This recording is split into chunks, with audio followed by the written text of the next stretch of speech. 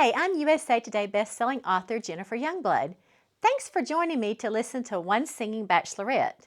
This unique combination of the audiobook and original video footage has been made especially for YouTube and is only available to enjoy here on my channel.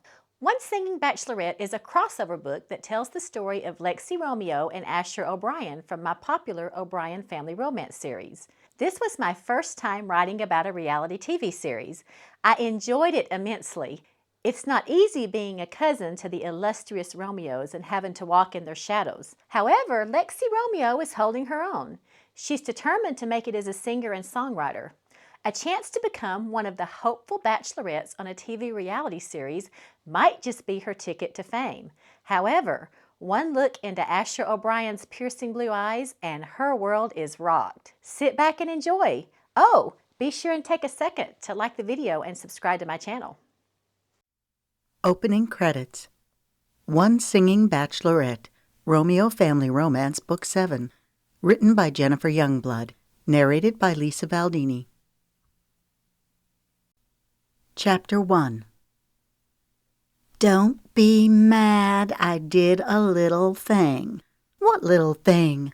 Lexi punched her words out like darts as she eyed her friend who was reclining on a lounge chair. Her arms propped behind her head. Magnolia's light eyes were brimming with a secret mischief.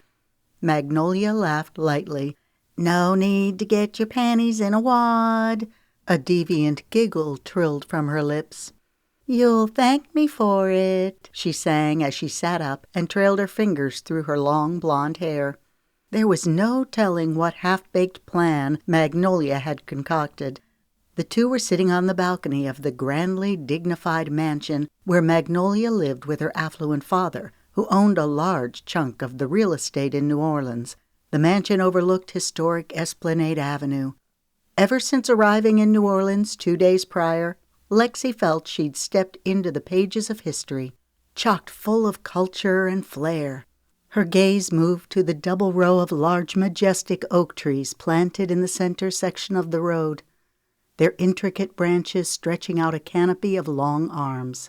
A thick carpet of verdant grass blanketed the sturdy trunks. Soft strains of notes floated in the crisp air from the live jazz music being played at nearby Frenchman Street. A faint scent of Creole spice lingered in the air. Across from the trees was a neat row of colorful shotgun houses rubbing shoulders. "What did you do?" Lexi pressed, clamping her arms over her chest. Magnolia was from a world of wealth and endless possibilities.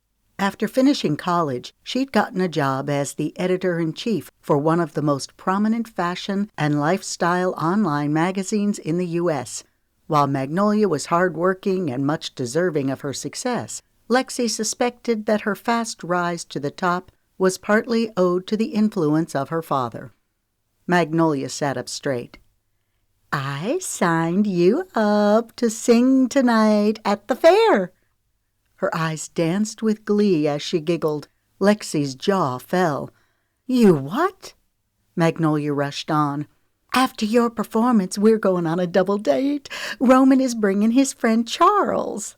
Magnolia pumped her eyebrows. I've only met Charles once, but he's very easy on the eyes. Lexi rubbed a hand across her forehead. I don't know which is worse, signing me up to perform at the fair or fixing me up on a blind date. She threw Magnolia an incredulous look. In 2 days, I'm going on a reality show for 4 weeks. She threw her hands into the air. That's 4 weeks where I won't have any access to the outside world. No phones, internet, magazines, newspapers, nothing. Now is the worst time ever for me to meet someone. Sounds dreadful, Magnolia faked a shudder. I couldn't live without my phone. A teasing smile curved her lips. I know the real reason you don't want to meet Charles. You're saving yourself for the eligible bachelor. Not hardly, Lexi scoffed. It's so archaic. All those desperate girls vying for the attention of the one guy. How many girls are there? 20. But 10 get eliminated on the first night. Magnolia wrinkled her brows. Remind me again, how exactly does music play into the show? Lexi raised an eyebrow. an expression of mock surprise overtaking her features. "What? You don't already know? I thought everyone had watched The Singing Bachelor." Her lips quivered with unreleased laughter. "Aren't you supposed to be in the know?" It was fun making Magnolia squirm a little. The two had always razzed one another. Doing so now felt like old times. "I don't watch much TV." Magnolia sniffed as she flicked an imaginary speck off her pants. "Too many other things commanding my attention." Her words were coated in a surly superiority. Lexi let out a dramatic sigh. "The idea is that musicians will connect and find love." Laughter sparkled in Magnolia's eyes. "Ah, so it is about love." Heat crept into Lexi's cheeks. "It's about gaining exposure for my music." "So you're singing on the show?" "Of course, otherwise I wouldn't do it." Magnolia pursed her lips. "Is everyone on the show into country music?" "Yep, the show is bankrolled by Wiley Boone from Booneworthy Records." "Never heard of him." Magnolia waved a hand in dismissal. "Well, you would have if you knew the slightest thing about country music. Wiley Boone is huge in the industry. The winner of the show gets her own record deal, compliments of Booneworthy Records." "And the love of the eligible bachelor," Magnolia teased. Yeah, that too." Lexi rolled her eyes. "Not to mention the 2-carat diamond ring." Magnolia giggled. "Well, diamonds are a girl's best friend." She paused, dipping her head as she studied Lexi. "Let's say you make it past the first cut. Do you really think you'll be the last one standing?" "No, I'm not that delusional. I'm just hoping to gain some exposure. Think of all the people who will be tuning in to watch. I could have an instant fan base. My hope is to stay on the show as long as possible so that people will get to know me." "Makes sense." Magnolia scrunched her nose. "It still gives me the heebie-jeebies to think of all those girls vying for the one guy. I just hate to think of you lowering yourself to that level." Lexi rolled her eyes, feeling like a broken record. "Like I said, it's not about the guy. It's about the exposure my being on the show will bring." Even as she spoke the words, a quiver of anticipation ran through her. She was so grateful to Hartley Raines, now Romeo, for giving her this opportunity. One of the other contestants had backed out last minute. The executive producer, Trent Oglesby, was looking for a replacement, and Hartley suggested Lexi. "People wait their entire lifetime for a chance like this, and it just fell into my lap." The other contestants spent months going through extensive screenings and background checks. How could I possibly turn this down? "I hear you," Magnolia drawled easily with a mea culpa smile. "Not everyone's fortunate enough to have Cash Romeo as a first cousin." She winked. "Actually, this opportunity came from Hartley Raines. Hartley Romeo now. She just married my other cousin Ramsay." Magnolia giggled before clearing her throat. "Ahem. I stand corrected. Not everyone's fortunate enough to have Cash Romeo and Hartley Raines as family. Says the girl who was born with a silver spoon in her mouth." Lexi waved a hand, encompassing their surroundings. "Guilty as charged." Magnolia sighed dramatically. "I guess we have to use all of our resources to our advantage, right?" "Right," Lexi answered with a perfunctory nod. Lexi had met Magnolia in junior high when she moved to Franklin to live with her mom. The two were inseparable during the 2 years that Magnolia lived in Franklin. Since their childhood, the two had kept in touch off and on, mostly through social media and Christmas cards. When Lexi learned that the bulk of the reality TV show was being filmed at a mansion in Madisonville, which was about 40 minutes outside of New Orleans, she'd called Magnolia. The two had picked up right where they left off. "About tonight. Are you game for singing? And then the double date, please," she begged, pressing her palms together and holding them up to her chin. "It'll be so much fun." "Okay," Lexi agreed, "but only because you're letting me borrow so many of your clothes." Each contestant had to provide their own clothes. Lexi had a small savings, but she was using the bulk of it to pay rent on her apartment during the month she'd be gone. Also, she had to pay utilities and her car payment. Going on the show would cause Lexi to lose an entire month's worth of wages. Lexi could only hope that the exposure she gained from the show would be worth all of the hassle. Her boss wasn't happy about her taking a month off work. He told Lexi that he couldn't promise that her job would be waiting when she got back. Going on the show would either be the greatest decision Lexi had ever made or the dumbest. She had no idea which way the pendulum would swing. Magnolia stood. "Let's go figure out what we're wearing tonight." "Wait a minute. You haven't told me anything about the fair. What's the setup?" "Setup?" Magnolia asked dubiously. "What sort of sound equipment do they have?" "I don't know. It's outdoors. At an amphitheater. Does that help?" "A little. How many songs will I be singing?" Probably 3 or 4. Magnolia shrugged her shoulders, offering an apologetic smile. "I really don't know." "How did you even find out about the venue?" "One of the photographers at the magazine was talking about it. I mentioned that you were coming to town and that you're going on the Singing Bachelor. She suggested that I sign you up to sing at the open mic night at the county fair. You have your guitar. That should be enough, right?" "Yeah, hopefully." While Lexi was grateful to Magnolia for lending her the clothes and allowing her to stay at her home, she didn't appreciate being put in an awkward position. "I'm not sure what the rules are regarding me telling people that I'm going on the show, but I don't think the producers would appreciate me blasting it to the world." "Don't worry. I didn't mention anything about the show when I signed you up." "That's a relief." Magnolia smiled brightly. "I figured that since we were already at the fair, then we could go on our double date afterward." She gave Lexi a pleading look. "Please don't be mad. Oh, you'll love Charles." "So Charles is friends with your boyfriend Roman?" "Yep." A large grin spread over Magnolia's lips. "How exactly did you meet Roman?" "At the country club. We play tennis together." Lexi frowned. "Country club guys aren't really my type." Magnolia's hand went to her hip. "I know you like the country bumpkin types." "Hey," Lexi protested. "Don't be knocking where I'm from." It stung that Magnolia was taking pot shots at her home. "I'm not. I love Franklin and Nashville, you know that." Magnolia's voice held a hint of reproof. She pursed her lips as she assessed Lexi. "But it can't hurt to broaden your horizons a little. Mark my word, you'll change your mind about those country club boys when you see Charles," Magnolia chimed.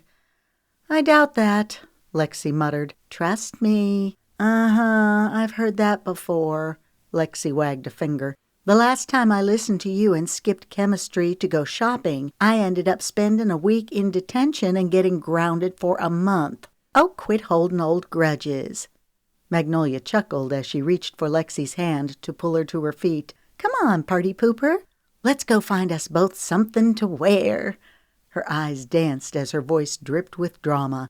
"Something that will keep Charles Harrington pining away for you those 4 long, lonely weeks, while you're tucked away in some mansion, fighting off all those hopeful girls, so you can win the heart of the lone bachelor. Even though you've never laid eyes on him, you know in your heart that he's the only one for you." Magnolia batted her eyelashes. Lexi could have reiterated that it wasn't about finding love, but the effort would be wasted on Magnolia, who was determined to needle Lexi about it. "Fine," Lexi said tonelessly as she allowed herself to be pulled to her feet. "I'll go on the lousy date. Anything to shut Magnolia up. A blind date with a man named Charles Harrington? Lexi detested snooty prep school guys. This wasn't going to end well. Not well at all.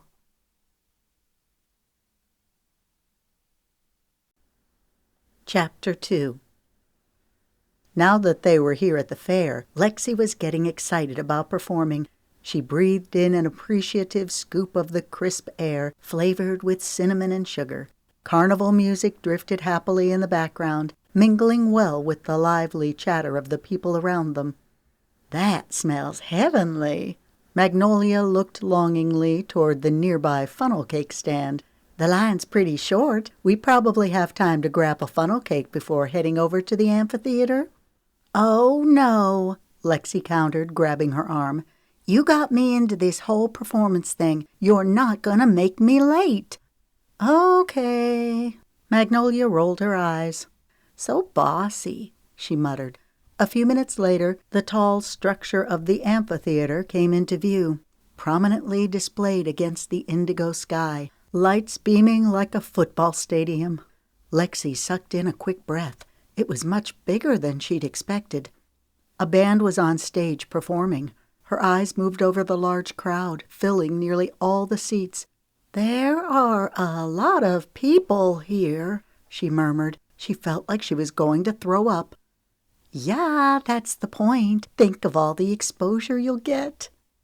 Lexi's stomach twisted. She was used to performing in small venues, like the Muscadine Cafe. But this, she halted in her tracks. "I'm not sure this is a good idea." "Of course it is. It's what you wanted, right? Exposure." Magnolia took a close look at Lexi's face. "Are you all right? You look a little green around the gills." "I don't think I can do this." Her words came out raspy. She'd pictured the setting small and quaint, like the fairs she'd been to in Franklin, where there were maybe 40 or 50 people. This was a full-fledged concert. There were hundreds, maybe even 1,000 people here. "Just breathe," Magnolia commanded. "You've got this. Come on." She grabbed Lexi's arm and pulled her forward. "Let's see. According to the instructions in the email I received, check-in is in a black tent over to the right. Aha! It's over there." She pointed. "Roman and Charles are supposed to meet us by the tent."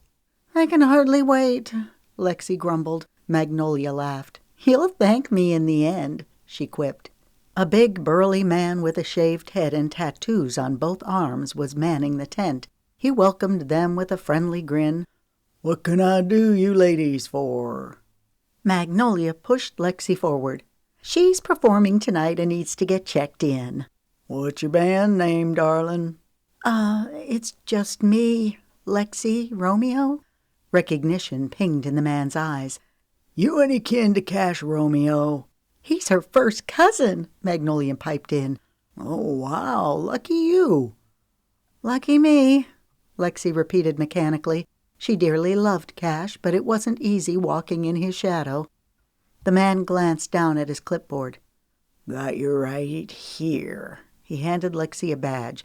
"You'll need this to get to the boxed seats at the front of the stage. You wait your turn there." "Can I go with her?" Magnolia flashed the man a disarming smile. "Sure thing, sugar." He winked. "Oh, we have 2 more people joining us." When the guy looked hesitant, Magnolia inserted, "There are only 4 of us. That's about the size of most bands, right?" His shoulders relaxed. "Yeah, I suppose so." He looked at Lexi. "Just show the ushers your pass and tell them the others are with you."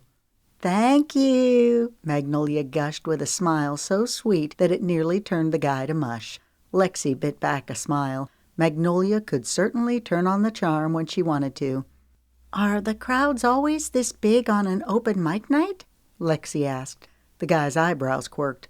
"Darling, this ain't open mic. We have some of the best bands in the state here tonight. People come from all over to see them." Lexi's heart dropped like a bowling ball through her ribcage as she spun around to Magnolia. "What did you do?" she seethed. "Come on, let's get out of this man's way," Magnolia said. "We've already taken too much of his time." "I've got all night, sugar," he replied with a hopeful expression. "Thank you for everything," Magnolia said to the guy as she caught hold of Lexi's arm and steered her away. "Don't be a stranger," the guy called out. Magnolia graced him with a large smile as she waved. "What's going on here?" Lexi demanded. "I might have pulled a few strings," Magnolia admitted. Her light eyes glittered as a wicked grin tugged at her lips. "I guess Hartley Raines isn't the only one who has a bit of influence. You have friends in high places." She batted her eyelashes. An incredulous giggle rose in Lexi's throat. "I can't believe you got me into this venue. Oh, I just hope I don't blow it." "You'll do great," Magnolia assured her. "Go up on that stage and own it." She looked past Lexi. "Here come Roman and Charles." Her voice held a breathless edge of excitement. Lexi turned and looked at the two approaching men. The first guy was strikingly handsome, with dark hair and matching eyes. Magnolia went to his side. "Hey, you," she said in the way of a greeting the instant before she flung her arms around his neck and planted a kiss on his mouth. Okay, that one was Roman. She looked at Charles. His hair was medium brown and perfectly gelled. Dressed in khaki pants and a crisp-collared pink shirt, he looked like he might be going sailing rather than to a fair in the fall. As Magnolia said, he was very handsome in an over-the-top pretty boy way. Magnolia released her hold on Roman long enough to do the introductions. "This is Lexi. Lexi, this is Roman." "Hello," Lexi said as the two shook hands. "Nice to meet you, Lexi." Her name hung a little soft on Roman's lips. Was that a flicker of interest she saw in his eyes as he looked her up and down? Oh, gross. Lexi hated guys with wandering eyes. "And this," Magnolia chirped like she was showing off a prize find, "is Charles." "Nice to meet you." Lexi and Charles clasped hands. His skin was smooth and soft, his handshake on the limp side. Something in the way that Charles cleared his throat gave her the impression that he was a bit of a stiff shirt. She groaned inwardly. It was going to be a long night. While Lexi was good at making small talk, she didn't want to be forced into it tonight, especially not with her performance looming over her. She planned to sing 3 songs, 4 if time allowed. She was slotted for 15 minutes. She was trying to decide if it would be better to start with a cover song or sing one of her originals. A silent prayer formed in her heart. Please help me, give me the courage I need to deliver a good performance. She was grateful for the warmth that glowed through her. Maybe it would all turn out okay after all. Music was her passion. She wanted to make it big, not necessarily for the vanity of it, but so that she could do something she loved on a regular basis. Accomplishing her goal meant learning to be comfortable performing in front of large audiences. She straightened her shoulders. You've got this, Lex. Own it. We have reserved seating in the box seats, Magnolia bragged as she linked her arm through Roman's. This way, folks. Lexi and Charles walked behind the lovey-dovey couple. Lexi held back, waiting for Charles to break the stilted silence. Finally, it became too much for her to take, so she pitched out the first question. So, you and Roman went to school together? High school. Our families are old friends. We live in the same neighborhood and belong to the same country club. Oh, she said in a neutral tone. Yep, she'd pegged Charles accurately. He was one of those guys who dropped hints about his wealth and prominence into the conversation, so everyone would recognize his importance. Here was the point where politeness dictated that he ask her something about herself. It shouldn't have been too hard to come up with a topic, seeing as how she was carrying her guitar in its case, about to perform. He didn't ask anything, leaving her to drive the conversation. She sighed. What do you do for work? Surely he had a job, or maybe he just lived off his parents' money. Even as the catty thought flitted through her mind, she felt guilty for judging Charles so harshly. I work for a capital investment firm called Wrath Venture Partners. He thrust out his chest a little. I'm a senior associate. Lexi had no idea what that meant, but she could tell that she was supposed to be impressed. She wasn't. She wrinkled her nose. Wrath Venture Partners sounds a bit ominous. Wrath is Irish for success, dwelling, or stronghold. The man who started the firm is Irish. I see. They approached the usher, mercifully cutting off the small talk. Lexi flashed her badge as the group moved right through. When they reached the box seats, they were stopped by another usher. Lexi showed her badge again. The man nodded. Glad you're here, he said in a brisk, no-nonsense tone. There's one more band after this, and then y'all are up. He glanced at the group. Lexi started blinking a mile a minute, realizing what was happening. It's just me performing. His eyes widened. Really? Yep, she responded, forcing a smile. Okay. I hope you're good. This is a tough crowd." "She can handle it," Magnolia said with an airy laugh that sounded a little forced. "Easy for you to say," Lexi mumbled. The usher looked confused. "I'm sorry, I didn't catch that."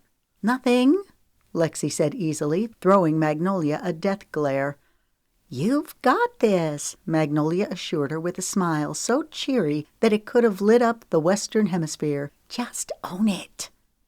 Lexi rolled her eyes. "That's the plan." This earned her a slight smile from Charles. Maybe he wasn't such a bad guy after all. They sat down. Lexi propped her guitar case against her legs and hugged it with her arms.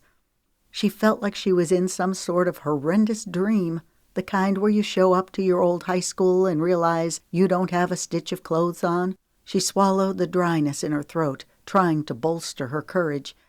The only way out of this was to go up there and show him what she was made of. Hadn't she always wanted an opportunity to prove herself? She was so dang tired of living in Cash's shadow. Well, this time it was all about her. "You can lay that down flat if you want," Charles suggested, motioning at the guitar. "Thanks, but I'm good." The guitar was acting as a quasi-shield between her and Charles. Good thing, because she couldn't handle carrying the conversation any longer. Not right now, when she was going out of her mind with fear. She couldn't believe she was thinking this, but she actually wished Cash were here tonight so he could help her navigate this. She sucked in a quick breath. "You've got this," she told herself. She'd repeat it 1,000 times if necessary. Lexi took a quick assessment of the band. They were good. The lead singer was picking a banjo. The song had the perfect combination of twang and pep. The longer Lexi watched the band, the more intimidated she became. A legion of butterflies swarmed in her stomach. Her throat was dry and scratchy. Why did she think she could be a performer? She was quaking in her shoes. She looked down the row of seats, her gaze moving to the aisle. Would it be terrible if she made a run for it? No one knew her here. She'd just be a no-show. It would serve Magnolia right to have to deal with the fallout, since she was the one who got Lexi into this mess. Lexi sank back into her seat. No, she couldn't run. She was a Romeo. She was born for this type of moment. Right? Right, her brain punched back. The band played their final song before the next band took the stage. This time the performers were all women. The lead singer had a full, rich voice that had a husky edge. The sound reminded Lexi a bit of Hartley. Her stomach churned. She felt like she might throw up any minute. She offered more silent prayers. Irritation rankled through her. Magnolia had gotten her into a huge jam this time. "You look petrified." She turned to Charles, realizing that he'd spoken. "I'm not petrified," she retorted in a knee-jerk reaction, her brows bunching. It ran through her mind that it was silly to dispute the obvious. Charles wore an expression of superiority, almost as if he were glad that she was terrified. Maybe he was one of those guys who liked seeing other people flounder because it made him feel better about himself. "I'm surprised you're going up there alone instead of with a band." She grunted. "It's not by choice, I can assure you of that." Charles lifted an eyebrow. "You don't want to go up there?" "Not really." "Then why are you doing it?" "It's a long story." The usher motioned with his fingers for Lexi to come. Her knees shook like jello as she stood, clutching her guitar to her chest. Her heart was pounding like a caged wildcat against her ribcage. "Wish me luck," she said to Magnolia. "I'll need it," she added through clenched teeth. Magnolia balled her fist and held it up. "You've got this." Lexi followed the usher to the side of the stage. He glanced at his watch. "They have 7 or 8 more minutes, and then you're up." Lexi nodded, her gaze moving to the sea of people in the audience. She just had to focus on the music. She'd performed countless other times. She could do it. Hopefully. 2 or 3 more minutes passed before the same guy returned. His expression was strained. "What?" Lexi asked. "I'm sorry," he winced. "We've had to make a last-minute schedule change. A local favorite band has agreed to perform. We're going to need to give them your slot." Lexi's jaw fell. What? Her mind raced to catch up to his words. Why my slot? It came to her in a flash. It's because I'm only one person. It's easier for you to bump me than an entire band. She could tell from the guy's guilty expression that she was right on the mark. Forget that she was scared out of her mind to perform, or that Magnolia had practically dragged her here. The injustice of the situation overtook all else. Right now she was ticked. She glanced at the guy's name tag. No, I'm not backing down. Her voice rose. Dwight, I signed up on the docket, and I have just as much right as anyone else to perform. She looked past him at the band standing nearby. The blond guy who looked to be in charge was listening in on the conversation. Is that them? Dwight looked puzzled. Who? My replacement. His face turned red. Yeah, that's them. She shot the blond guy a scathing look. He met her glare full on. She was startled by the intensity of his sapphire eyes.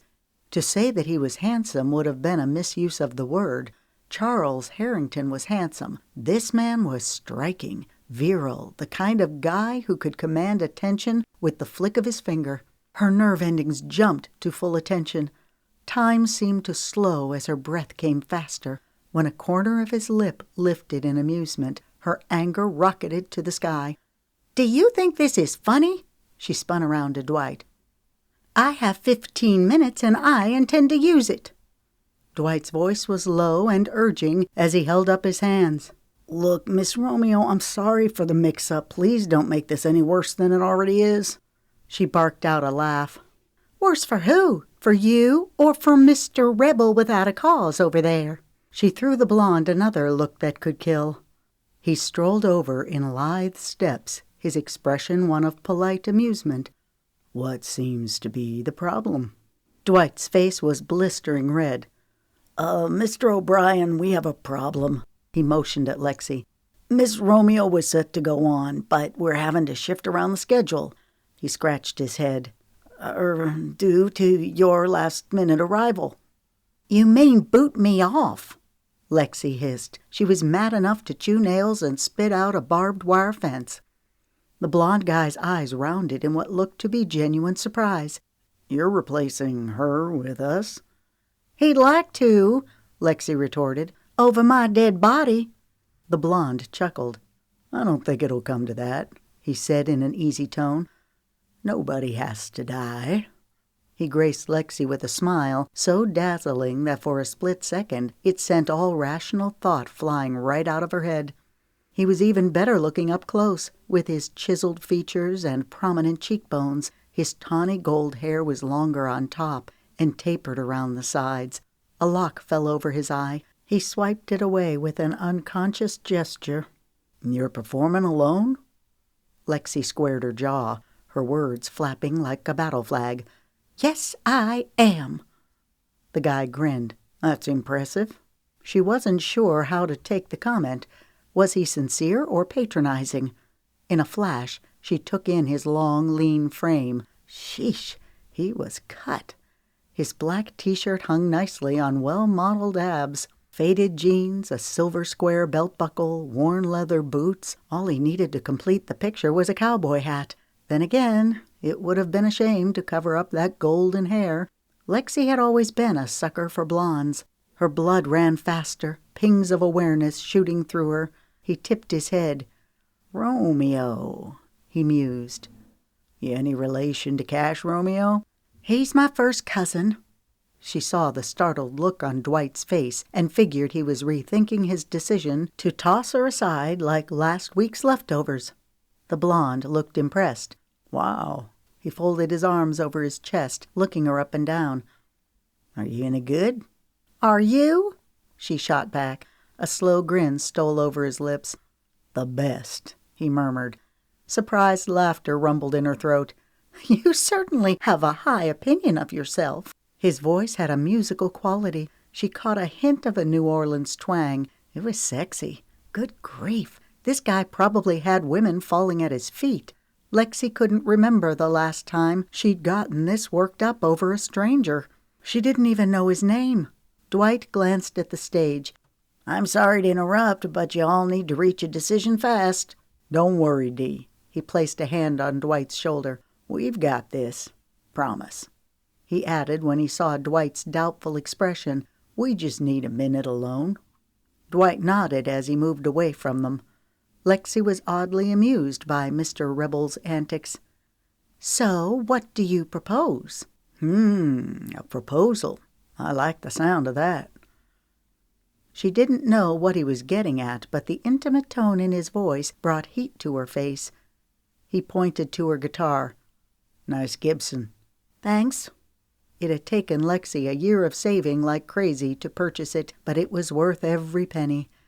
He gave her a speculative look as he folded his arms over his chest and stroked his chin. She tried not to notice how his biceps pumped with the movement. Quit staring at his muscles, she commanded herself. Sheesh! She was a professional, not some lovesick groupie. How about this? We go on together and sing the opening song. She arched an eyebrow. A little risky, isn't it? You don't even know if I can sing. She looked down at the guitar. Or play.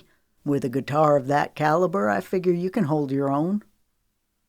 Oh, I can, she retorted, hoping she actually could. What song? His eyes glittered like sunlight over a bright blue pond. Lonely Moon. I figure since you're Cash's first cousin, you should know his songs. He was making it easy for her. Of course she knew the song, knew it well, as a matter of fact. Who's playing lead? A faint smile tipped his lips. Your choice. It only took her a second to decide. You do it. It would be stressful enough to sing an impromptu song and play backup. No sense in throwing herself over the edge when she didn't have to. Done. She gave him an appraising look. That's mighty kind of you to share the spotlight with someone you don't even know. He grinned. And here I thought you were sharing the spotlight with me. The band on stage took their final bows. Adrenaline surged through Lexi. Okay, I'll do it. He cocked an eyebrow. But you haven't heard the rest of the proposal yet. The rest? Adventure simmered in his eyes as he stepped closer. I'll agree to perform with you if you agree to do something for me. A startled chortle rose in her throat. And here I thought I was agreeing to perform with you, she shot back, matching his light-hearted tone from earlier. She could only hope that he had no idea how much she was affected by him. He continued, I'll perform with you. He paused. In return, you agree to go on the Ferris wheel with me. For a second, she wondered if she'd heard him correctly. Huh? His gaze held hers. Deal? She could lose herself in the depths of his crystal eyes. She'd never seen eyes so clear and pristine. Why the Ferris wheel? Say yes, her mind shouted. His eyes moved over her face in a slow, thorough caress. Because I like Ferris wheels, he murmured, almost as much as I like riding one with a beautiful woman. A burst of pleasure ran through her. Thanks, she uttered softly. He was charming.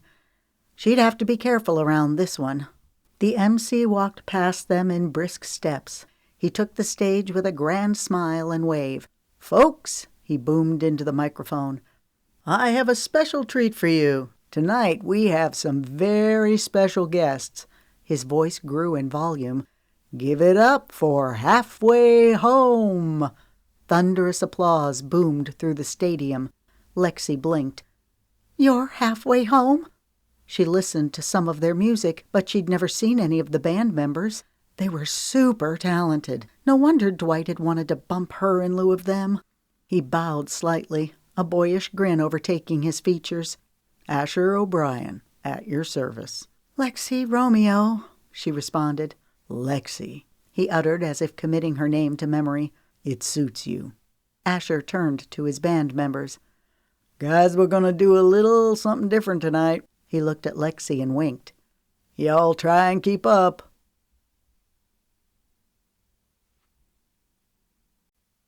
Chapter 3. Move, Lexi commanded herself as she forced her feet forward onto the stage. She made sure to hold her shoulders erect and plaster a bright smile over her face. She could at least pretend to have it all together. She moved to an open mic. Her hands were oozing perspiration to the point where it was a wonder she could keep hold of her guitar. Lexi was surprised when Asher reached for a microphone stand and placed it a foot from where she was. In addition to the band members taking their places, roadies did a mad dash run onto the stage, bringing all the equipment. A guy handed Asher his guitar. "Thanks," he said casually as he slid the strap over his shoulder. Lexi noted that his guitar was a Gibson also, but it was a deluxe, top-of-the-line model that probably cost double what Lexi's had. He threw Lexi a fearless smile before turning his attention to the audience. "How you doing tonight, New Orleans?" he boomed. The crowd cheered with an excitement so intense that it was nearly palpable. "Let's start with a familiar favorite. 1, 2, 3, 4. He counted off before strumming the introduction. The band piped in seamlessly as if they'd practiced the entire thing. Lexi had no trouble playing backup. She was delighted at how well the impromptu performance was going. It helped that they were all seasoned musicians. Lexi felt a burst of confidence, grateful that she could hold her own up here. When Asher began singing, the crowd went wild, recognizing the song Lonely Moon. Asher's tenor voice had a clear, bell-like sound. It threw Lexi off momentarily because she was used to Cash's huskier baritone voice. The longer Asher sang, the more enthralled she became with his voice. When it was time for Lexi to join in on the chorus, she piped right in, harmonizing with him. "Lonely moon, forever in my room, always there, always plays fair. My lonely moon, I won't leave you so soon." Lexi could tell from the look on Asher's face that he was impressed. A swell of confidence ran through her, bringing a zing of energy. Lexi put all her energy into the song as she joined Asher on the second verse. "Tattered dreams and intermittent screams fill the chamber of my searching heart. You say you want a fresh start, but trusting you, well, that's just not smart. I see your lying smile and hope you'll stay for a while. My heart knows what my head will refuse. It's no use because there's always another excuse. Don't mind me because I'm free to go back to my lonely moon." For a second, the crowd disappeared and it was just her and Asher.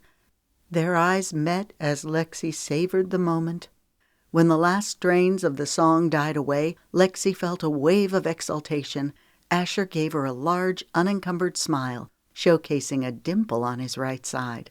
He held up a fist. "Ladies and gentlemen, give it up for Lexi Romeo." This brought a round of applause. Lexi took a slight bow. "How about another song?" He gave Lexi a hopeful look. She rocked back. "Sure, that is, if I know it." A boyish grin lit his features. "Halfway Home." The song had put Asher's band on the map. Lexi was surprised Asher wanted to sing it now rather than waiting until the end of the performance. She wondered if he was intentionally picking the one song that she would have a better chance of knowing. "I'll do what I can," she answered with a grin. "Good enough," he drawled as he began playing the introduction. When the song ended, Lexi decided that she was quite pleased with her performance. She'd hung with Asher well. Waving to the crowd, she practically sailed off the stage, her feet hardly touching the ground. She watched from the wing, marveling at how adept Asher was at wielding the audience. Anticipation thrummed a fast beat through her veins as she wondered what would take place after the performance. Was Asher serious about the Ferris wheel ride? "Thank you," Asher said heartily as he gave the crowd a farewell wave before trotting off the stage. He spoke to his band members briefly, shaking hands and giving a couple of them high fives. Lexi shuffled her feet, tightening her hold on the handle of her guitar case. He turned to face her, a large smile breaking over his features. "You're a natural," he said as he bridged the distance with fast steps, and caught her in a hug, guitar case and all. Electricity zinged through her when she felt the tickle of his warm breath on her ear. "Great show." "Thanks," she said softly. "You too." He pulled back, studying her. "So how about our proposal?" Laughter gurgled in Lexi's throat. "I'm ready whenever you are." Her face fell as a sudden thought raced through her mind. "Dang it!" "What?" She pushed out a heavy sigh, feeling like she had a block of concrete chained to her leg. "I have a date waiting for me in the audience. My friend set me up on a blind date," she inserted quickly when his brows slanted down. She rolled her eyes. "It's been painful so far, but I'm kind of committed." A playful grin overtook his lips. "Sounds like you're in a bit of a pickle." His eyes danced. "You do owe me a Ferris wheel ride, after all." "Yes, I suppose I do. I guess my date will just have to wait until after our ride." Asher rewarded her with a smile so resplendent that it caused her breath to catch. "I guess so." He clicked his tongue. "You're a popular woman." "So it would seem," she laughed. He pressed his lips together as his head swiveled back and forth. He shoved his hands into his pockets, rocking forward on the balls of his feet. "Well, I guess it's settled. Let's go meet your date and break the news to him." He reached for her guitar case. "I'll take that," he chimed. "Thanks." Her cells were swirling with exhilaration at being near him. What was it about Asher O'Brien that made her feel so deliciously alive? She couldn't pinpoint just one thing, but rather he was the whole package. It was the same with music. Sometimes all of the components were there, but the song just didn't gel. Kind of like her and Charles Harrington. Other times, everything came together so beautifully that it was a splendid work of art. That's what Asher O'Brien was, a splendid work of art. The real-life version of every childhood fantasy her brain had concocted of Prince Charming. He slid his arm around her shoulders, sending tingles cascading over her. His closeness was disconcerting. They'd only just met. If Lexi's mother were here right now, she'd be appalled that Lexi wasn't giving Asher any pushback for acting so familiar with her. In her defense, Lexi was normally more guarded when it came to men. She was used to getting hit on at the restaurant by big spenders who felt like because they'd given her a nice tip, that it entitled them to more than the competent and friendly service that waiting on tables demanded. Somehow Asher was different. His manner was so easygoing, so confident, in a non-obtrusive way, that his familiarity felt natural. "Which way are we headed?" Asher asked. "They're waiting in the box seats in the reserved section." She breathed in his scent. It was decidedly masculine. A combination of musk, cologne, and mint. "You and your band are really good." "Thanks," he said offhandedly. "So are you." She smiled at the compliment. "We make a great team," he said appraisingly, squeezing her shoulders. "Yes, we do," she motioned. "Here we are." "Hey, guys," Lexi said in a way of greeting. Magnolia's eyes bulged when she saw Asher's arm perched around Lexi. She rose to her feet. "Hey, wow," she stammered with a shaky laugh. "That was some performance. Y'all were dynamite together." "I think so," Asher said pleasantly. How did this come about?" Magnolia wagged a finger from Lexi to Asher before casting a worried glance at Charles. "It's a long story." Lexi moistened her lips as she looked at Charles. His mouth was pulled taut, eyes narrowed. "There's been a slight change of plans." Jeez Louise, this was awkward. She didn't know why Charles was acting so put out. 1, they'd only just met. 2, they had zero connection. Magnolia frowned. "What change?" "It's my fault," Asher inserted. "Lexi and I struck a bargain. She's agreed to ride the Ferris wheel with me." "That's not possible," Magnolia protested. "She's on a date with Charles." A chortle rose in Lexi's throat. She swallowed it down before it could escape her lips. The whole thing was absurd. She didn't care a whit about Charles Harrington. She had no allegiance to him. Yeah, it was bad timing that she'd met Asher when she was on a date with Charles, but that was hardly Lexi's fault. Lexi mentioned the date, Asher said, his tone amicable. You must be Charles. He moved his arm from Lexi's shoulders and extended his hand to Charles. Charles let Asher's hand hang for a second as he looked at it with a sullen distaste. Lexi could feel the animosity radiating off Charles. Finally, Charles took Asher's hand. To Asher's credit, he didn't seem the least bit affected by the slight. He turned to Roman and Magnolia, saying hello before shaking their hands. You guys were terrific, Roman said. Thanks, Asher replied. Charles was glaring a hole through Asher. Lexi was appalled at his rudeness, but Asher didn't seem bothered in the least. An usher stepped up. Frustration etched over his face. Would you guys mind sitting down? People behind you can't see. We're leaving, Magnolia said with a trace of annoyance as she glanced back at the people sitting behind them. They weaved their way up the aisle and away from the amphitheater. Lexi realized that Asher was still carrying her guitar. Do you want me to take that? I hate to make you carry it all night. Roman, Charles, and I can go and put it in the car, Magnolia offered. Y'all can take your ride on the Ferris wheel, and we'll meet you there. That way you can finish your date, she said meaningfully. Sounds great. Asher winked at Charles. Don't worry, old chap. I'll take good care of your date. Lexi's eyes rounded. Her gaze flitted to Charles. She could have sworn she saw steam coming out his ears. Asher's boldness was reckless and impressive. We'll meet you at the Ferris wheel, Magnolia said as she reached for the guitar. She turned and walked away in fast steps, leaving Roman and Charles no other option but to follow behind her. Magnolia probably wanted to get away as quickly as possible before a fight broke out between Charles and Asher. Lexi grinned inwardly.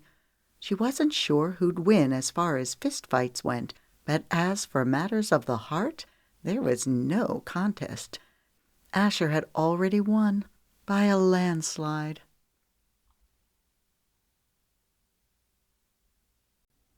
Chapter 4. When it was just the two of them, Lexi sniggered. Old chap? That was a bit presumptuous. A boyish grin stole over Asher's lips, lighting his features. All's fair in love and war, she chuckled. Is this love or war? Melodic laughter flowed from his lips. Maybe a little of both. His eyes moved over her face, as if drinking her in with appreciation. Her skin warmed beneath his inspection. He slid his arm around her shoulders as he pumped his eyebrows. So, Lexi Romeo, you ready to take the ride of your life? A thrill shot through her. In that moment, she would have gone to the moon and back if he'd asked. Asher was so darn sexy, so in-the-moment alive. A thrill ride from the word go. Just the sort of guy that could turn her head and keep it that way for a long, long time.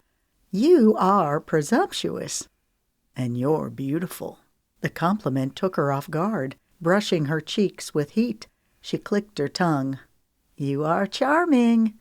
Her hair ruffled lightly in the breeze. There was a taste of magic in the air, making her feel like anything was possible. Asher sucked in an exaggerated breath. When he spoke, his words came out fast and rushed. His sapphire eyes danced with playfulness. Okay, Lex, we've only got a few minutes before Charles and his posse come back to drag you away. Tell me everything about yourself. A chortle gurgled in her throat. What do you want to know? Where are you from? She grinned at the eagerness in his voice. Franklin, Tennessee.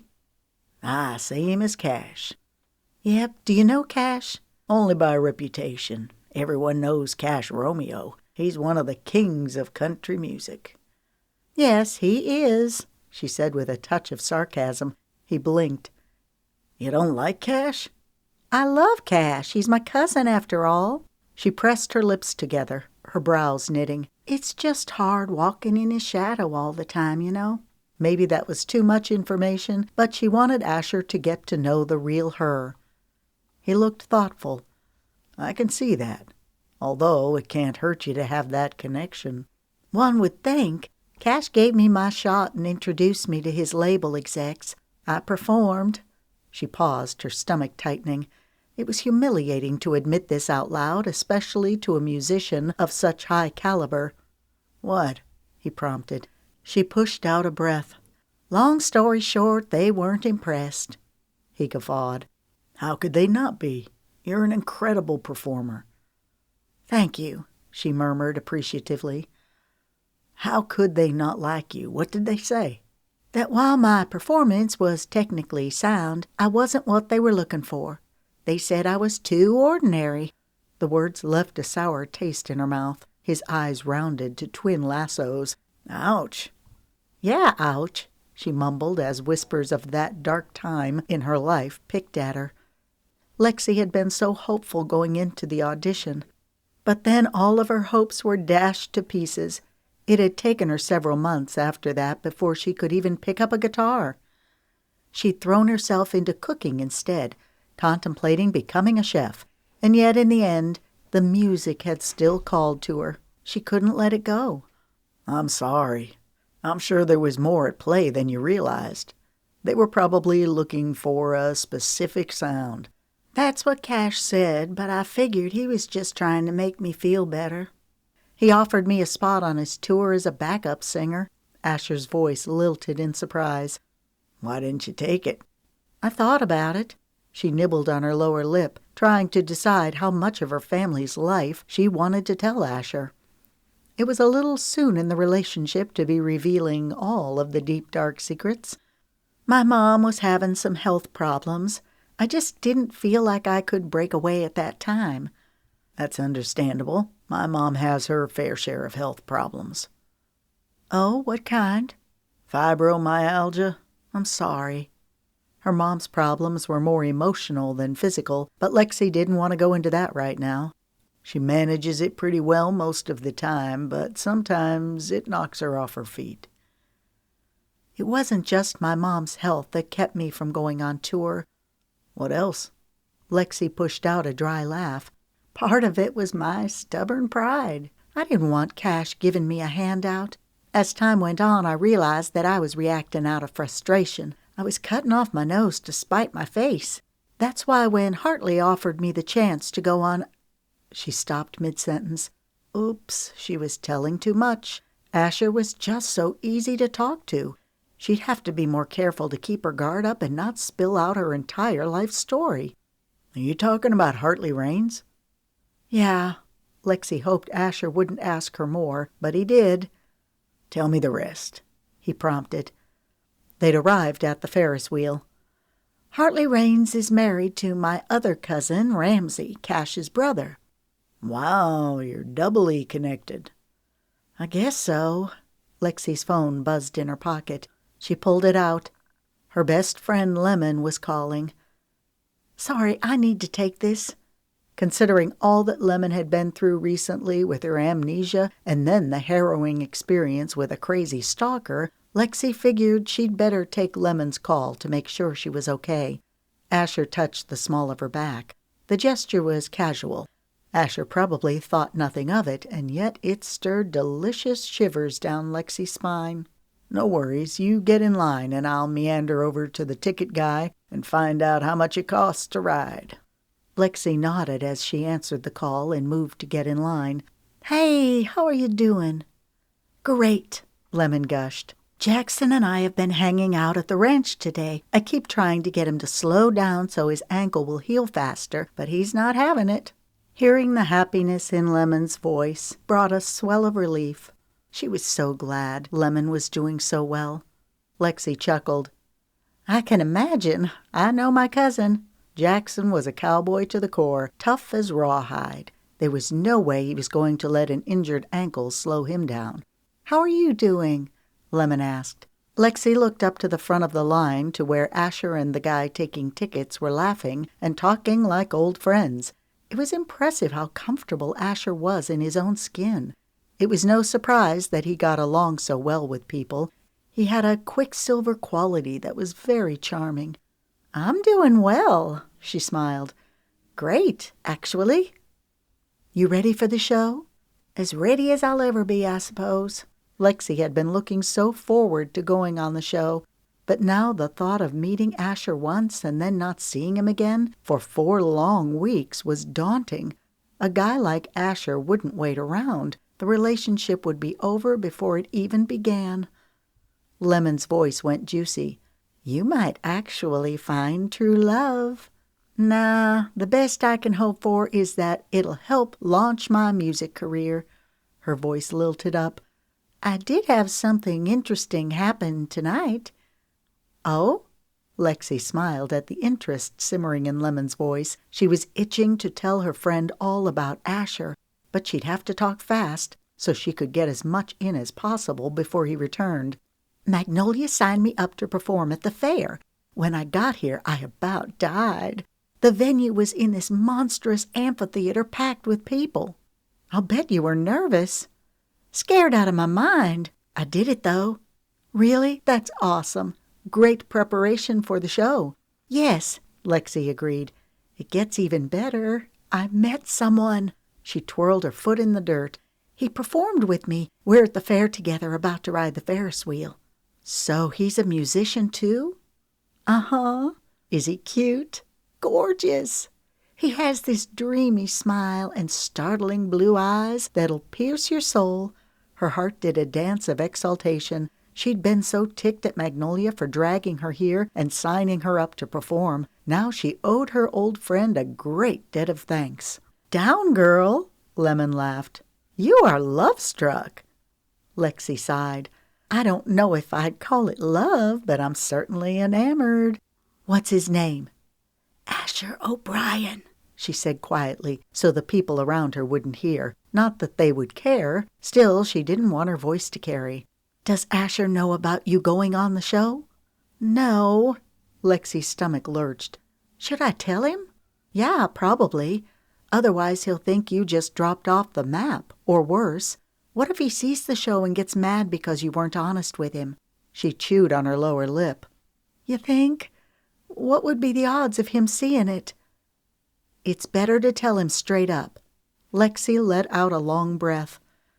"You're right. It's just such an unusual thing. I'm not sure how he'll react." "You mean because you're one of the many singing bachelorettes vying for the love of one guy?" "I can't for the life of me understand why that would upset him," Lemon teased. Yeah, Lexi responded dryly as she twirled a lock of hair around her index finger. "I guess I need to tell him about it, making sure to reiterate that I'm only doing it to help my career. With any luck, I'll be one of the first ones voted off, and then it will no longer be an issue." "I hope you stay on as long as possible. That will give you more exposure." "True," Lexi conceded. "Look, if Mr. Dreamy's the right one, then he'll wait, plain and simple." "Easy for you to say since you have your cowboy." "I do," Lemon chimed. "I feel like I'm walking around in a beautiful dream. Jackson and I are going over plans for my new business. 1,000 Acres Ranch is perfect for my horsemanship therapy program." Lexi felt a gush of emotion. "I'm glad everything is working out for you, Lemon. You deserve to be happy." "Thank you," Lemon said softly. "I hope it all works out for you, too." "Me too," Lexi said with gusto. Asher was walking back. "I've got to let you go. I'll call you tomorrow so we can talk one more time before my cell phone gets confiscated. Love you." "Love you too." Lexi ended the call and slid the phone into her back pocket. "Hey," she smiled. "Did you find out about the tickets? Do we have to go somewhere to buy them, or will the guy take cash?" "We're good to go." Asher pointed. "It looks like the line's moving fast." "That's good." Lexi hadn't noticed. She'd been too caught up in talking to Lemon about Asher. Lemon was right. She needed to tell Asher about the show. Of course, at this point, she had no way of knowing if he'd even want to see her again. Sure, he was charming and flirtatious, but maybe he was that way with all the girls. An arrow of jealousy shot through the center of her heart. She hoped not. She and Asher had a connection. Lexi had been around enough guys to know that what she was experiencing with Asher was unusual, extraordinary. Hopefully Asher felt it too. Where were we? He asked, fixing those startling blue eyes on her. She felt as giddy as a teenager. Hold it together, Lex, she commanded herself. You're from Franklin, he began, reiterating what she'd already told him. Yes, originally, but now I live in Nashville. Because of the music? Because of my job. I'm a server at a restaurant. It's not glamorous, but it pays the bills. I hear you, he drawled. She got the feeling that he also knew what it was like to work various jobs while trying to get the music off the ground. One more thing they had in common. What brings you to New Orleans? I'm spending a couple of days with Magnolia. We're old friends. We went to junior high together. Where does Magnolia live? Lexi got the feeling that Asher was fishing for information, trying to find out where she was staying. It was flattering. Esplanade Avenue. Surprise washed over his handsome face. Really? Yeah. I live on Esplanade Avenue. She rocked back. Really? That's an expensive area. Yeah, it is. He rubbed his neck. I live in my parents' guest house. Guest house? Asher's parents must be wealthy. Maybe she and Asher didn't have as much in common as she thought. Everyone assumed that Lexi's parents were rich because her Uncle Knox was so wealthy. However, that wasn't the case. Lexi's dad, Dylan, was terrible with money. Add to that his gambling addiction, and the family would have lost everything a few years back had Knox not stepped in. Lexi's dad was doing much better now. He was a regular attendee at Gamblers Anonymous and was working with Knox on several ventures. The family was slowly healing. Still, it had left a scar on the family. Lexi and her older brother Lucas both felt it. Lucas worked for Knox on his ranch. More than anything, Lucas wanted to work his own land and be his own boss, but that would probably never happen, barring some unforeseen miracle. What's Magnolia's last name? Asher prompted. Our families probably know each other. It's just her dad.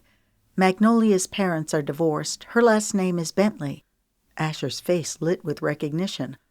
Oscar Bentley. Yes, that's him. He and my dad golfed together.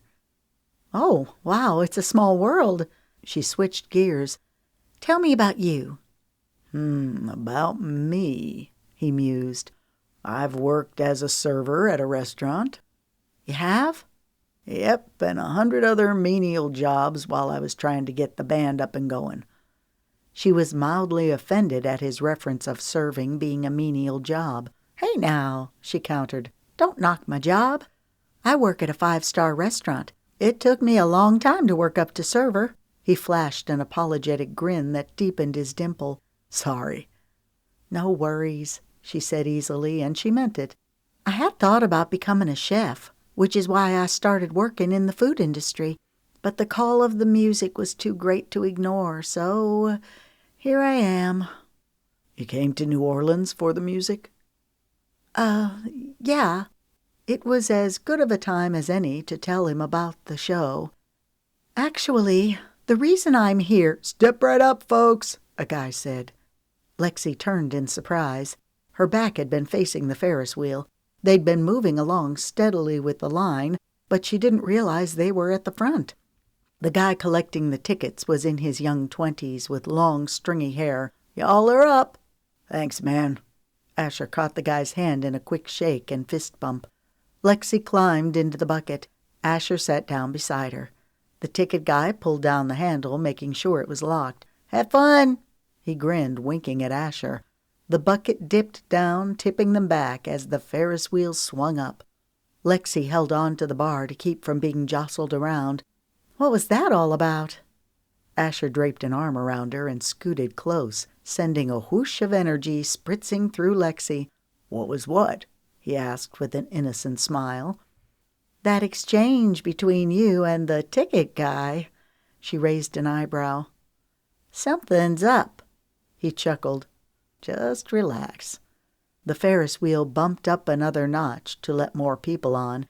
It would be a slow climb to the top before the Ferris wheel got to turn freely. You were just about to tell me why you're here in New Orleans. She blinked, putting on her best doe-eyed expression. I was? He jabbed her ribs, causing her to jump with a giggle. "You're ticklish." He leaned close, peering into her eyes. "Tell me, or I'll tickle torture you," he warned. "You wouldn't." A wicked grin curved his lips. "I would." "Okay," she sighed. "I'll tell you. Here goes." Her insides tightened. "It's going to sound silly." She forced a laugh. It sounded too high-pitched in her own ears. Her words tumbled out haphazardly like a snare drum falling down a set of stairs. "I'm going on a reality show. Have you ever heard of The Singing Bachelor?" She cringed inwardly at his startled expression. Her mouth started moving at a warped pace. "I'm one of the bachelorettes. Don't worry, I'm not going on the show to find love. That would be ridiculous. No one finds love on those shows." She sucked in a quick breath. "I'm doing it so that I can get some exposure for my music." She stopped, searching his face. "Don't look at me like that." "Like what?" "Like I'm an idiot," she groaned. "Hartley is friends with the executive producer. One of the contestants had to back out last minute, so here I am." She plastered on a large smile as she did a flourish with her hand, motioning to herself like she was on display. Silence descended between them like a low-hanging thundercloud waiting to spill. "Don't just sit there looking at me like I'm a moron. Say something." She gritted her teeth as she waited for a response. He took in a breath. "Wow, I didn't expect that."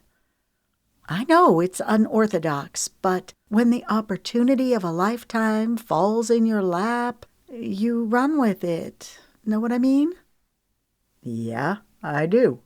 She tried to discern the meaning of his words, but his expression was too guarded. Then, ever so slowly, a taunting grin moved over his lips. "So you don't think it's possible to find love on a reality TV show?" "Not hardly," she scoffed. "I may not be the sharpest tool in the shed, but I know how things work. No one in their right mind would go into this for love." "Who's the lucky bachelor?"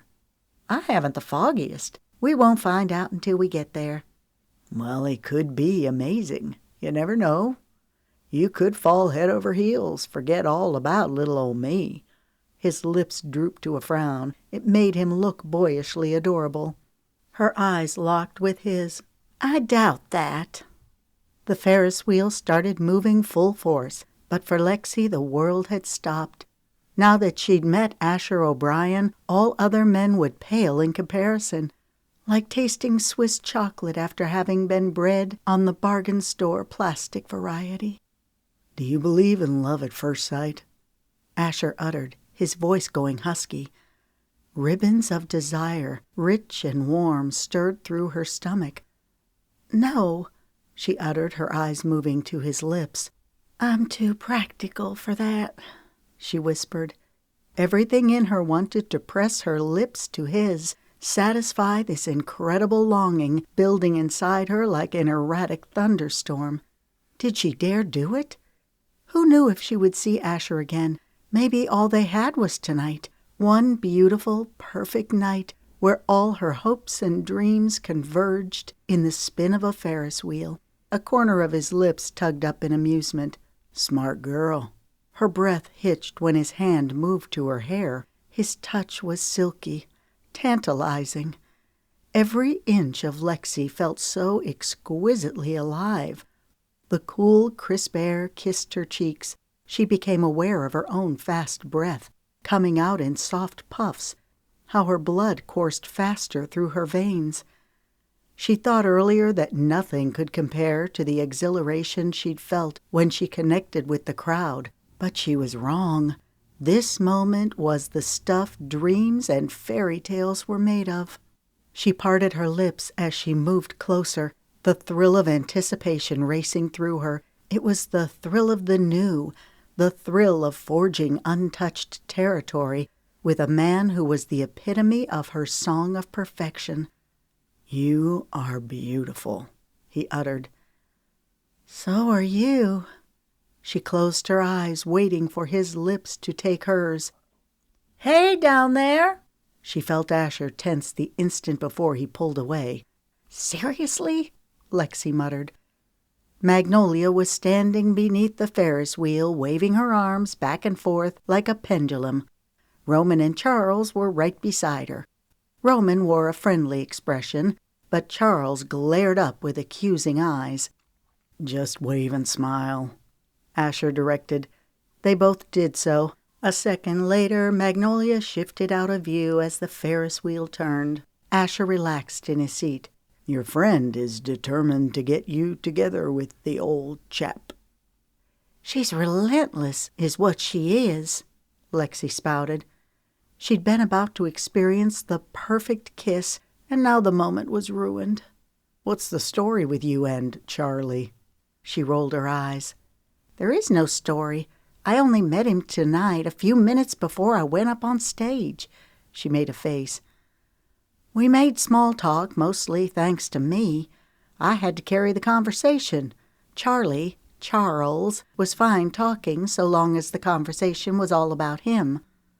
"I know the type," Asher said dryly. The Ferris wheel slowed to a stop. They were at the very top. Lexi looked down to where passengers were being helped off. The ride was coming to an end. A pang went through her stomach. Asher hadn't made any mention of the two of them reconnecting at some future date. Maybe this was a one-time thing. Lexi looked up at the night sky. There was too much light pollution to see all the stars, but the largest and brightest ones twinkled overhead. "The show lasts for 4 weeks," Lexi said. She flashed a flirtatious smile. "In case you were wondering." Asher brushed her jaw with the tips of his fingers, evoking a trail of heat. 4 weeks is a long time," he said thoughtfully. She swallowed the tightness in her throat. "Yes, it is." "I'm sure it'll be a painful 4 weeks for Charlie. The old chap will go out of his mind waiting for you to get back." She sniggered. The laughter was too much to contain. It rolled out of her in peals. Tears rose as she mopped her eyes. "You are funny," she said, catching her breath. "I'm sure Charles will forget all about me the minute this night's over." "No," he countered. "That's not possible. No one could forget you." The significance of his words settled deep into her heart. She peered into his eyes. They were so arresting, so blue. "What happens now?" His eyebrow arched, a faint amusement flitting over his features.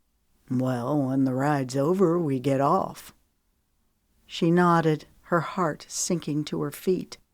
This was one beautiful moment, nothing more. Maybe it was better this way. Asher seemed perfect now, but real life would speak otherwise. She could tuck tonight away and hold it close, a glimpse of heaven.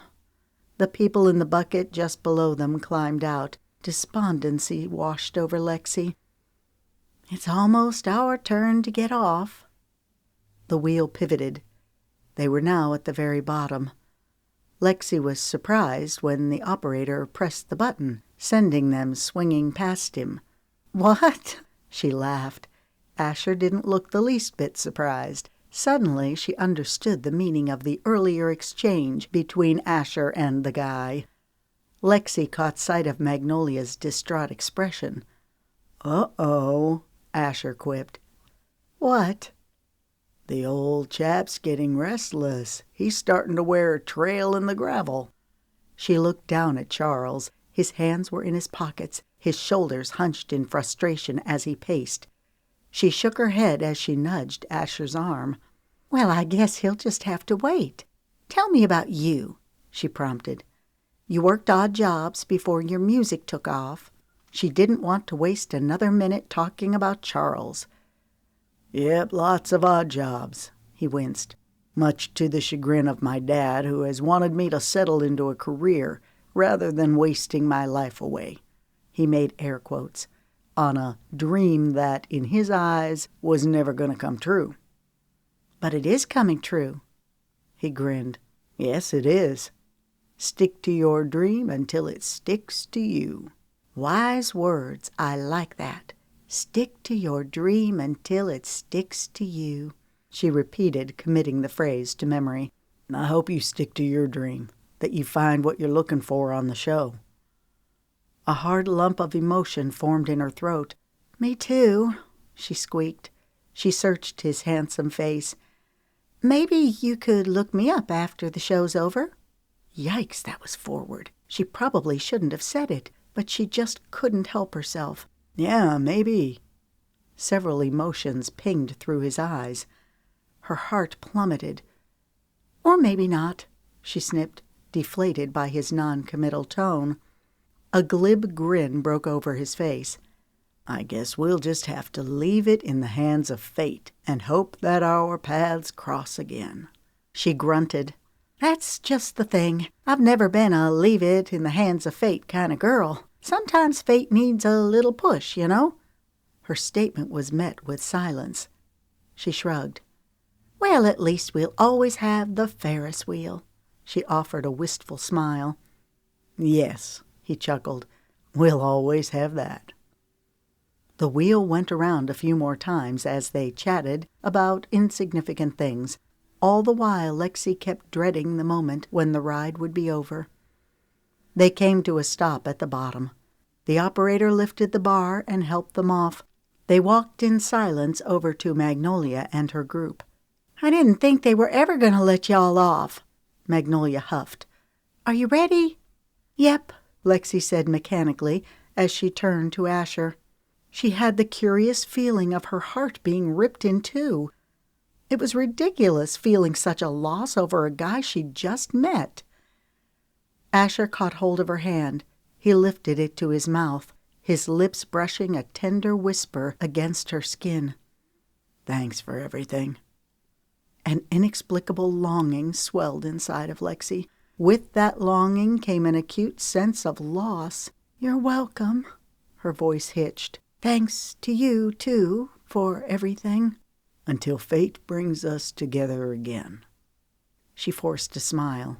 "Until then."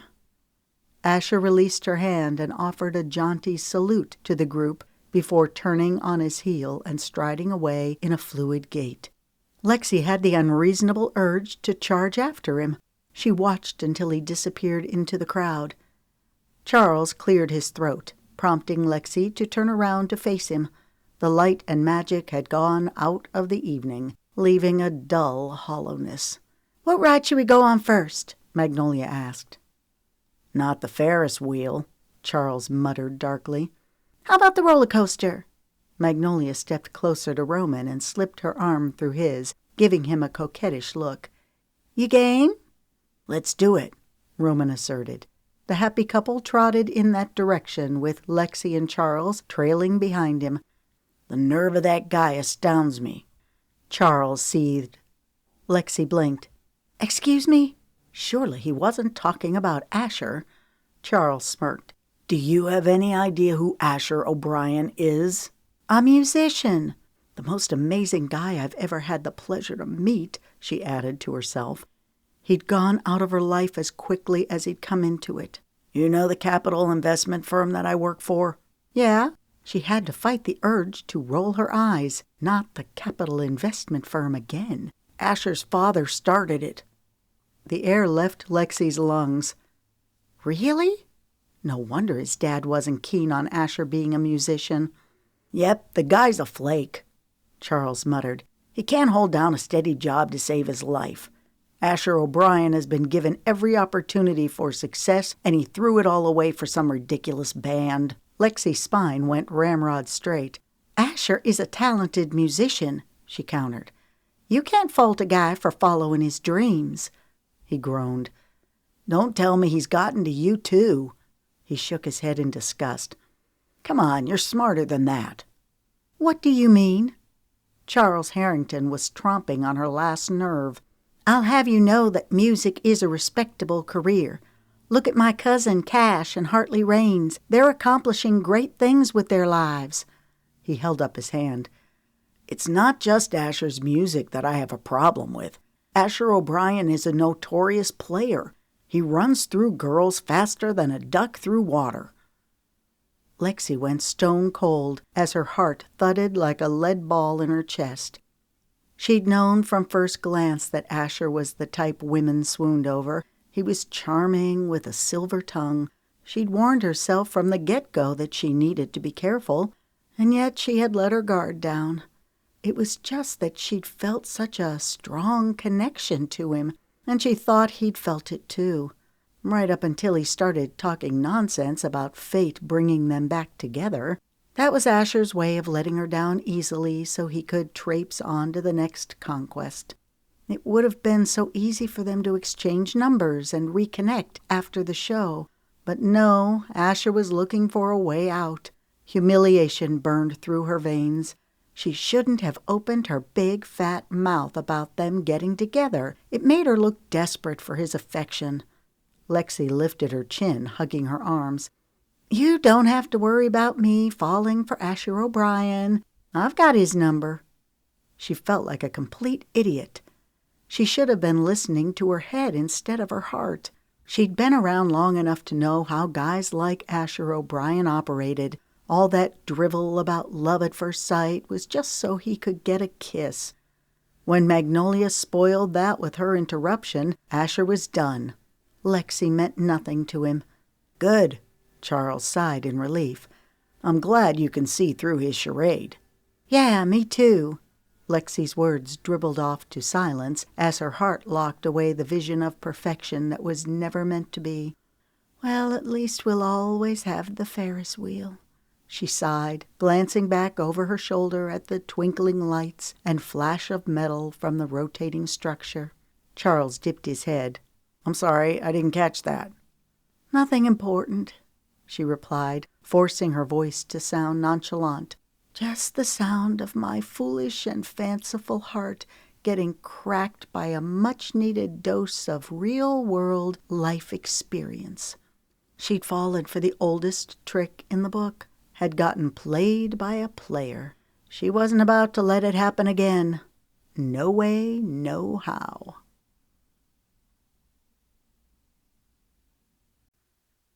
Chapter 5.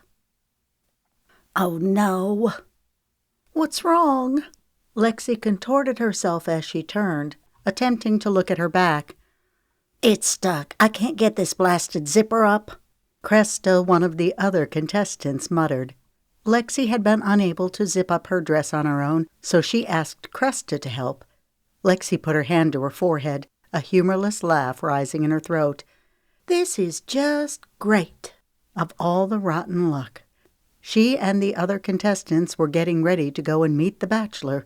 She'd chosen a white gauzy dress, trimmed in gold thread and accented with a wide gold belt. It was one of Lexi's favorites of the dresses Magnolia had loaned her, which is why she'd chosen to wear it tonight. It was a teensy bit snug across the back, but it had zipped okay when she tried it on at Magnolia's house. Amy jumped in. "Here, let me help." Sweat beads popped over Lexi's nose as she fanned her face, trying not to panic. "It won't budge," Amy huffed. "The zipper's caught in the fabric." "Can you work it back down?" Lexi asked, fighting tears of frustration. It had been a stressful day. She'd arrived at the mansion a little after lunch where she met the other contestants, along with several of the producers and the camera crew. There were 4 girls sharing a room, but after tonight, half of the contestants would be eliminated, making it so that there would only be 2 girls per room. Lexi sucked in her stomach, feeling like a jumbo hot dog that was being squeezed into a bun 2 sizes too small. Her stomach was probably puffy from all the Rocky Road ice cream she'd downed the night before. It had been an eating binge brought on by nerves over going on the show. Heck, who was she kidding? She was mostly upset over the prospect of never seeing Asher O'Brien again. Well, at least not in person. Now that he was on her radar, she could look him up and watch his climb to fame. No, she wouldn't do that because it would only make the situation worse. She couldn't escape the gloomy feeling of having missed out on something great. While her head argued that it was idiotic to feel a sense of loss over Asher O'Brien, her heart didn't seem to be getting the message. How could she miss someone she'd only just met? Like Charles Harrington said, Asher was a player. The sooner Lexi got that through her thick skull, the better. She shouldn't be pining away for him. She had a reality show to think about. "Oops," Cresta said. At the same instant, Lexi felt the fabric release. "What?" Lexi craned her neck to look. "The zipper broke." "What?" Lexi cried. This time she couldn't hold back the tears. They bubbled in her eyes like juice from rotting fruit. "I'm sorry," Cresta said. "Just change into something else," Amy suggested. Lexi nodded as she took in a resolute breath, quickly wiping her eyes so the girls wouldn't realize that she was so emotional. "Thanks for trying to help," she swallowed, willing herself to get a grip. It was a silly dress. She had plenty more of them in her suitcase. "You bet," Cresta smiled. Petite with brown curly hair, long lashes, and hazel eyes, Cresta was a first-grade teacher from Arkansas. Amy was thin-faced with poker-straight honey-brown hair that shimmered with blonde highlights. She was a nail tech from Fort Worth, Texas. The contestants were from all over the U.S., interesting considering that the reality TV show was based around country music. A handful of contestants had jobs involving music. One taught piano lessons, another was a high school music teacher. All of the women were accomplished and beautiful, making Lexi feel like she was way out of her league. She just needed to be her own sound of beautiful. She'd repeat that 1,000 times if necessary, anything to make herself actually believe it. After getting checked in and settled into their rooms, the women had congregated around the enormous pool at the back of the mansion, lounging on chairs. The chatter had been about the bachelor, with everyone speculating what he would be like. To hear the women talk, they'd come on the show hoping to find Mr. Right. However, that was to be expected, considering that there were cameras rolling 24/7 in every part of the mansion, with the exception of the bedrooms and bathrooms. It wasn't hard to pick out the divas. There were lots of them. Brooklyn was a Dallas cowboy cheerleader with her ebony hair and black eyes. She was an exotic beauty. Lorette was a buxom blonde from San Diego, California. She designed jewelry. Everything about Lorette was over the top. She was the type that would wear a person out fast. Nikki was a dental hygienist from Alabama. Her teeth were sparkling white, and she enjoyed showing them off. She spoke with a soft, drawling voice that had her words rolling out like ballads. Treasure was a flight attendant from Philadelphia. She was the picture of grace and refinement. The list went on and on. Joan, the person in charge of keeping the contestants on schedule, stepped into the bedroom, clapping her hands, causing her short blonde hair to bob up and down. "Chop, chop," she rasped. "We only have 10 more minutes before the cars arrive to pick you up." Squeals erupted through the room as the women raced to finish getting ready. Lexi went to her suitcase and peeled off the dress, selecting an emerald one instead. This one didn't have a zipper, thankfully. She slipped it over her head and then rushed over to her makeshift hair and makeup station on one end of a large dresser. She'd hoped to have more time to fix her hair, but no chance of that, thanks to the dress fiasco. She reached for the hairspray and went to spray her hair, but the nozzle was partially clogged, sending the spray into her eyes. She jumped back, blinking furiously to try and get the stinging to subside. The acrid smell of hairspray choked her lungs as she sputtered out a chain of coughs. The delicate laughter from Renee, the girl next to her, stopped her cold. "You're having a rough time." "You think?" Lexi spouted, glaring at Renee. She was about ready to just throw in the towel and head back to Nashville. She was starting to hope that she'd get kicked off tonight, so she wouldn't have to deal with this anymore. She'd only been at the mansion for a few hours, and already she felt claustrophobic. She was used to going nonstop with work, family, and creating her music on the side. She had no idea what she was going to do with herself. There was a large music room at the mansion where the contestants could practice, but they had to all share it. Lexi figured the room would be in high demand. Furthermore, it was under constant video surveillance. Knowing that stifled the creative process, curtailing any hope of her doing any real songwriting. The contestants weren't allowed to have any contact with the outside world during the filming of the show. No TV, no internet, no cell phone. They couldn't go out to eat, but they could order anything they wanted from the grocery store. A shopper was set to go to the store every morning. Lexi figured she'd get lots of cooking time in. That wasn't necessarily good for her figure. But oh well, she had to do something to keep from losing her mind from boredom. There was a gym with a few machines. At least she could work out. Renee clicked her tongue. Careful, accidents normally come in groups of 3. Lexi grunted. Great, one more thing to look forward to. I hear ya. You're welcome to use my hairspray, Renee offered. Thanks, Lexi said, feeling guilty for her hostile reaction. I'm just a little tense. It's been one of those days. She offered a contrite smile. She shouldn't be letting Asher O'Brien get to her. Her career was at stake. She had to make sure her performance tonight was spectacular. The idea was to do something to stand out, not just to the Bachelor, but to the viewers.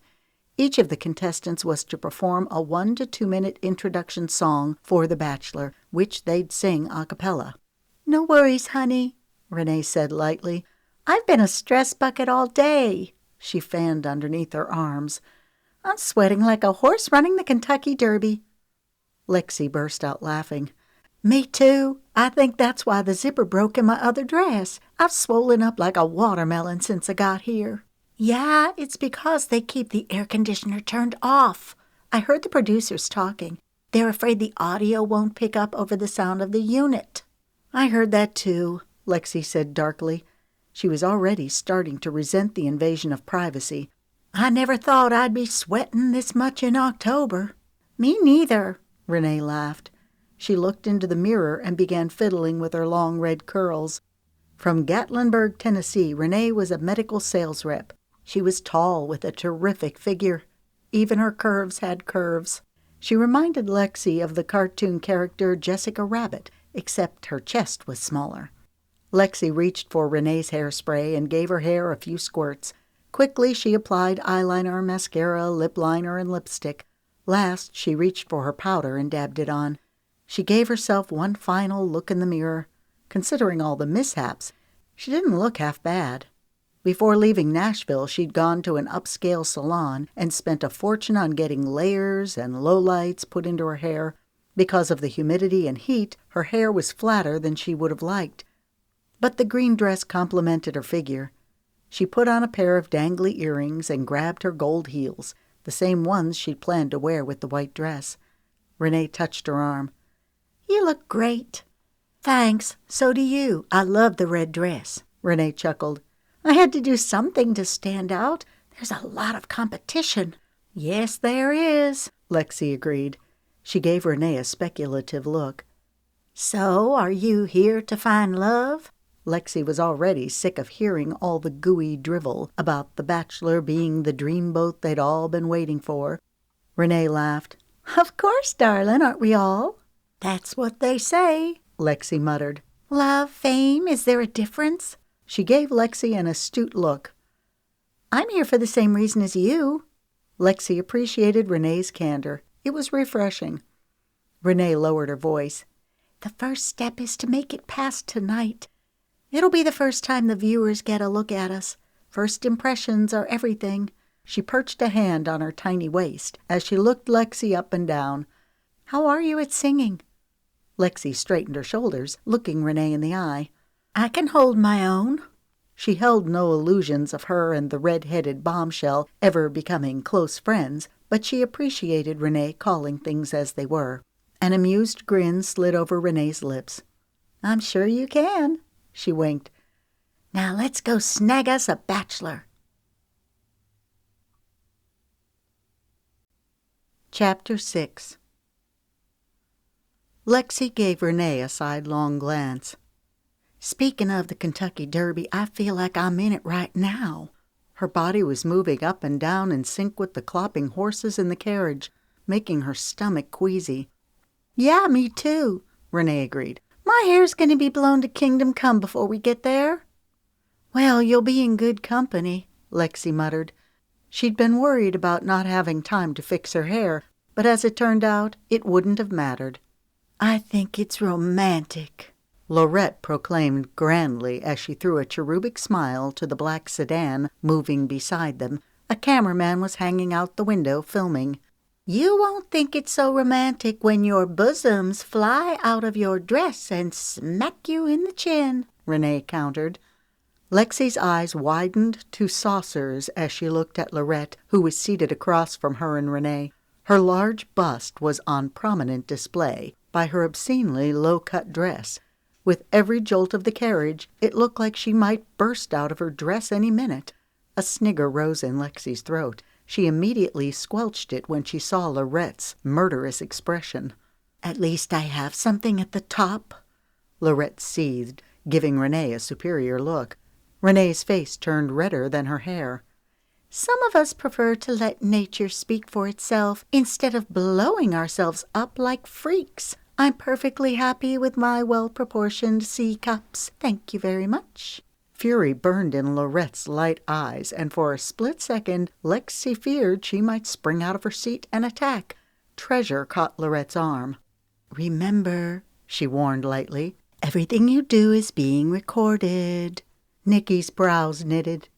"Are they recording our conversation in the carriage? We don't have microphones on right now. Joan said they'd put them on us when we got to the park." "It's always better to be safe than sorry," Treasure said quietly. "At the very least, we're being filmed." She glanced at the cameraman before giving Renee a pointed look. "It's going to be a long 4 weeks with us cooped up together at the mansion. We need to set some ground rules early on so we don't kill each other." "It's a bit premature to assume that you'll even be around after tonight," Renee sniffed. Lexi's jaw dropped. Had Renee really just said that? Wow, talk about the claws coming out. Renee was cattier than Lexi realized. She needed to keep her distance from the redhead. Treasure's face turned a shade darker, but her voice remained neutral. "You're probably right. It was also premature of me to assume that you'll be around after tonight." Score one for the flight attendant. Lexi didn't have to look at Renee to know that she was fuming. It served her right. Lexi gave Treasure a tiny smile of admiration, which Treasure returned with a surreptitious nod. It seemed that grace and refinement had trumped Renee's impudence. "Tonight's going to change my life," Lorette sighed dreamily. "I wonder what he'll be like. I made him a pair of cufflinks shaped like guitars."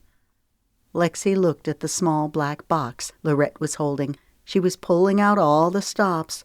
Lorette looked around the carriage. "What are y'all giving him tonight?" "A big fat kiss right on the lips," Renee retorted with a lusty chuckle. Lorette blinked. "You don't waste any time, do you?" "I've never been accused of letting any grass grow under my feet," Renee drawled. Lorette pinned her eyes on Lexi. "What are you giving him?" "Nothing," she shrugged. "I'm just singing my intro song."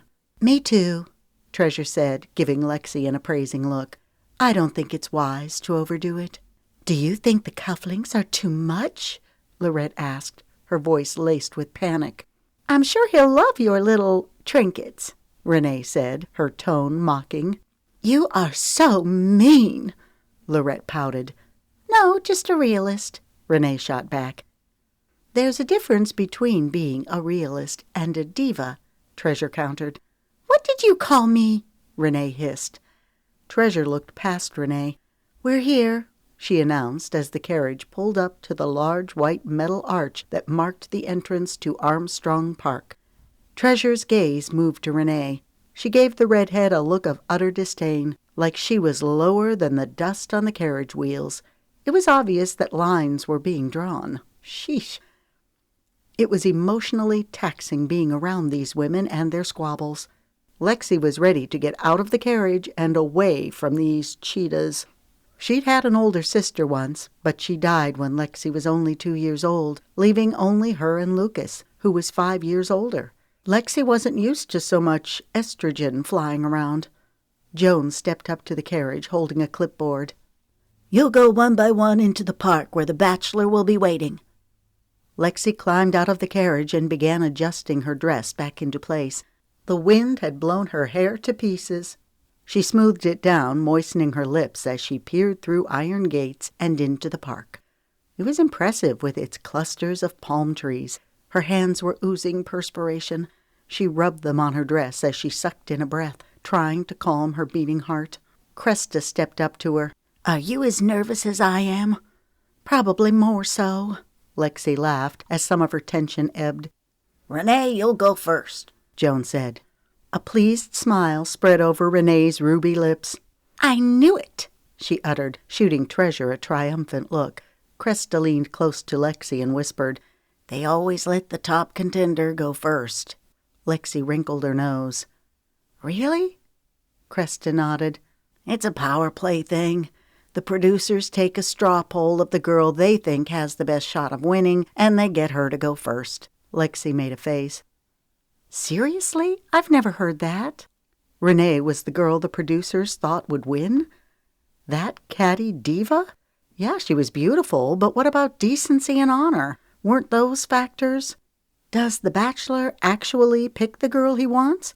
Or do the producers pick her? Cresta shrugged.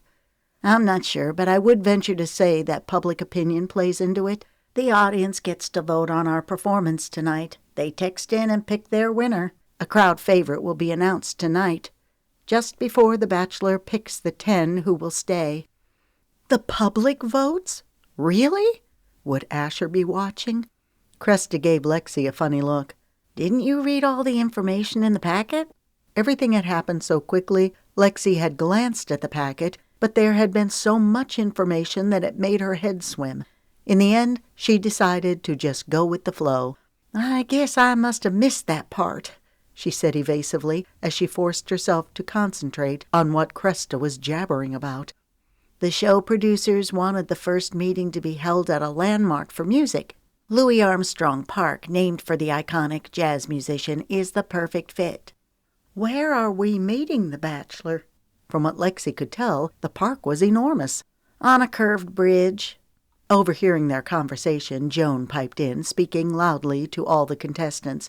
After you meet the bachelor, you'll be directed to a grassy area near the water where an outdoor reception will be held. You'll then sing your introduction song. Afterwards, the bachelor will mingle, getting to know you. How long will the reception last? A contestant asked. Several hours. Last season's meet and greet lasted for 6 hours. Groans rose from the group, but Joan talked over them, her gravelly voice to the point. Remember, girls, tonight is your opportunity to shine. You're not just trying to impress the bachelor, but also the public. Are we being filmed and recorded right now? A girl asked. No, the filming will start the minute you walk inside the park. Good, the girl sighed in relief. I can take these skyscrapers off while we wait. She slipped off her heels. Since the mansion where the girls were staying was 40 minutes outside of New Orleans, the girls had piled into black sedans that had taken them to the carriages. I wonder if the bachelor has good teeth. This came from Nikki, the dental hygienist. It earned her ripples of laughter from the group. Let's hope so, one of the girls chortled. Otherwise kissing him will stink.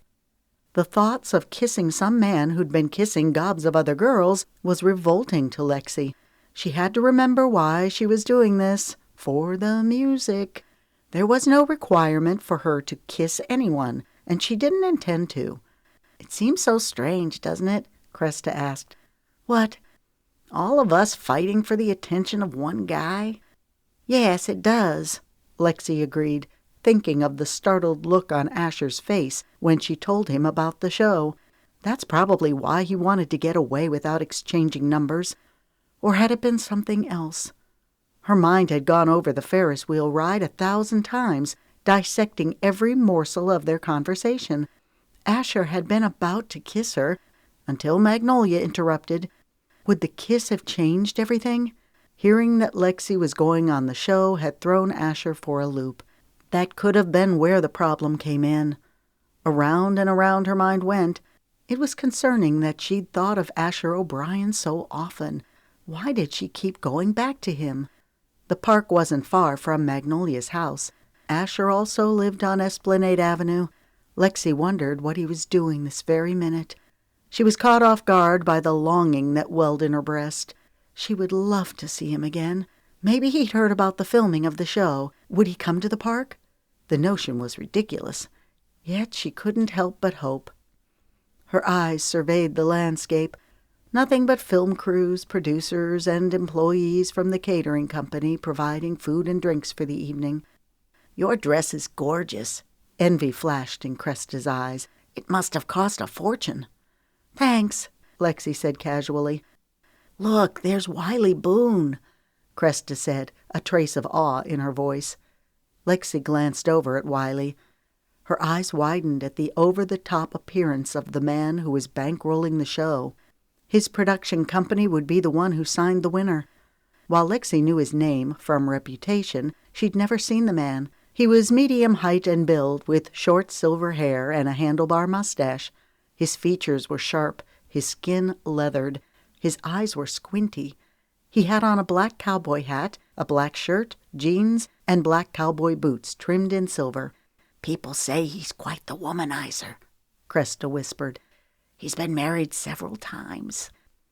Laughter gurgled in Lexi's throat. Him? He looks like Yosemite Sam. Who? Cresta asked with a puzzled expression. Yosemite Sam, the cartoon character? Never heard of him. Well, Wiley looks a lot like him, except that Yosemite Sam has bushy red hair. Women are obviously attracted to him because of his money and influence, rather than his looks. I don't know, Cresta said thoughtfully. He has this animal magnetism that's attractive. Maybe it's because he's so confident. Lexi didn't see how anyone could find Wiley Boone attractive, but she didn't want to be rude about it, so she remained silent. Excuse me, a cameraman said as he stepped up to them. He looked at Cresta. Can I pull you aside for a short interview? Sure, Cresta said, her face brightening with excitement. I'll get you next, the guy said to Lexi. Lexi clasped her hands, taking in a quick breath. She had no idea what she was supposed to say to the camera. The only thing she could do was be herself. But was that good enough? Only time would tell. The air held a chill, causing goosebumps to rise over her flesh. She wished she thought to bring a sweater, especially since they'd be out here all night. She sighed. For better or worse, she was getting a shot to have her music discovered. She needed to take this one step at a time. The first order of business was to do a good job on her introduction song. She felt eyes on her. She looked in the direction of Wiley and was surprised to find him studying her. When he realized that she'd seen him, he gave her a friendly smile as he tipped his hat. It took effort to smile back. Something in the way Wiley looked at her was unsettling. She felt like a piece of meat. The cameraman returned a few minutes later. It was Lexi's turn to be interviewed. Right this way, he said as he directed Lexi over to where a woman with dark hair and a ponytail was waiting. The woman gave Lexi a friendly smile as she extended her hand. Hey, I'm Cricket Stevens. She motioned at the camera guy. This troublemaker is Kyle, my husband. Her eyes softened as she looked at Kyle. Lexi decided instantly that she liked Cricket and Kyle. They seemed down to earth, the kind of people she could easily talk to. It would make interviewing with them much easier. Cricket grinned as she motioned. You're on the hot seat. Lexi went over to the stool positioned in front of several cameras. She sat down, angling her body so that her legs were off to the side. Tell us how you're feeling right now, Cricket prompted. Good. Excited. Lexi followed up her words with a cheery smile. Cricket chuckled. You look like you're about to go in for a root canal. Lexi rocked back. I do? Yep, just relax, Kyle encouraged. We're all friends here. Friends with a very big camera aimed straight at me, Lexi muttered. Cricket laughed. I like her, she said to Kyle. She turned back to Lexi. Let's start with something easy. Tell us about yourself. Lexi wet her lips. I'm originally from Franklin, Tennessee.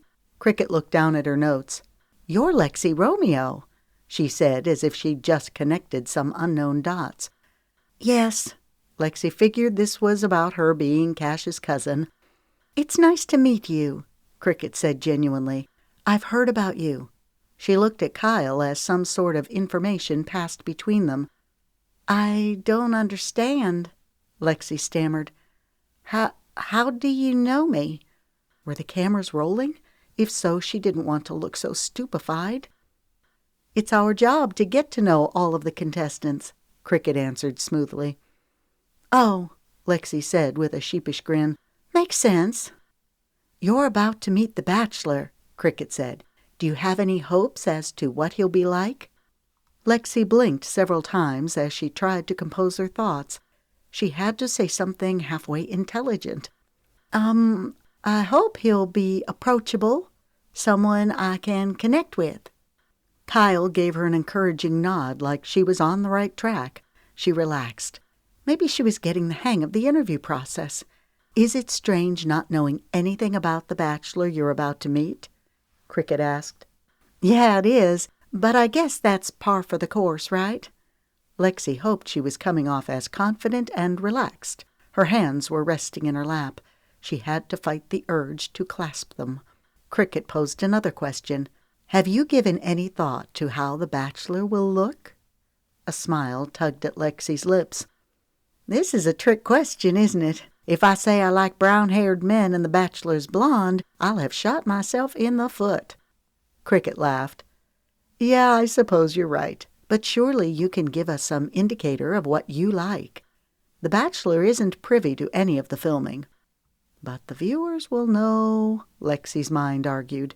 She felt like she was being pushed into a corner. "Do I really have to answer this?" Cricket gave her an apologetic look. "I'm afraid so. It's part of the process." "Part of the journey," Kyle corrected. "Huh?" Cricket shot her husband an annoyed look. "We're supposed to use the word journey, hon, not process." A giggle bubbled in Lexi's throat. "Journey does sound a lot less painful than process. We all need that spoonful of sugar to get the medicine down." Cricket chuckled. "You're right about that." Lexi gave Cricket a conspiratorial look. "I'm just so glad I'm not the only one learning the ropes." Cricket smiled. "No, you're not. We're all new at this. It's part of the journey." She shot Kyle an annoyed look. He just laughed and shook his head. "See what I have to put up with?" he said to Lexi. "Oops, Joan is motioning," Cricket said. "It's time for us to move on to the next contestant." Her voice picked up its pace, taking on a brisk edge. "Okay, we just need a couple of sentences. Describe your perfect guy." She pointed at Lexi. "Go." There wasn't any other way around this. "He'd be a good height, but not too tall. Muscular, but not bulging." An image of Asher flashed through her mind. "He'd have a smile that could light up a room, all the confidence in the world, blonde hair and crystal blue eyes that can see into a person's soul." Cricket pursed her lips as she looked at Kyle. "Interesting." "What?" Lexi's heart began to pound. "Did I say something wrong? You wanted to know specifics. I guess I should have said that I'm open to brown hair too, and dark eyes." Kyle cut in. "We have time for one more question. What would you like for the bachelor to know about you?" "I'm excited to take this journey." Lexi enunciated the word journey, noting with satisfaction how Cricket's smile grew larger. "Music is a part of me. I'm looking forward to meeting someone who can share my passion." "And that's a wrap," Cricket said. "You did great." Her voice softened a smidgen. "We'll have lots of time to get to know each other." She stepped up and touched Lexi's arm. "Just remember to be yourself." She lowered her voice. "And watch out for the other contestants. Some of them have sharp claws, know what I mean?" "I do, thanks," Lexi said as she made her way back to the other contestants, wondering what in the heck that was all about. Cricket had spoken to her like a trusted friend. Lexi was grateful, but she couldn't help but question why. "You're up next," Joan said to Lexi. "Remember, the cameras will be rolling on you from the time you step foot into the park." Lexi sucked in a quick breath as she rubbed a hand down her dress. "You've got this, Lex. Just be yourself." A prayer flitted through her mind. "Help me to be relaxed. Help me to be able to sing the song I've prepared when the time comes." She straightened her shoulders, making sure to keep her stomach sucked in. One cameraman went ahead of her, another following behind. Yikes! It was hard to get used to this. Her heels clipped noisily against the stone walkway. She didn't know whether to smile at the camera or just pretend like it wasn't there. She chose the latter option. In the distance, she saw a lone figure standing on the bridge. His back was facing her. He was blonde. She pushed out a sigh of relief, grateful that she said she liked blondes. His shoulders were broad, his posture erect. What would he be like? He'd be handsome, of course, but looks were only a small part of the picture. Would he be grounded, amicable? Perhaps Lexi could come out of this having met a new friend. When she reached the bridge, she expected him to turn around to face her, but he didn't. Irritation simmered in her stomach. The least he could do was give her the courtesy of looking at her. Maybe this was part of the show. She was supposed to go up to him, touch his shoulder, and then he would turn. She reached for the handrail as she stepped onto the bridge. Holding up the hem of her dress, she stepped gingerly over the wood slats. She was almost to the bachelor when he turned, and she found herself staring into very recognizable crystal blue eyes. She made a gurgling sound in her throat. It came out as a partial hiccup and laugh. Asher?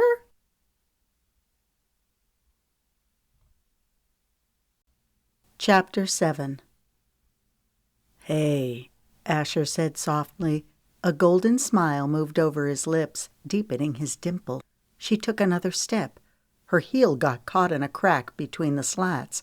She yelped, her arms splaying out as she fell forward. Asher went to catch her, but the movement threw him off balance and they both went toppling. They landed in a heap, with Lexi on top of him. Hot tears of humiliation burned her eyes as she moved off him. Quickly she pushed them back, swallowing the lump of emotion in her throat. Asher rose to his feet and helped her up. He searched her face. "Are you okay?" "Yeah, I'm so sorry. My shoe got caught." Concern touched his handsome features. "Your knee's bleeding." "It's just a flesh wound," she joked in a shaky voice. "We need to get you some help." He looked past her to the camera guys. "Can you get a medic?" "For sure," a guy said as he jogged back toward the entrance. Lexi's mind was reeling. She couldn't believe Asher was the bachelor. Part of her wanted to burst into hysterical laughter. The other part wanted to break into tears.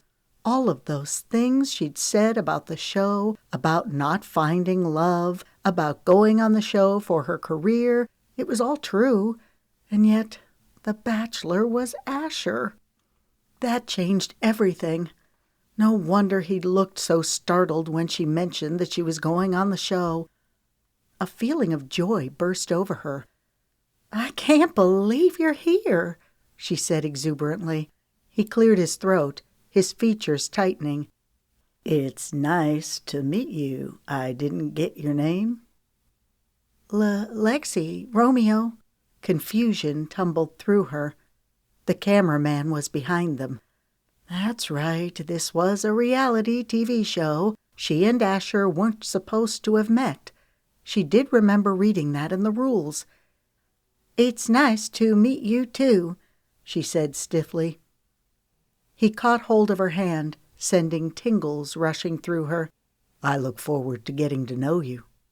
He brought her hand to his mouth. His lips brushed warmth against her skin. She caught a flicker of something in Asher's eyes. What was he trying to convey? She forced the words from her mouth. "I look forward to getting to know you, too. Hopefully, next time I won't maul you." So much for making a good impression on the viewers. A low chuckle rumbled in his throat. "Don't worry, I won't hold that against you." "Good to know." "You look beautiful," he murmured with a crooked grin that crinkled the edges of his eyes.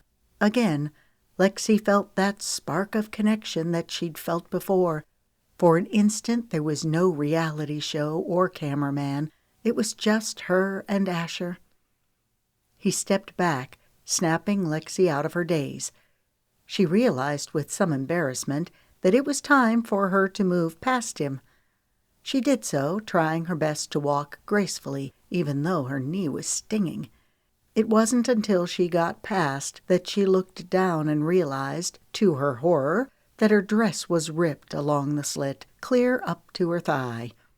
It was hard not to hobble, especially with the heels. She hoped the camera was already focused on the next bachelorette instead of her. A medic was waiting for Lexi when she got to the reception area. "Let's get you patched up," the man said as he reached for her arm, helping her walk. Asher was the bachelor. It was like she had to keep running it through her mind to make herself believe it. The medic helped Lexi get seated and then inspected her knee. "It doesn't look too bad," he said pleasantly. "Can you bend it?" Wincing, she did so. It felt tight where the scrape was, but she could move it. Cresta rushed over. "Oh no, what happened?" "I fell on the bridge. My shoe got caught." Cresta's jaw dropped. "What did Asher say?" "Nothing. I took him down with me." Cresta giggled. "Are you serious?" "Unfortunately, yes." "What's up?" Renee asked as she sashayed up. Cresta spoke first. "Lexi fell on the bridge and took Asher with her." Renee's eyes bugged the second before they narrowed. Her hand went to her hip. "You just did that to get attention, didn't you?" The hair on the back of Lexi's neck rose. "Of course not. I'd never do something like that for attention." She motioned. "Look, my dress is all ripped." Magnolia was going to kill her. First the white dress and now this one. "Exactly. That's convenient," Renee snipped as she sized Lexi up. "I'll have to keep my eye on you." She turned on her heel and pranced away. "Can you believe her?" Cresta spat. "All done," the medic said neutrally, as if witnessing a near catfight was everyday business. Lexi looked down at the white square bandage over her knee. "Thanks." As he turned and left, Cresta sat down next to Lexi. Her voice turned juicy. "What do you think of Asher?" A tremulous smile curved her lips. "Isn't he a dreamboat?" It was then that all the pistons in Lexi's brain fired to life, hitting Lexi square between the eyes with the painful knowledge that Asher was the bachelor. All of these beautiful, accomplished women had one thing in common. They all wanted Asher. A white-hot jealousy surged through her, making her sick to her stomach. It had never entered her mind that Asher could be the bachelor. Of course, it made sense. Asher was handsome, from a wealthy family. His music was on the rise. Women would fall at his feet. He was the embodiment of every girl's dream. He was on the bridge now, being fawned over by a long line of scheming women. "Are you okay?" Cresta asked. "I'm fine."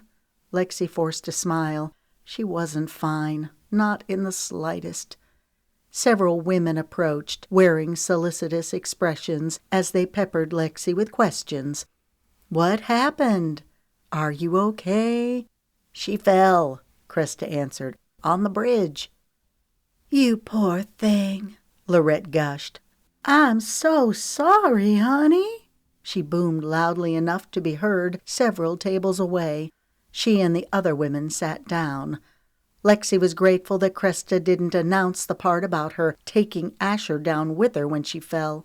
"Thank you, it's just a scratch." Lorette looked around with a large smile. "Okay, ladies, tell all. How did the intros go with Asher?" "He's amazing," Amy uttered softly, her thin face shining with some secret delight. On and on the women went, jabbering 100 miles an hour about how wonderful Asher was. To hear them talk, they'd all shared a special moment with him. The more they talked, the sicker Lexi grew at heart. She didn't know if she should hope that Asher would cut her loose or let her stay. It would be torture watching him with all of the other women. And yet she wanted to be near him. Good gracious, she was pathetic. That bit about fate bringing them back together had new meaning. Fury burned through her. Why hadn't Asher told her that he was the bachelor? He'd let her blabber on about how no one ever found love on these types of shows.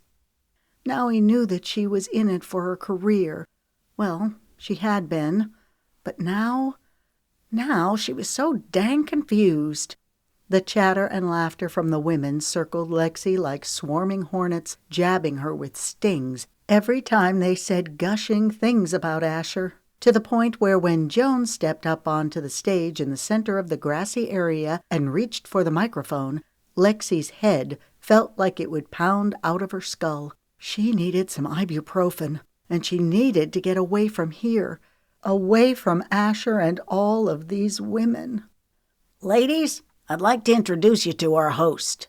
Her voice rose to a crescendo. The one, the only, Mace Campbell. Hearty applause and a few whistles broke out as Mace took the stage with a jaunty step and a mile-wide smile. "How you doing?" he said with a wave.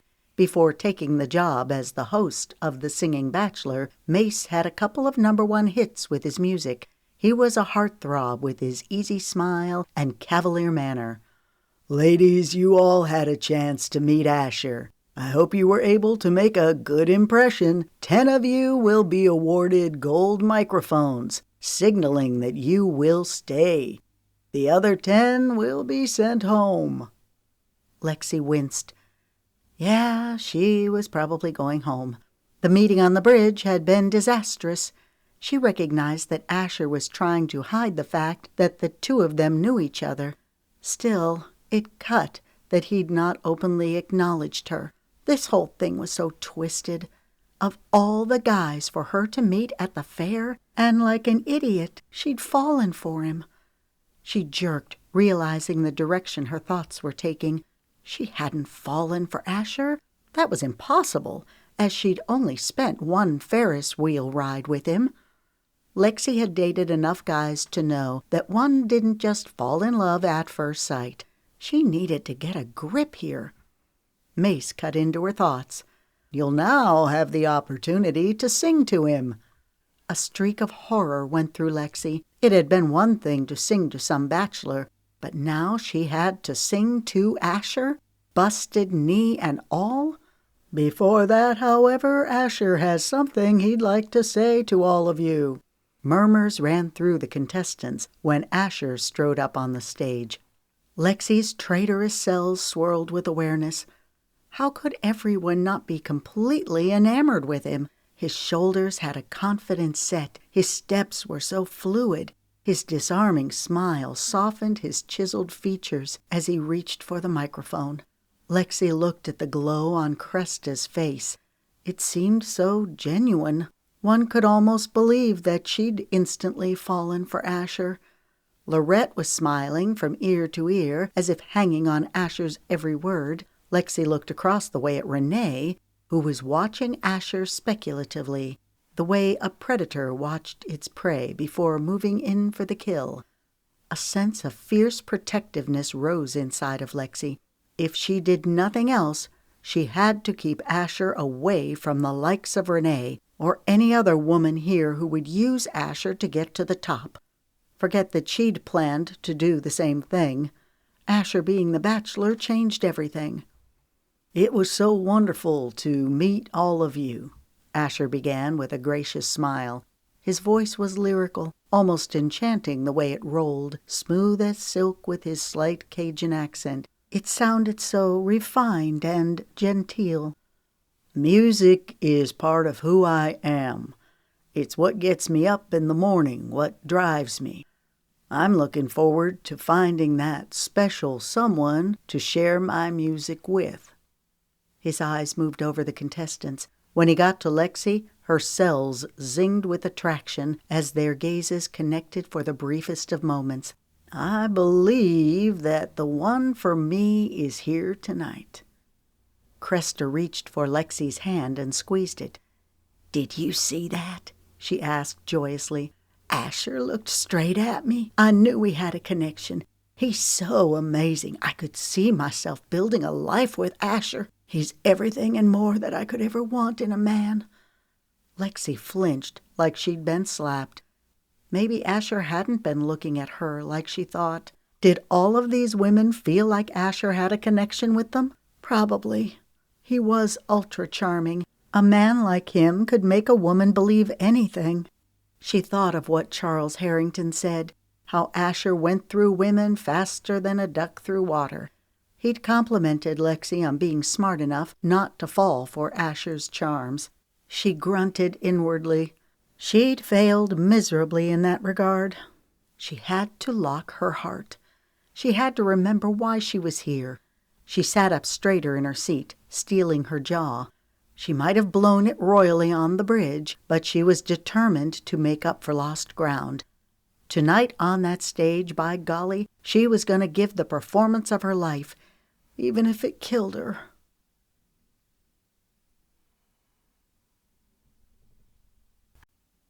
Chapter 8. "Don't limp," Lexi commanded herself as she took the stage. She stepped up to the microphone and looked out at Asher, who was sitting on the front row. She graced him with what she hoped was her queenliest of smiles. "Asher, when I say that I'm falling hard for you, you'll know it's true." She pointed to her patched knee as laughter rippled through the group. Even Asher was amused by her joke. He flashed her a large boyish smile that caused her heart to skip a beat. "Focus," she commanded herself. "I'm from Franklin, Tennessee, a little place just outside of Nashville." She winked, playing up her southern accent, making sure to deliver lots of sass. "Y'all might have heard of it. We're famous for country music." This brought a round of applause and more chuckles. "I thought I'd sing a little song about my first love, the place where I grew up." She took in a large scoop of air as she cleared her mind from all distractions. Her voice was steady and smooth as she began. "There's a place in my mind's eye, if I think about it long enough, I always break down and cry. If I were a bird, I'd fly high to where those pastures keep on rolling, bringing me those blessed dewy mornings. A place where the blue skies meet the swell of pride in my mama's eye. Take me home to Nashville, no matter where I roam. Those green hills keep calling me home. Back to my kin, back to where it began. Take me home to Nashville, home to my Nashville." She sensed a hush come over the group as the last strains of her voice died away.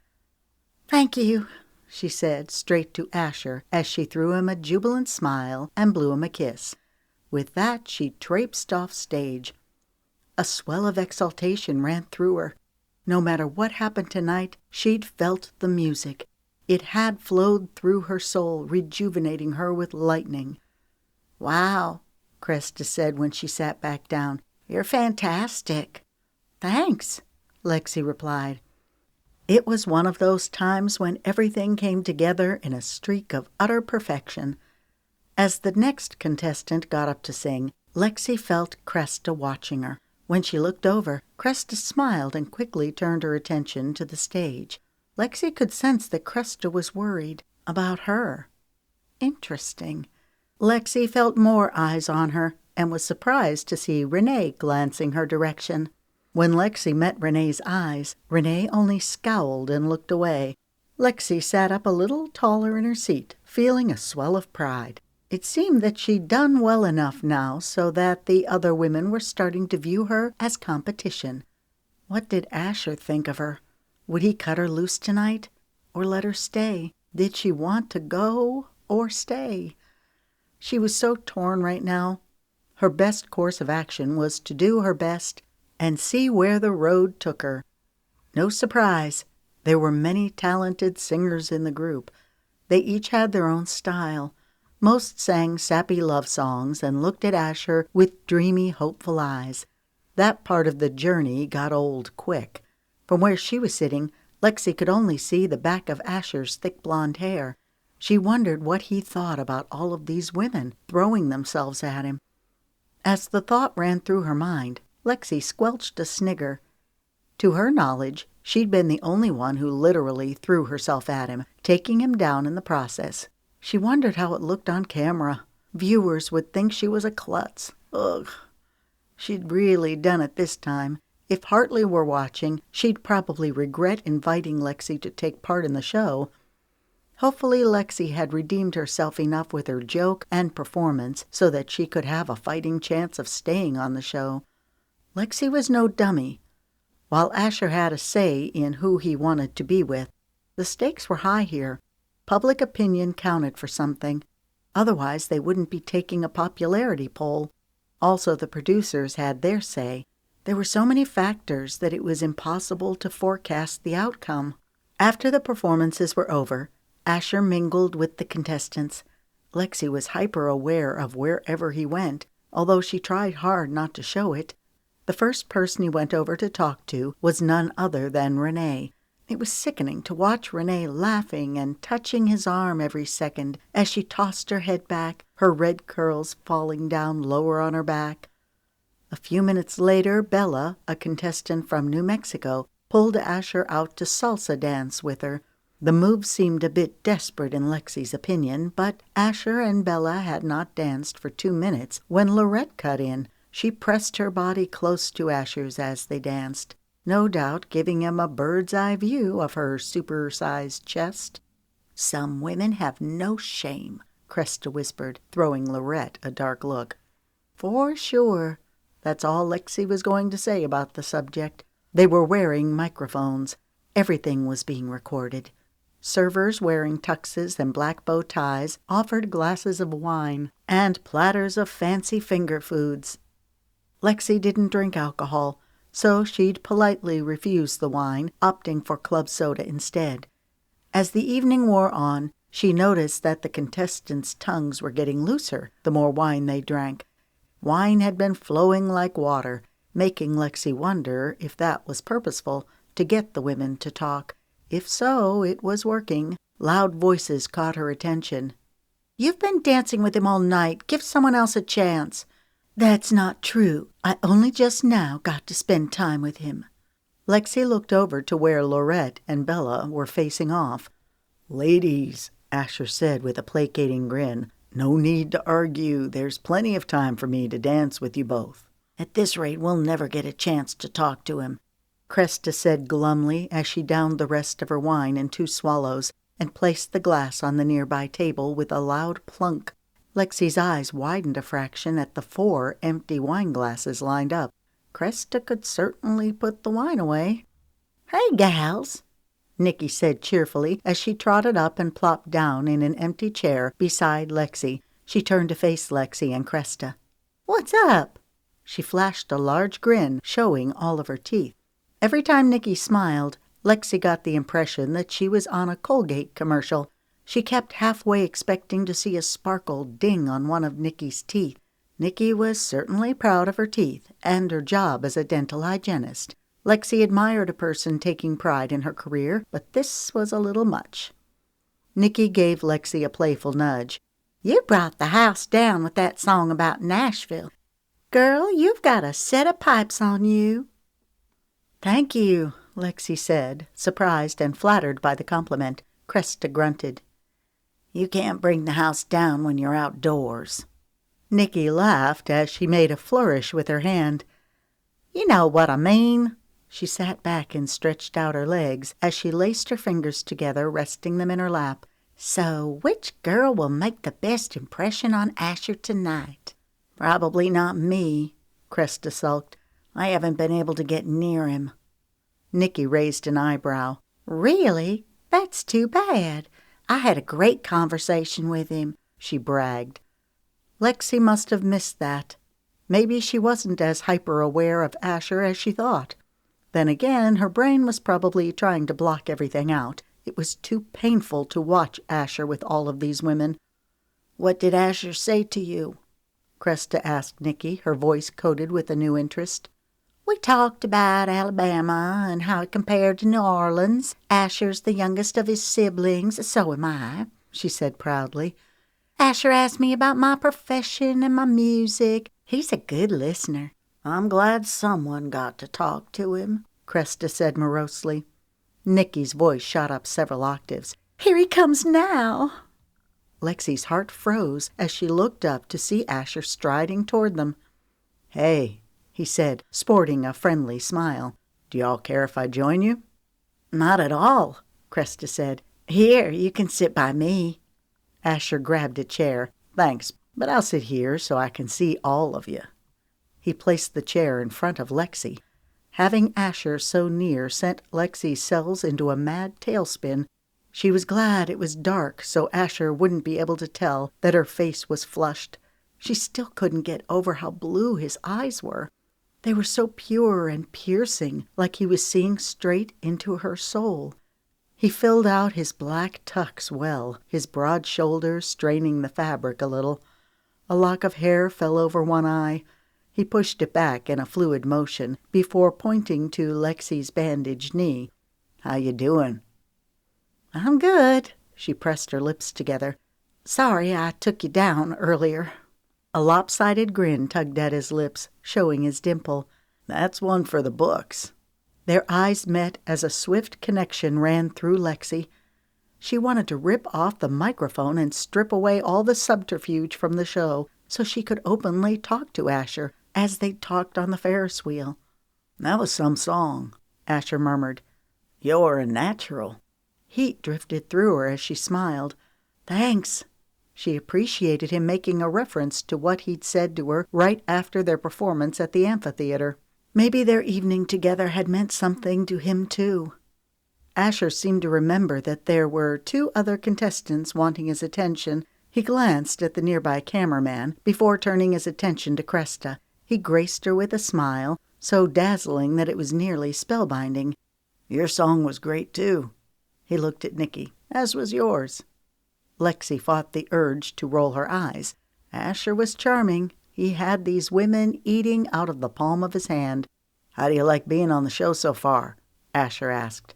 "It's fabulous," Cresta gushed. Nikki's smile stretched from the east to west coast. "I love it."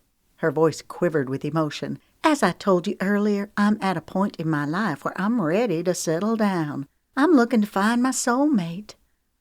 Was she serious? Ooh, that came across as so fake it was all Lexi could do to maintain a neutral expression. "As am I," Cresta inserted. "I want to find someone who understands my love for music, someone I can build a life with." She gave Asher an affectionate look. "Tell us more about you." Asher perched his ankle on his thigh in a wide stance, giving them a display of his brightly colored floral socks. Lexi grinned inwardly. There was the rebel coming out in him a little. His tux was so conservative, and yet his socks so radical. "I'm from right here in New Orleans," Asher said, clasping his hands around his knee. "I have 3 older brothers and an older sister. I play in a band called Halfway Home." Nikki squealed. "I love that band." "Me too," Cresta said exuberantly, not to be outdone by Nikki. Lexi didn't know how much more of this she could take. She wondered if she should just excuse herself and let the vultures on either side of her have at Asher. "What about you?" Lexi jumped, realizing that Asher had spoken to her. "Huh? What are you looking for?" Her spine stiffened. Asher knew exactly why she was here. Like an idiot, she'd blabbed it all to him on the Ferris wheel. Was he trying to pin her in a corner, embarrass her on national TV? She looked him in the eye as she squared her chin. "I'm looking for truth, clarity." His eyebrow rose.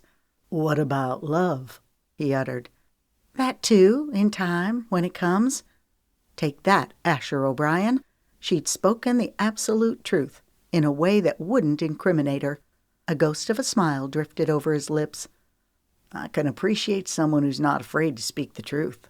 "That's what I meant, too," Cresta stammered with a shaky laugh. "That I hope I'll find love when the right time comes." "What about you?" Lexi challenged, her gaze fixed on Asher. "What are you looking for?" He looked thoughtful. When he spoke, his voice was soft and musing. "Truth, clarity." He looked Lexi in the eye. "And, of course, love, in time, when it comes." Laughter rose in Lexi's throat. "You're good," she drawled, forgetting for a moment about the other women and the cameras. What was it about Asher that made her feel so comfortable, like she'd known him forever, and yet she felt so exquisitely alive around him? "What's your favorite thing to do?" Nikki asked, breaking into the conversation. Asher grinned. "Other than playing music?" "Uh-huh," she answered. "I like riding Ferris wheels." He looked at Lexi as he spoke. A grin stole over Lexi's lips. "Let me guess. You like pulling favors so you can ride for several turns."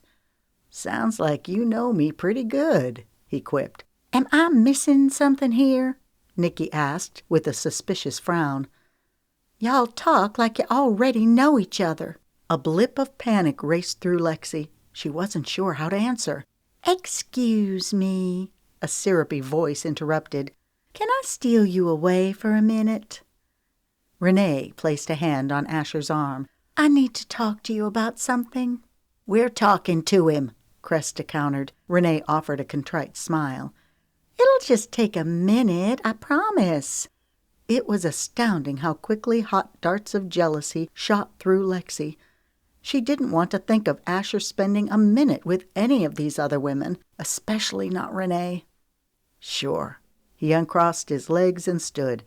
It was nice talking to y'all, he said with a friendly smile. I can't stand that woman, Cresta seethed. The nerve of her taking Asher away from us. I don't think it's Renee that we need to be worried about. Nikki gave Lexi a pointed look. Heat fanned Lexi's cheeks. I'm not sure what you mean. Of course you do, Nikki chirped. A woman can tell when a man's into her. Cresta's face fell. You think Asher likes Lexi? That's not fair. He's just now getting to know all of us. He'll eventually have to pick one. Nikki turned to Lexi. All of these other women have had to practically chase Asher to talk to him, but he came to you. It's because you knocked him down earlier, Cresta blustered. Lexi frowned. I tripped and fell. How many times was she going to have to keep reiterating that? Nikki flashed a coy smile. Right on top of Asher. Lexi made a face. How did you know? Because I was the next contestant. I had to wait until they helped Asher up and dusted him off before I could meet him. Lexi balled her fist. It was an accident, for Pete's sake. I tripped. I wish I would have tripped, Cresta said. This time Lexi succumbed to the urge to roll her eyes. Cresta's insistence on playing the martyr was getting old. Nikki yawned. I'll be glad when this night's over. Shh, Cresta hissed. Remember, you're being recorded. She pointed to the microphone attached to the neck of Nikki's evening gown. Look, as long as we're here on the show, they're gonna record us. I can't walk on eggshells the entire time. I'll go stark raving mad. Do y'all want something to eat or not? Nikki spouted. I could eat, Lexi said as she rose to her feet. Her knee was stiff and sore. She glanced over to where Asher was still talking to Renee. It wasn't just the fact that Renee was talking to Asher that bothered her, although it did immensely, but even more than that was the way Renee acted, like she had some claim or inside track to Asher, and that all of the other contestants were insignificant. I hope he votes Renee off tonight, Cresta scowled.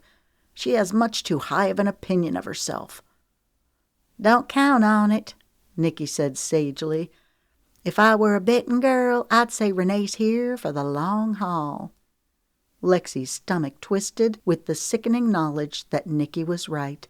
Renee was determined to get her claws into Asher and had no intention of letting go.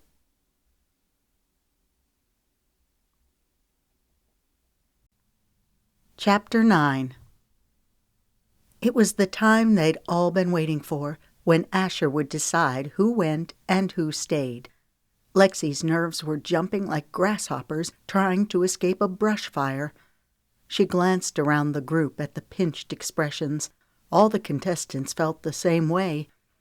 They'd been positioned in two lines, forming semicircles. The back line was standing on a platform, so that all of the contestants' faces would be visible to the cameras. Asher and Mace Campbell were standing in the center. Beside them was a small table holding 10 gold microphones. Mace peered at the women. Ladies, it has been a wonderful night. Asher has been getting to know you. Hopefully you've been able to let some of your personalities shine through to make a good first impression. In no particular order, Asher will present 10 gold microphones to the women he wishes to stay. The rest of you will be dismissed. Before Asher picks the 10 who will stay, I'll announce the viewer favorite. If the favorite happens to be someone whom Asher doesn't choose, then that person will be allowed to stay. Mace adjusted his sports coat before clearing his throat. The viewer's choice is Lexi Romeo. It took a fraction of a second for Lexi's brain to recognize that her name had been called. "Thank you," she stammered, looking at one of the cameras. How in the world had she gotten the viewer's choice? Was it because she fell, or her performance? She felt a swell of exultation. Wow, that was certainly a surprise. Mace turned to Asher. "The floor is now yours." With a solemn expression, Asher reached for the first microphone. "Treasure," he said. Wearing a gracious smile, Treasure went up to claim her microphone. "Thank you."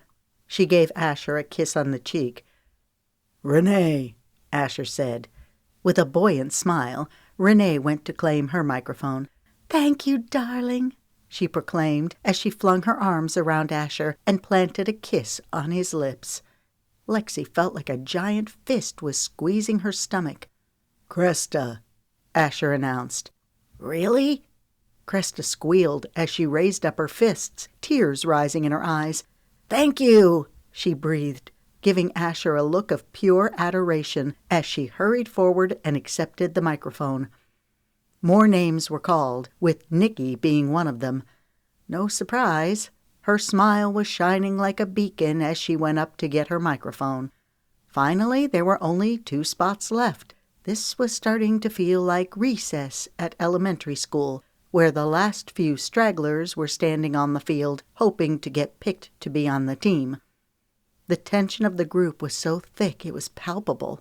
Lexi could see the anxiety peeking out from beneath the cracks in a few of the contestants' rigid smiles. Lexi was safe from leaving this go-round, but she wanted to be picked by Asher to stay, not just by the viewers. She held her breath, waiting for him to call out the next name. Jillian. A perky blonde with short curly hair spilled out a relieved smile as she trotted up to Asher's side. "Thank you." She gave him a kiss on the cheek. Lexi searched her brain, trying to remember what Jillian's profession was. She'd met her only briefly. She remembered that Jillian was from Florida. She seemed like a nice person. From what Lexi could tell, there was only 1 spot left. Her pulse was hammering against her temples, making her dizzy. Asher's voice rang out loud and clear. "Lexi." A tidal wave of relief swept through Lexi as she went up to collect her microphone. Her legs were wobbly toothpicks. "Thank you," she smiled as she took it from him. He wore a mischievous grin that showcased his adorable dimple. Lexi would have given anything to be able to read Asher's mind right now. Had he picked her because he cared, or had he chosen her out of duty because she was the viewer's choice? Or maybe it was out of friendship because they'd met before the show and shared an evening together. Why did he pick her last? Was he intentionally making her sweat? They did an awkward dance as she went to kiss Asher's cheek. Somehow he moved at the last minute, and their lips brushed instead, trailing a blaze of fire through her. She could feel that her cheeks were flaming. The kiss got her off balance. She toppled, but Asher caught hold of her arms to steady her. "Careful," he warned. The heat of his fingertips flowed into her skin. Her gaze moved over his handsome face. "I guess I can't help but fall for you," she joked. A large boyish grin streaked over his lips, making her feel like she'd scored a huge victory. As she went back to her spot, she caught a few malevolent glares from several of the contestants, including Renee. Lexi made a point of smiling through the hostility.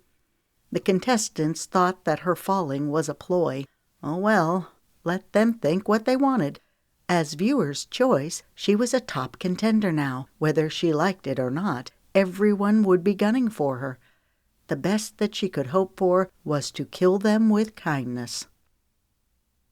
Morning came early. Of course, it didn't help that last night's event had ended a little after 2 a.m. "Wake up, sleepyhead," Cresta said in a sunny voice. Lexi groaned as she pulled the edges of her pillow around her ears, burying herself deeper into it.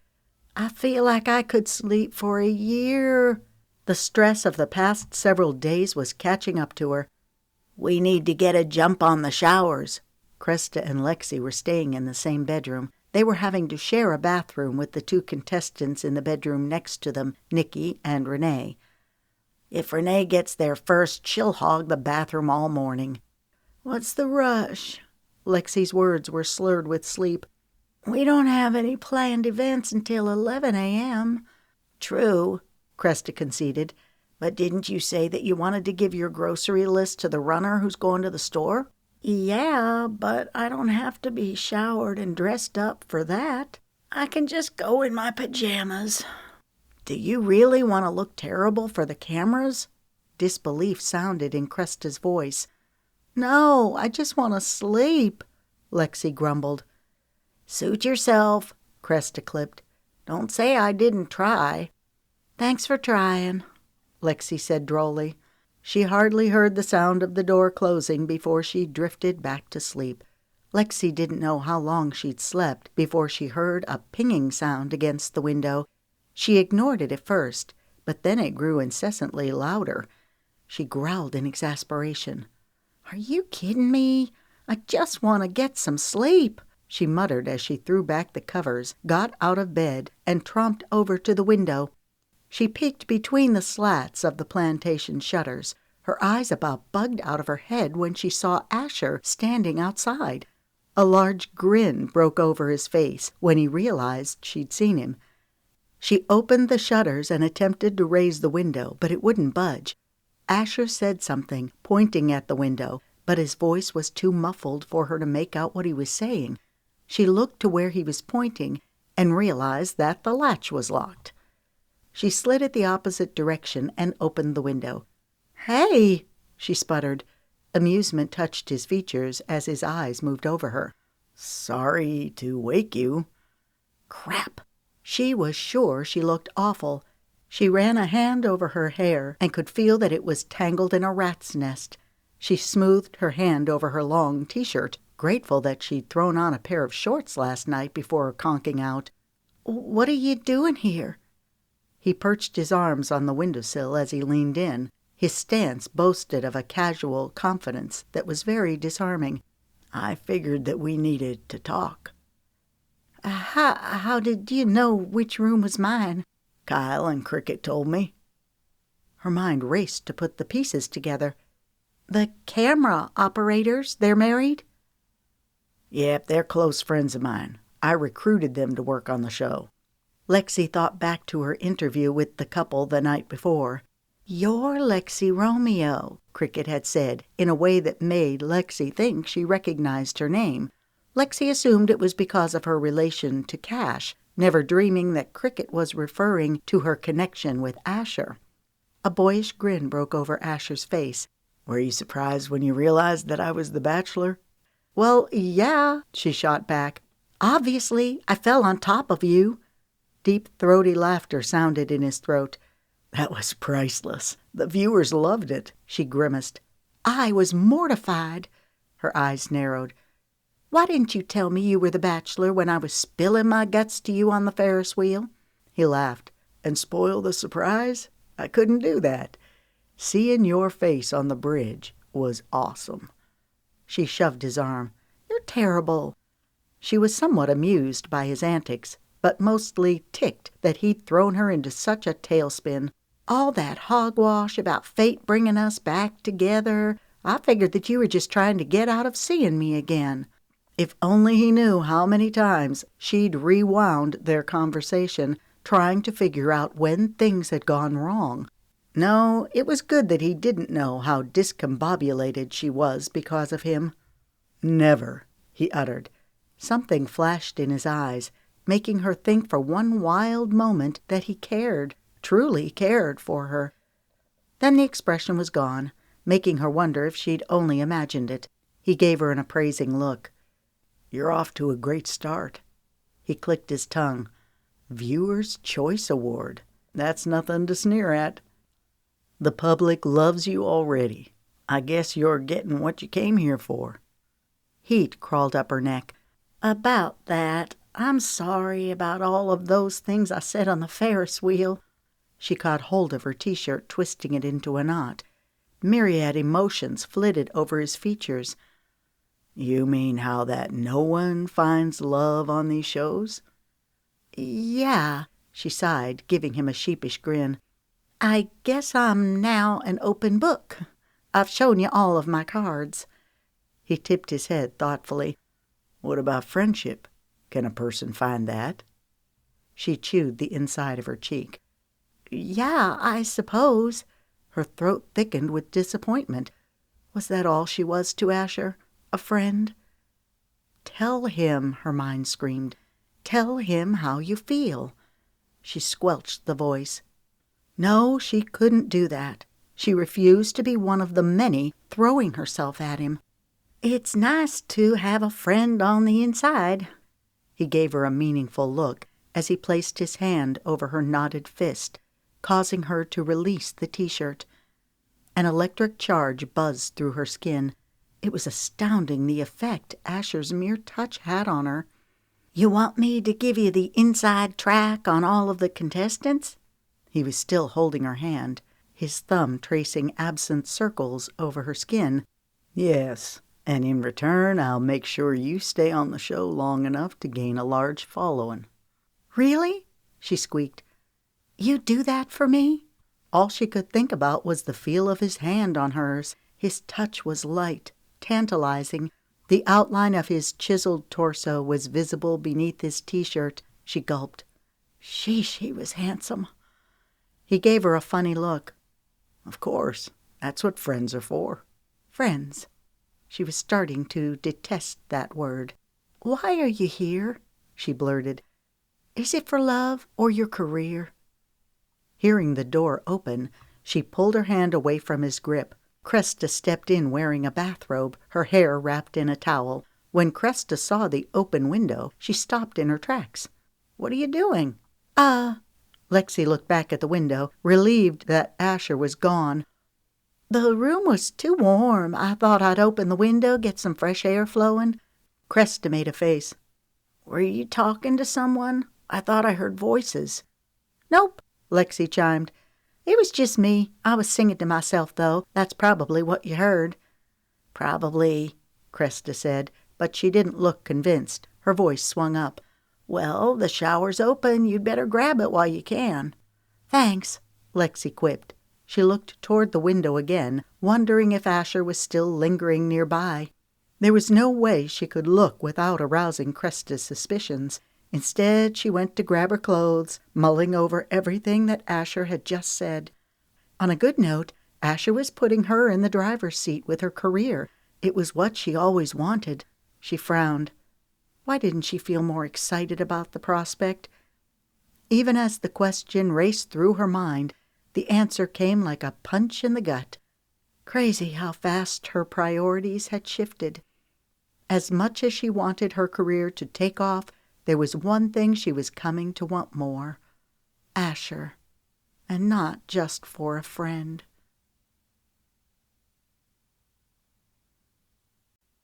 Chapter 10. The outdoor pool behind the mansion was a favorite gathering place for the contestants. Now that the list of women was narrowed down to 10, it didn't feel as crowded as it had before. When Lexi had first gone outside, she glanced at the thermometer attached to the wall beside the double French doors. The temperature was 78. That was way too cold for swimming, in Lexi's opinion. However, the producers had encouraged the girls to wear swimsuits as they lounged by the pool. Lexi had begrudgingly complied with their wishes, but she'd put on a cover-up over her two-piece. There were a few other girls wearing cover-ups as well, but then there were those who took this as an opportunity to show off their bodies. Renee had on a red bikini that would have been hard-pressed to cover up a gnat's rear end. She was reclined on a lounge chair, her movements leopard-like, as she sipped on a glass of wine. Nikki and Bella, the salsa dancer, were sitting on either side of Renee. Bella's bikini was almost as scandalous as Renee's. All three women were drinking wine. The past half hour their laughter had become louder and more brash. Lexi had chosen to sit by Cresta and Treasure. Treasure wore a tasteful aqua-colored one-piece, and Cresta had on a cover-up over her suit. Lexi had learned that Treasure had been married before and had a 2-year-old son. Lexi could tell by the tender way in which Treasure spoke of her son, Trey, that it was hard for her to be away from him. Treasure looked at Lexi. "That was quite the list you gave the grocery girl this morning. You must enjoy cooking." "I do," she motioned. "I figure there's only so much sitting around the pool and exercising a girl can take." "I hear ya," Treasure said dryly. "What are you going to cook?" "I figured that I'd start off with a bang. Chicken fingers, mashed potatoes, gravy, and cornbread." "That sounds delish," Cresta said. "I hope you're making enough to share." "Yes, ma'am," Lexi quipped. She planned on making dinner that evening to help fill the time. Asher would be choosing one of the girls to take on a date, but no one knew who it would be yet. Everyone was waiting on pins and needles to see who he'd take out first. "Here comes Asher," Cresta whispered, her voice sugared with anticipation. Lexi's breath hitched as he strode out wearing sunglasses, plaid board shorts, and the same gray T-shirt he had on earlier at Lexi's window. A towel was slung over his shoulder. "He's the most gorgeous man I've ever seen," Cresta said with a trace of awe. "He is something," Treasure agreed. "Mr. Movie Star." Murmurs of excitement rippled through the girls as several of them jumped up and surrounded him. "This is worse than hens on a June bug," Lexi muttered. Treasure laughed. "A what on what?" Lexi's cheeks went hot. She needed to learn to think before spouting things out. After all, she was wearing the infernal microphone. "June bugs are green beetles. Hens like to peck at them. They all gather around fighting to get their piece." "Sounds about right," Treasure quipped. "I almost feel sorry for Asher." "He seems to be able to handle it," Lexi said, her mouth going sour. It was disgusting to watch Asher's interactions with the women. He was so charming and debonair, reveling in their attention like a contented cat lapping up cream. "Go swimming with me," Lucy urged with a petulant inflection as she reached for Asher's hand. Her straight red hair bounced on her freckled shoulders as she pulled him toward the water. Lexi couldn't remember where Lucy was from, but she recalled that she taught junior high. Bella jumped up and got in on the action. She stepped up behind Asher and slid her hands around his arms. "Let's go swimming."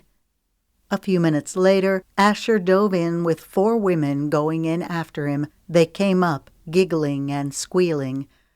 "It's so cold." This came from Brooklyn, the Dallas Cowboy cheerleader.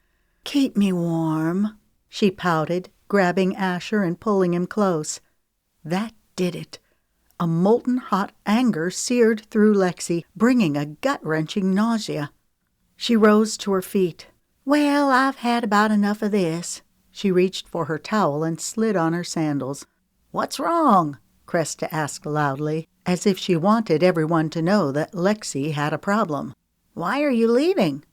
"No reason in particular," Lexi replied, forcing her tone to sound light and carefree. It was all she could do to paste on a smile. "I just thought a change of scenery might do me some good." She cast Asher a look that could kill. She could tell from his startled expression that he got the message. Good. She hoped he got it loud and clear. With that, she turned on her heel and strode back into the house. It was too early for lunch. She didn't want to go back to her room, so she decided to explore the mansion instead. The music room. All of the contestants were outside at the moment, fighting for their 2 seconds with Asher. That meant she could have the room all to herself. Herself was a loose term these days, as she was still wearing her microphone and cameras were rolling 24/7 in all of the common areas. Still, it would be nice to get away from the commotion so she could clear her head. How was Lexi supposed to pretend to be Asher's friend and give him advice about the other contestants when he was driving her nuts? She needed to lock away her feelings for him and throw away the key. Maybe if she'd met Asher in another place and time, they might stand a chance. But here, well, it wasn't going to happen. The sooner she got that into her brain, the better. She was here for her career. Asher had given her a golden pass. She needed to be grateful for the chance she was being offered and not get greedy, longing for more. Excitement trickled down her spine as she went to the stairwell. The music room was on the 3rd floor. The door was open. Lexi stood in awe for a moment, admiring the handsome room. It was more of a recording studio with its cushioned walls and high-tech sound equipment.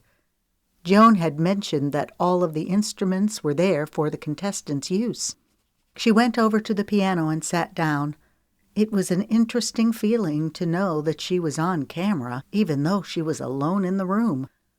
Lexi ran her fingers over the smooth ivory keys. Had no one been watching, she might have tried to dive into one of her own songs that she'd been working on. However, she didn't want to do that here. Not only would it be embarrassing, but also she wanted to keep her songs to herself in the hope that one day she could get them recorded. Instead, she opted for Lonely Moon. Singing it reminded her of performing it at the fair with Asher. She smiled, thinking of how seamlessly their voices had blended together. When that song ended, she launched into another one of Cash's songs, moving next to a few of her favorites. Lexi's mother was a huge Dolly Parton fan and had instilled a love for Dolly in Lexi. It felt good to sing, belting out the lyrics so that she could loosen the knot of tension between her shoulder blades.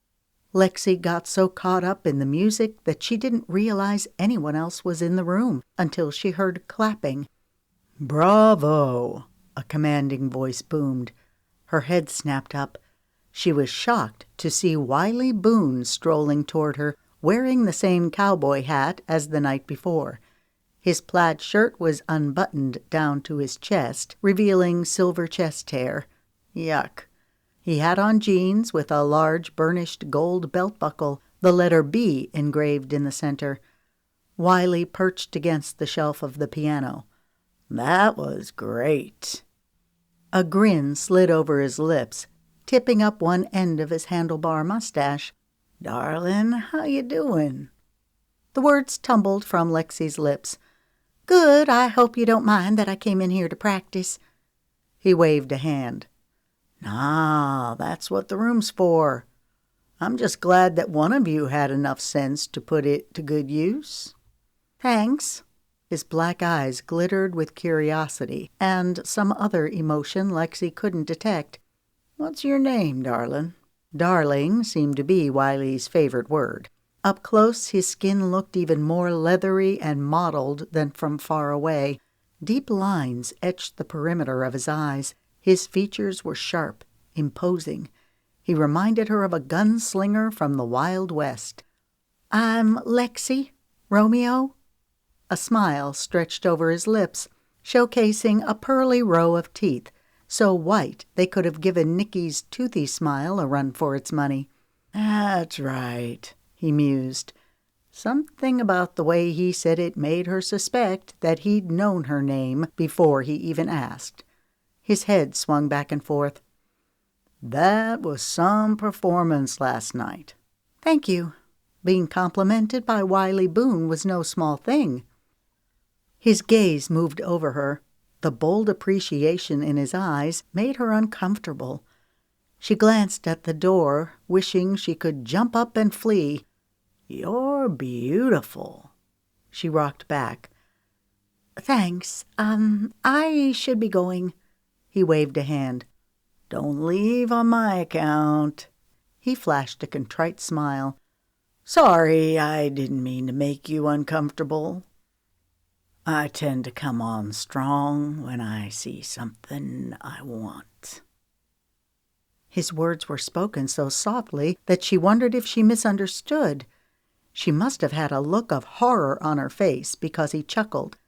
What I meant was that I'd love to hear you sing something. Oh, she said, relieved. Well, she was sort of relieved. She didn't want to have to sing for him. He straightened to his full height and stepped back from the piano. His hands were still resting on the top shelf, but he wasn't as much in her personal space. Do you know any songs by Reba McEntire? You sound a little like her. Wow, talk about a high compliment. Yes, Till You Love Me is one of my mom's favorites. He motioned. Let's hear it. She hiccuped a laugh. Now? An expression her Uncle Knox always said flashed through her mind. Good gravy. This was awkward. She should have just stayed out by the pool. She glanced behind Wiley, wishing that someone else would come into the room. Of course, that's what you're here for, isn't it? To get discovered? He folded his arms over his chest, a self-important look on his face. This is your shot to show me what you've got. His onyx eyes flashed a direct challenge. She could feel her cheeks flaming like a sunburn. She'd prayed so hard and often for a chance to break into the music industry, and now Wiley Boone was practically demanding that she perform for him. Still, it felt slimy. The way he looked at her bordered on leering. For the first time since coming to the mansion, Lexi was glad the cameras were rolling so that she wouldn't be completely alone. Okay. Her fingers moved over the keys with practiced precision as she played the intro. A couple seconds later, she began singing. His eyes moved over her in open admiration. The longer she sang, the more uncomfortable she grew. She felt a whoosh of relief when voices floated in from the hall. A second later, Joan and Trent Oglesby, the executive producer, stepped into the room. They stopped when they saw Wiley and Lexi. Trent's eyebrows bunched as he motioned. What's going on here? An easy smile slid over Wiley's lips. Lexi was just showing me a few of her songs. I see. Trent eyed Lexi with such frosty disapproval that it made her insides shrivel. This isn't what you think, her mind shouted. Lexi wasn't sure what Trent thought exactly, but whatever it was couldn't be good. Harvey's looking for you, Trent said to Wiley. Harvey was the head camera operator. While Lexi had never been personally introduced to the brusque, no-nonsense man, she'd seen him pacing around and barking orders. Wiley stuck his thumbs in his belt. I'll go see what he needs. See you around. He winked to Lexi as he strutted out of the room. Trent leveled a scorching gaze at Lexi. In the packet of information you received, it specifically states that you are not supposed to have any direct contact with Wiley. He jutted out his chin, his words charging out like assassins homing in for the kill. Do you consider yourself above the rules, Miss Romeo? Trent was a small-boned man with dusty blonde hair, his pale, translucent skin filled with a ruddy color going clear up into his receding hairline. Lexi rose to her feet, her defense falling from her lips like plaster off an old wall. I was just practicing when Wiley came in. A polite smile wobbled over her lips. Wiley wanted me to play him something. I didn't realize that I was breaking any rules. She needed to read those dang rules. Although they wouldn't have helped in this situation, Wiley had cornered her. Her feet seemed to have a mind of their own as she stepped forward and thrust out her hand. We haven't formally met, but I've heard wonderful things about you from Hartley. Trent arched an eyebrow, peering over his wire-rimmed round glasses as he looked at her hand in disdain, as if it were diseased. Don't think for 1 minute that your association with Hartley will give you special privileges. She rocked back, her hand falling to her side. No, I don't. I was just making a connection. Coming on this show last minute the way you did is a great opportunity. Don't mess it up, he growled as he turned on his heel and marched out. Lexi went cold all over as she looked at Joan. I'm not sure what that was all about, but I didn't do anything wrong. I was simply practicing when Wiley came in. Had I known it was against the rules to have direct contact with him, I would have— Save it, Joan cut in, holding up her hand. The rest of the sentence died in Lexi's throat. Joan continued, I know it can be intoxicating to have the attention of someone like Wiley Boone. A disbelieving laugh gurgled in Lexi's throat. Intoxicating? Seriously? Creepy was more like it. But you need to realize that Wiley has a short attention span when it comes to his exploits. Lexi's head began to spin. Everything was going so terribly wrong. The one guy she actually cared about was at the pool, getting mauled by all of those superficial bombshells, while Lexi was being targeted by a sleazy womanizer. Trust me, you don't want to go down that road with Wiley. You'll have a very short shelf life. Understanding zapped through Lexi. Joan had some sort of history with Wiley. Lexi could feel Joan's resentment spilling out between them and souring the air. I have no intention of becoming anyone's exploit, Lexi shot back, looking Joan in the eye. She spoke in a loud, concise voice, so there would be no misunderstanding. I was practicing, and Wiley came in. He insisted that I play something for him. If you don't believe me, you can check the camera footage. Joan settled down. That won't be necessary. Just don't let it happen again. Don't worry, I don't intend to. Excuse me, she said with a nod as she walked past Joan. Lexi, she turned back around.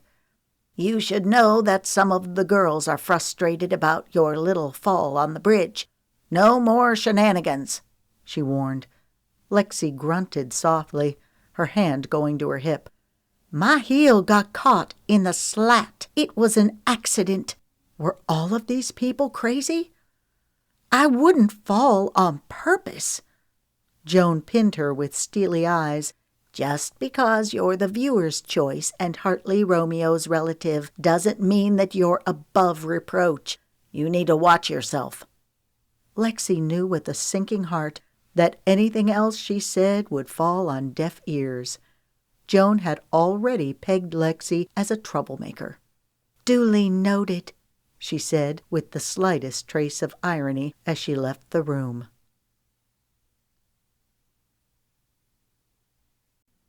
Chapter 11. It had been a long, draining day. Lexi couldn't wait to get a shower and go to bed. After her encounter in the music room, she'd gone back down to the pool and watched Asher fraternize more with the eager women. Several times she'd caught him looking her direction, but he never came over to talk to her. It was just as well. While her rational side recognized that Asher had to spend time with the contestants, showering them with attention. After all, that was the object of the show. The other part of her couldn't stand to see him with all those women. Lexi would bide her time on the show, watch her P's and Q's long enough to develop a following, then all of this turmoil wouldn't be in vain. This evening Asher had gone out on not one but 2 dates, one with Treasure and the other with Renee.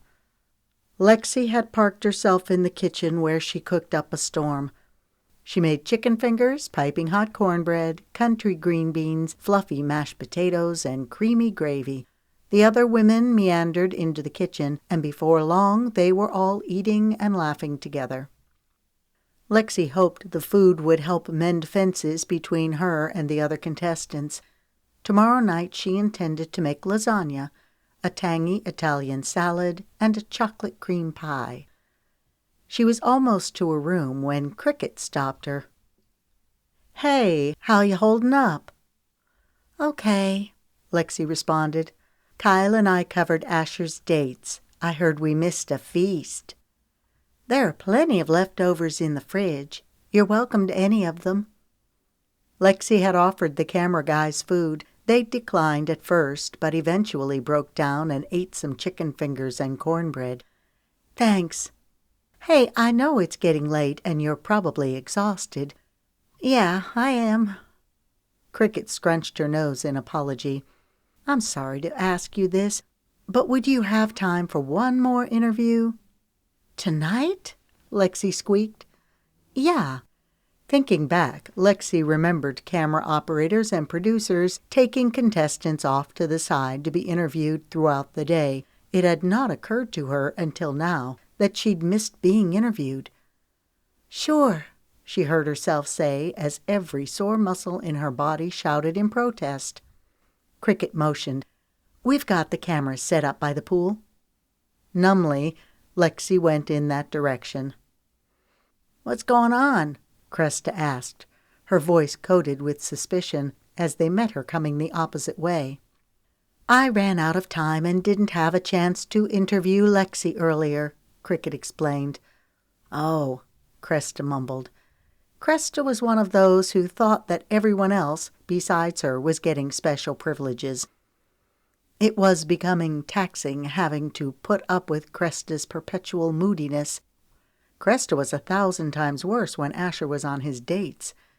When they stepped outside, the cool air splashed Lexi's face as she hugged her arms. She was wearing short sleeves. I should have put on a jacket, she said mostly to herself. This won't take long, Cricket assured her. Lexi assumed the cameras would be set up somewhere on the patio, but they weren't. We're around back by the pool house, Cricket said as if reading her thoughts. Oh, I almost forgot. I'll need this. She disconnected Lexi's microphone from her shirt. But won't I need that? Lexi protested. Joan had made a big deal earlier about the contestants keeping their microphones on at all times, except when going to the restroom, sleeping, or showering. Nah, we have another one set up. Okay. They rounded the corner. Lexi halted in her tracks, shocked to see Asher. Hey, he said, pushing his hands into his pockets, a slow grin moving over his handsome features. Hey, she responded, glancing around for the cameras. There were none. What's going on? She asked, looking between Asher and Cricket. I got her here. The rest is up to you, Cricket said to Asher. Lexi's mind tumbled over itself, wondering what Cricket meant. But before she could articulate any words, Asher reached for her hand. Come on. What's going on? She laughed. He looked up. How are you at climbing? Climbing? She sputtered, still trying to come to grips with what was happening. She'd been so weary before, but now her senses were fully alive. Asher's warmth seeped into her skin, rejuvenating her with a feverish energy. We're going on the roof by way of the trellis. Seriously? You go first and I'll go behind you. That way I can act as a buffer if you fall. Her eyes rounded. Fall? I don't intend on falling again.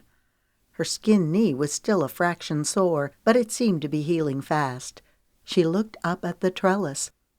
You seriously want me to climb up that? He chuckled. I'll be right behind you. Go for it. She pushed out a breath. Okay, I hope I don't regret this. She reached for a rung and began climbing. It was easier than she thought to get to the roof. Asher stepped up behind her. The pool house was bigger than most regular houses, with the roof pitching at various angles. Asher clasped her hand, leading her over to a semi-flat section. Lexi was surprised to see a blanket spread out. We have our own space, he said grandly, with no cameras, no microphones, and the moon and stars for our ceiling. A delighted giggle rumbled in her throat. And what a moon it is! It was a large harvest moon with a magnificent orange cast. The air was kissed with a new magic. Lexi was touched that Asher had gone to so much trouble. Just when she was about to write him off, he came through with flying colors. They sat down on the blanket and scooted so that their backs were resting against the siding. You're freezing, Asher observed. I should have brought another blanket. Here, wear my jacket. He peeled it off and held it out to her. But then you'll be cold. No, I have long sleeves. He gave her a sidelong look, his voice going deeper. "If I do get cold, you can keep me warm." She laughed. "Ah, your master plan is now revealed." She slid her arms into his jacket. It was several sizes too big, but it did the trick, making her feel toasty. In a fluid movement, he draped his arm around her and pulled her into the curve of his shoulder. If she were stronger-willed, she would have protested. Hadn't she told herself this morning that she refused to be one of his many admirers? And yet she did admire Asher, more than she wanted to admit. Lexi had always prided herself on being aloof. She'd never lower herself to chasing after guys, but would, instead, let them run after her. Being out here with Asher thrilled her to the core. A part of her wanted to just savor the experience, but then the morning would come, and she'd have to face the fact that Asher would once again be surrounded by all of those women vying for his affection. She angled so that she could see his face. "So how did the dates go?" She kept her voice light, but her insides had laced up tighter than a corset. "They went okay," he said casually. "What did you do?" He sighed. "Do we have to talk about that tonight?" "Which one made the best impression on you?" The words cut coming out of her mouth. "They're both so different," he hedged. "I suppose they both have their good points." "Treasure is a class act." "Yes, she is." It hurt to hear Asher speak those words. Of all the contestants, Treasure was Lexi's favorite. She seemed like a genuinely good person. Still, Lexi didn't want to think of Asher admiring her. "Renee's a hussy." Startled laughter burst out of his mouth. "Why don't you tell me how you really feel?"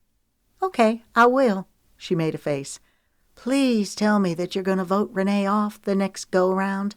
When he tensed, she began blinking fast. "You're not?" Irritation stirred a hot trail inside her gut. "Surely you're not taken in by her wiles." He grunted. "No, not in the slightest." Relief spilled over her, bringing a wave of dizziness. "Good." "Renee is beautiful and charming." Her stomach nodded as she waited for the rest. "But I could never end up with a redhead." "Why not?" "It would remind me too much of my sister." "Huh?" Not what she'd expected him to say. "Renee looks a lot like my sister McKenna. I could never marry her." Lexi ran that through her brain a few times before searching his face. "Are you saying that you actually came on the show to find a wife?" She heard the incredulous tone in her own voice. "Would that be so bad?" Her lungs squeezed, and she felt more than heard her pulse hammering in her ears. "I guess not. I'm just so surprised that you think you can find a wife under these circumstances." "That's right," he taunted. "No one in their right mind would go into this for love." She winced, her words coming back to her. She'd said them so flippantly to Asher on the Ferris wheel, mainly because she was trying so hard to convince him that she had no intention of falling for the bachelor, because she wanted him to realize that she was available to date him. Oh, the cruel irony of the situation. Just because you came on the show to further your career doesn't mean that everyone else did. His accusing eyes burned into her. "I never should have told you that. Had I known who you were—" Her voice trailed off, dissipating into the humid night air. She felt an invisible noose tightening around her neck. He took in a resolute breath. "No, it's good that I know where you stand. Like I said this morning, I need a friend on the inside to help me navigate this." The practical tone of his voice shot daggers through her heart. Had she been braver, she might have told him the truth. That she'd started falling for him the first moment she saw him. But now, even if she did admit her feelings, he'd think she was only doing so to get ahead on the show. It was better to be relegated to the friend zone than to lose him altogether. She switched gears. "So you're voting Renee off?" "Nope, not going to happen anytime soon. She's a favorite amongst the producers. They say she adds drama to the show." Lexi rolled her eyes in disgust. Yeah, she does add that. She tipped her head. How is this supposed to work? What do you mean? She moistened her lips before rushing on. You're trying to find love, and yet the producers are dictating who will go and who will stay. That hardly seems fair. It's a sticky situation, for sure. There are lots of moving parts. In the end, there can only be one girl. I just have to make sure that she's the last one standing. In the meantime, I don't mind appeasing the producers by keeping the ones on that they like. Her words issued out of their own accord. Who's your top pick? She caught the startled look in his eyes. Tonight, in the thin light of the moon, they were deep pools of indigo. He chuckled, a veil coming over his eyes, shielding her from getting a read on him. I'm not sure, he said offhandedly. I guess I'll just have to stay the course until the end becomes clear. He let out a long breath. You know what? I don't want to talk about the show or the other contestants. You don't? No. I want to get to know you better. Why? She blurted. A large smile creased his face. Because that's what friends do. I want to talk like we talked on the Ferris wheel, freely and openly. The moonlight shining on his chiseled features heightened his masculinity. Her breath came faster as she traced his mouth, wondering what it would be like to kiss him. One kiss was all she wanted. Then she could put aside her foolish crush and focus on building her career. Just one kiss, her mind whispered. She blinked herself out of the daze, willing herself to focus. What do you want to know? Come closer, he murmured. Help keep me warm. She snuggled against him, trying not to notice how perfectly they fit together. How many siblings do you have? One, came her automatic response. An older brother named Lucas. He works on my uncle's ranch. He's the quintessential cowboy. Loves to ride broncos. A reminiscent smile curved her lips as she thought of Lucas. An acute longing rose inside her, reminding her of how much she missed her family. It sounds like y'all are close. We are. In fact, a month will be the longest I've gone without talking to any members of my family. Realizing what she just said, her face warmed. I mean, that's assuming that you'll keep me around. She laughed, but it sounded forced. I told you you'll be here until the end. She rewound their conversation this morning. Asher had told her that he'd keep her on the show long enough for her to gain a following. This was new, but she didn't want to point that out to him. Maybe he meant that he'd keep her on until he found the one. At any rate, beggars couldn't be choosers. She appreciated what he was doing.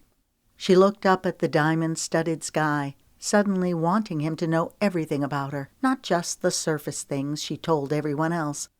I had an older sister named Leslie. She died when I was 2 years old. She drowned in our pool. His voice shot up. What? I'm the youngest in my family. My oldest living brother is Colin. There was a brother before him, Griffin, named after my dad. He died of a brain tumor when he was 3. Lexi's breath caught in the back of her throat.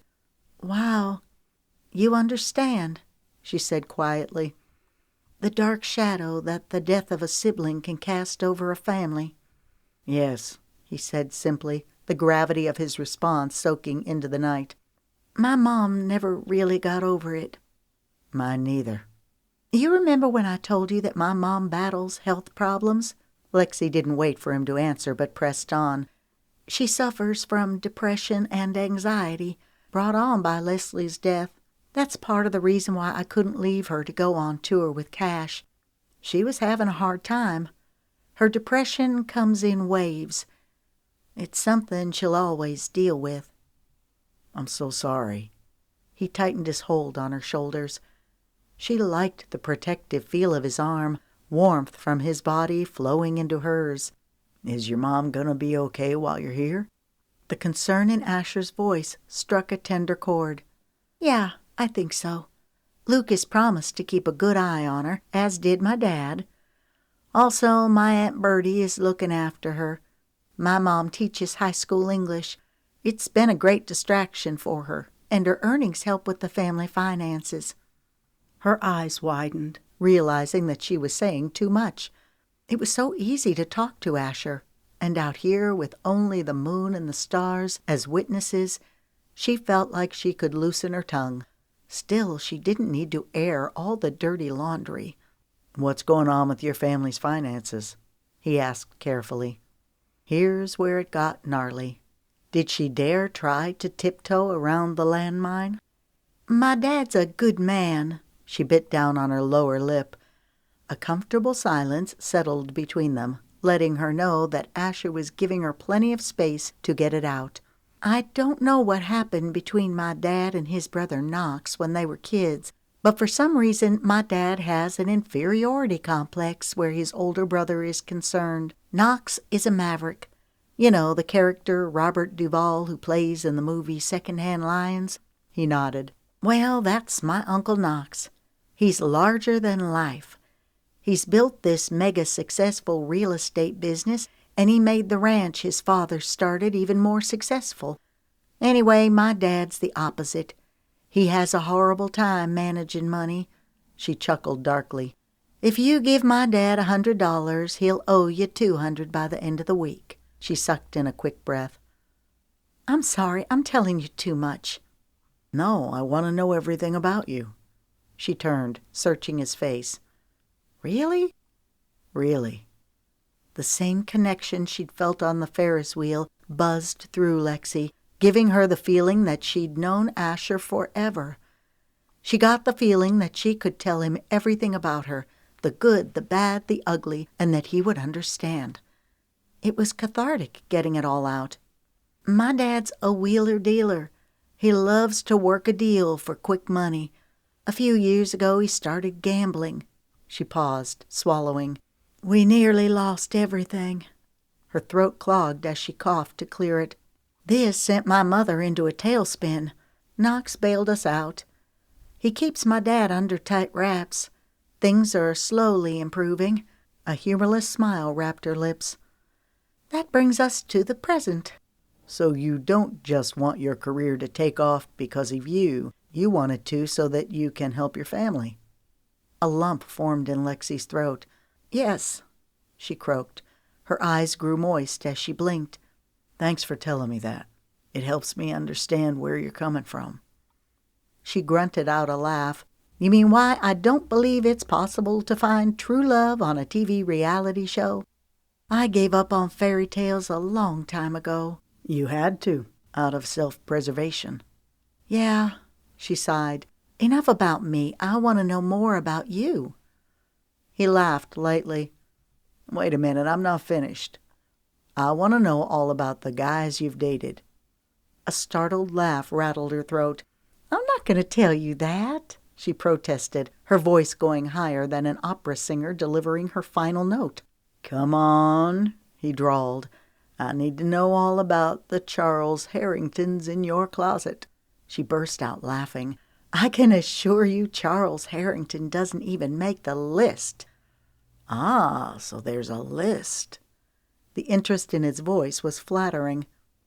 "Of course I've dated," Lexi said casually.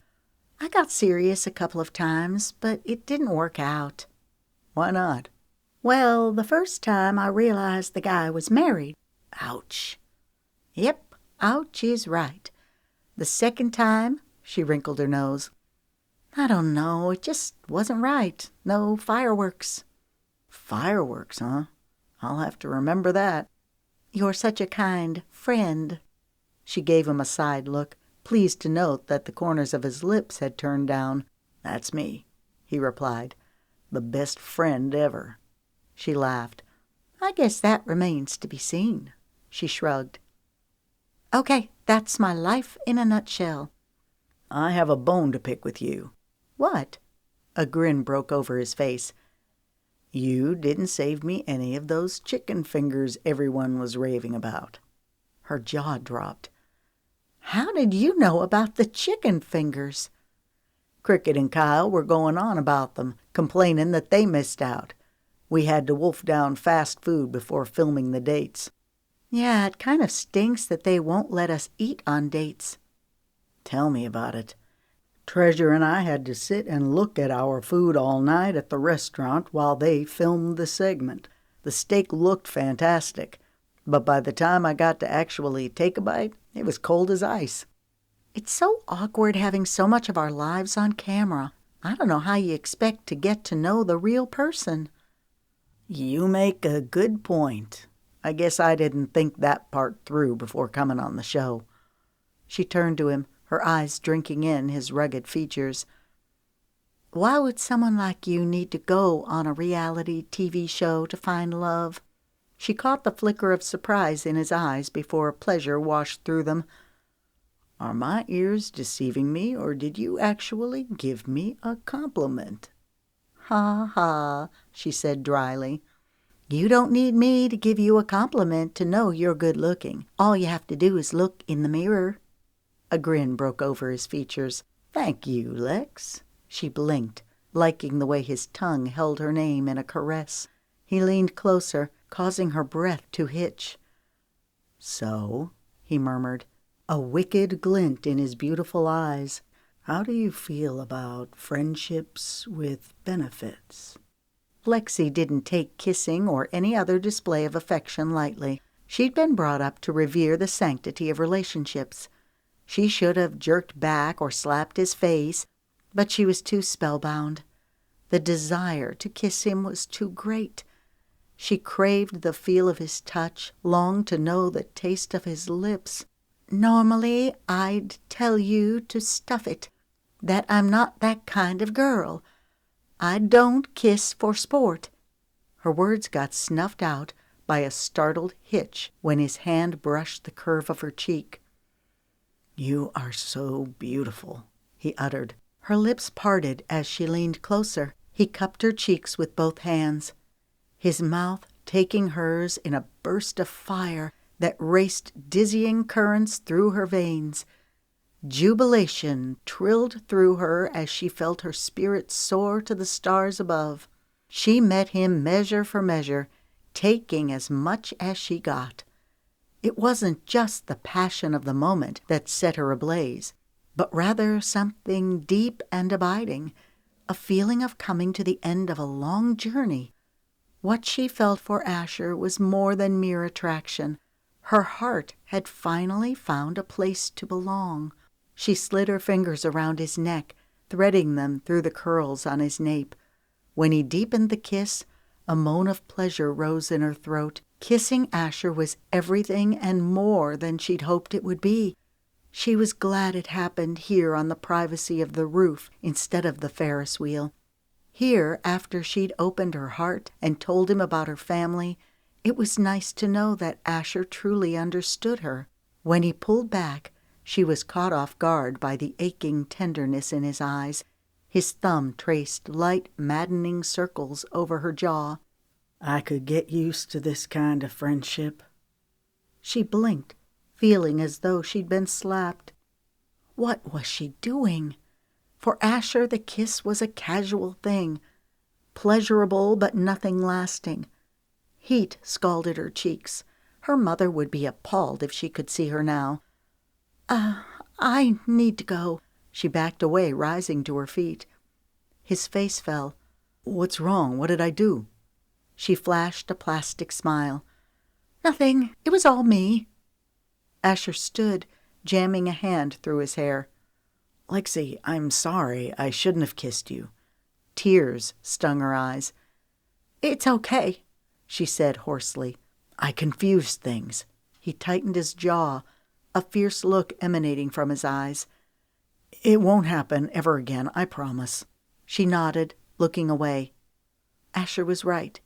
He had confused things. She knew now that she could never just be friends with him. These things that she felt ran so much deeper. They'd come on like a tornado, without warning, ripping through her heart and leaving her with ruin. Good night, she squeaked as she turned and hurried to get off the roof. Chapter 12. Asher climbed down the trellis, his feet feeling weighted in lead. Everything had been going so well until he ruined it with the kiss. He'd seen the startled look on Lexi's face when he made the comment about friendships with benefits. It had been a stupid thing to say.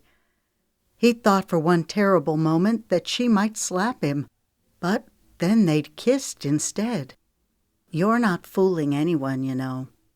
He spun around, surprised to see Cricket. "I thought you would have gone to bed long ago."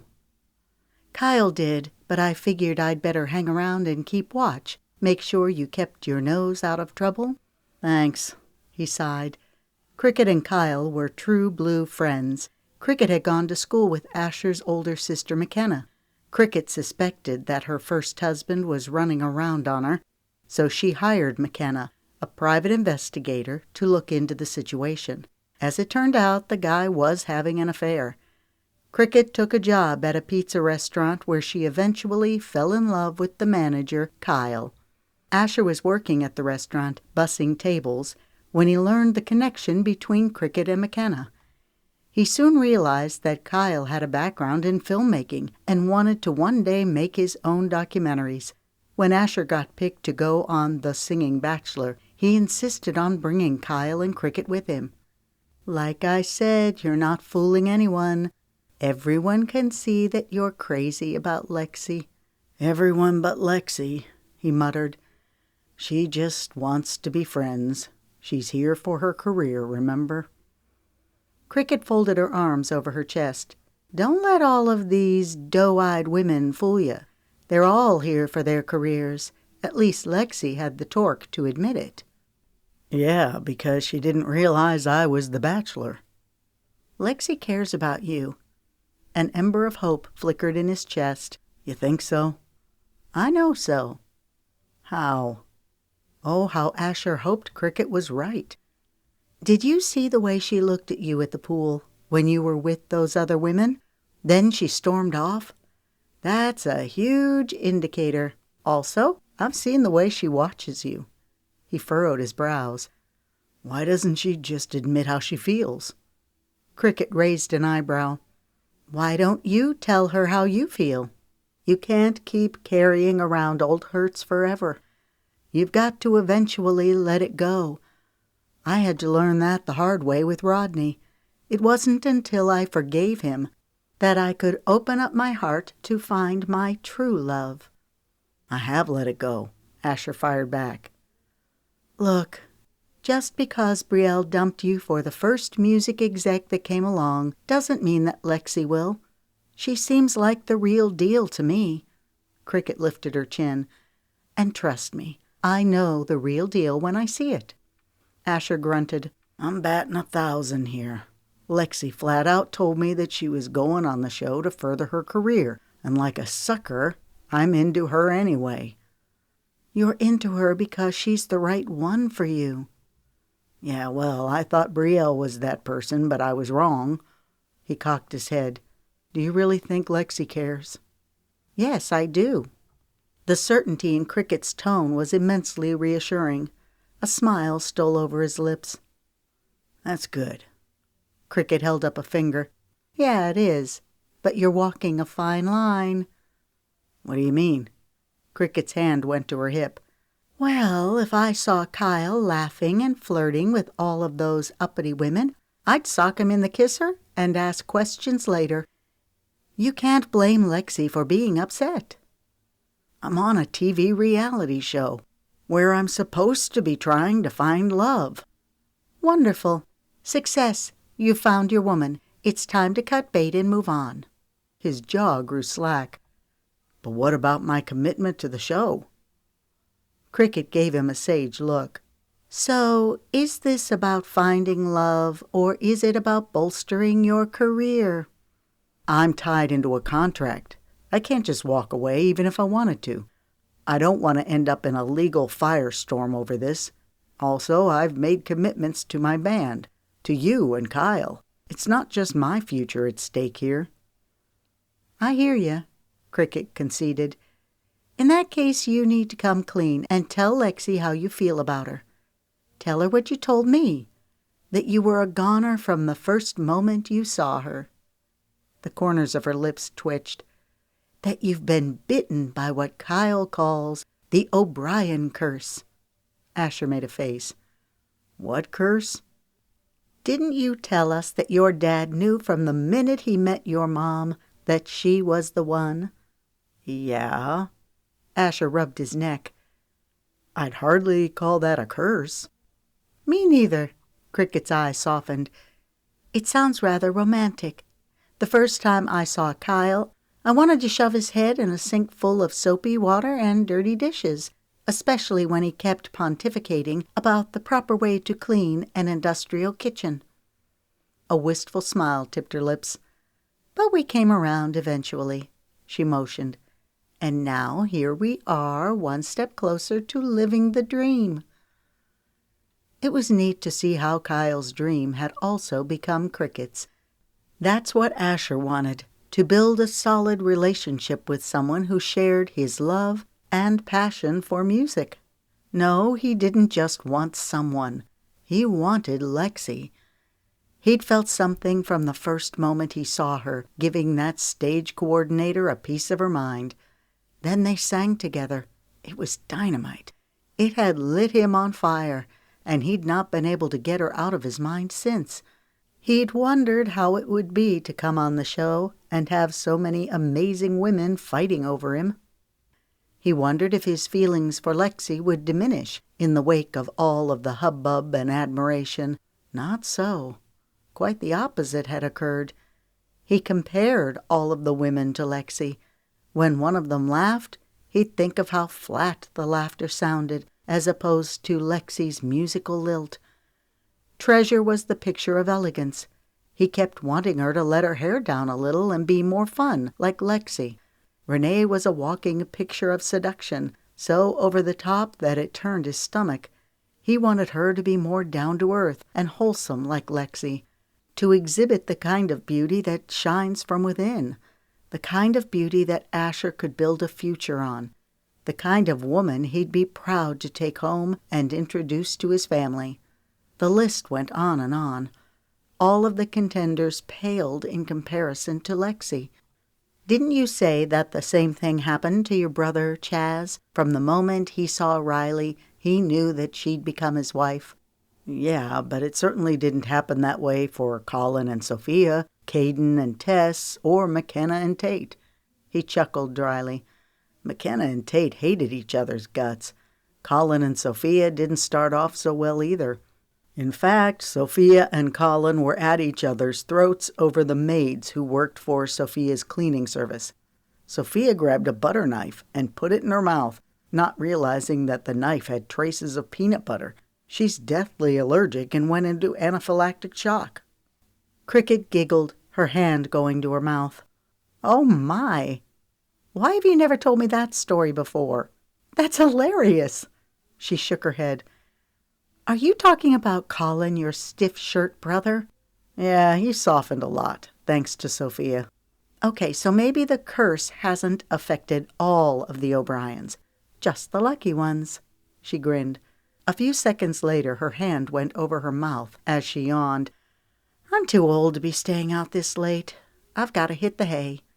She caught hold of Asher's arm, her eyes locking with his. "Do yourself a favor.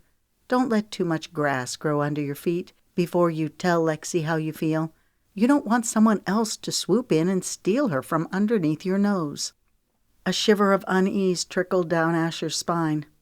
Who would steal her? His mind ran through the list of producers, camera operators, the host. Does Mace Campbell have his eye on her? What is it that you're not telling me?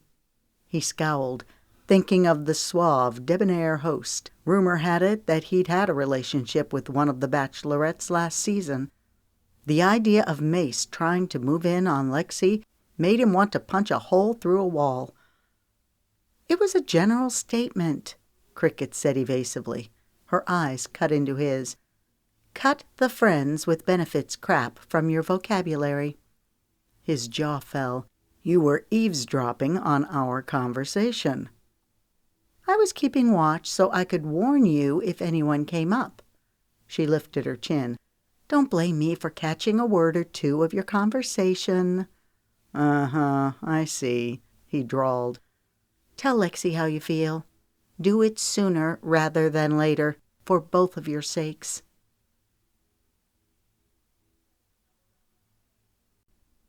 Chapter 13. The next week rolled by painfully slow as Lexi settled into a routine. She'd get up early and work out before eating breakfast, then make her way out to the pool and sit with the other women. The talk was always which one of them had held hands with or kissed Asher. Renee, Nikki, and Bella all claimed to have kissed him, which made Lexi sick to her stomach. Asher would make his appearance as all the women fawned over him. All the while, Lexi would replay their kiss on the rooftop. With each passing day, the exquisiteness of the kiss diminished as she became painfully aware that their kiss had meant nothing to Asher. A pleasurable way to pass the time. Friends with benefits, as he'd said. She was just one of his many admirers. She could kick herself for letting her guard down and kissing him.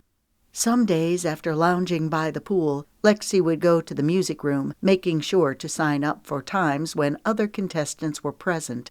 Several times when segments were being filmed, Wiley lurked nearby, watching her. Lexi was repulsed by Wiley's brazenness. Although it was tempting to shoot him a scornful glare, she avoided making eye contact. The more Lexi thought about the debacle in the music room, the more furious she became. It was as astonishing as it was exasperating that Trent and Joan blamed Lexi for Wiley coming into the room and demanding that she perform a song for him. The only thing worse than being reprimanded for something that she had no fault in was knowing that 100% of it was caught on video. For all she knew, it could already be streamed online. No, surely the editors would cut out that section. They wouldn't want to incriminate Wiley Boone or the show's executives.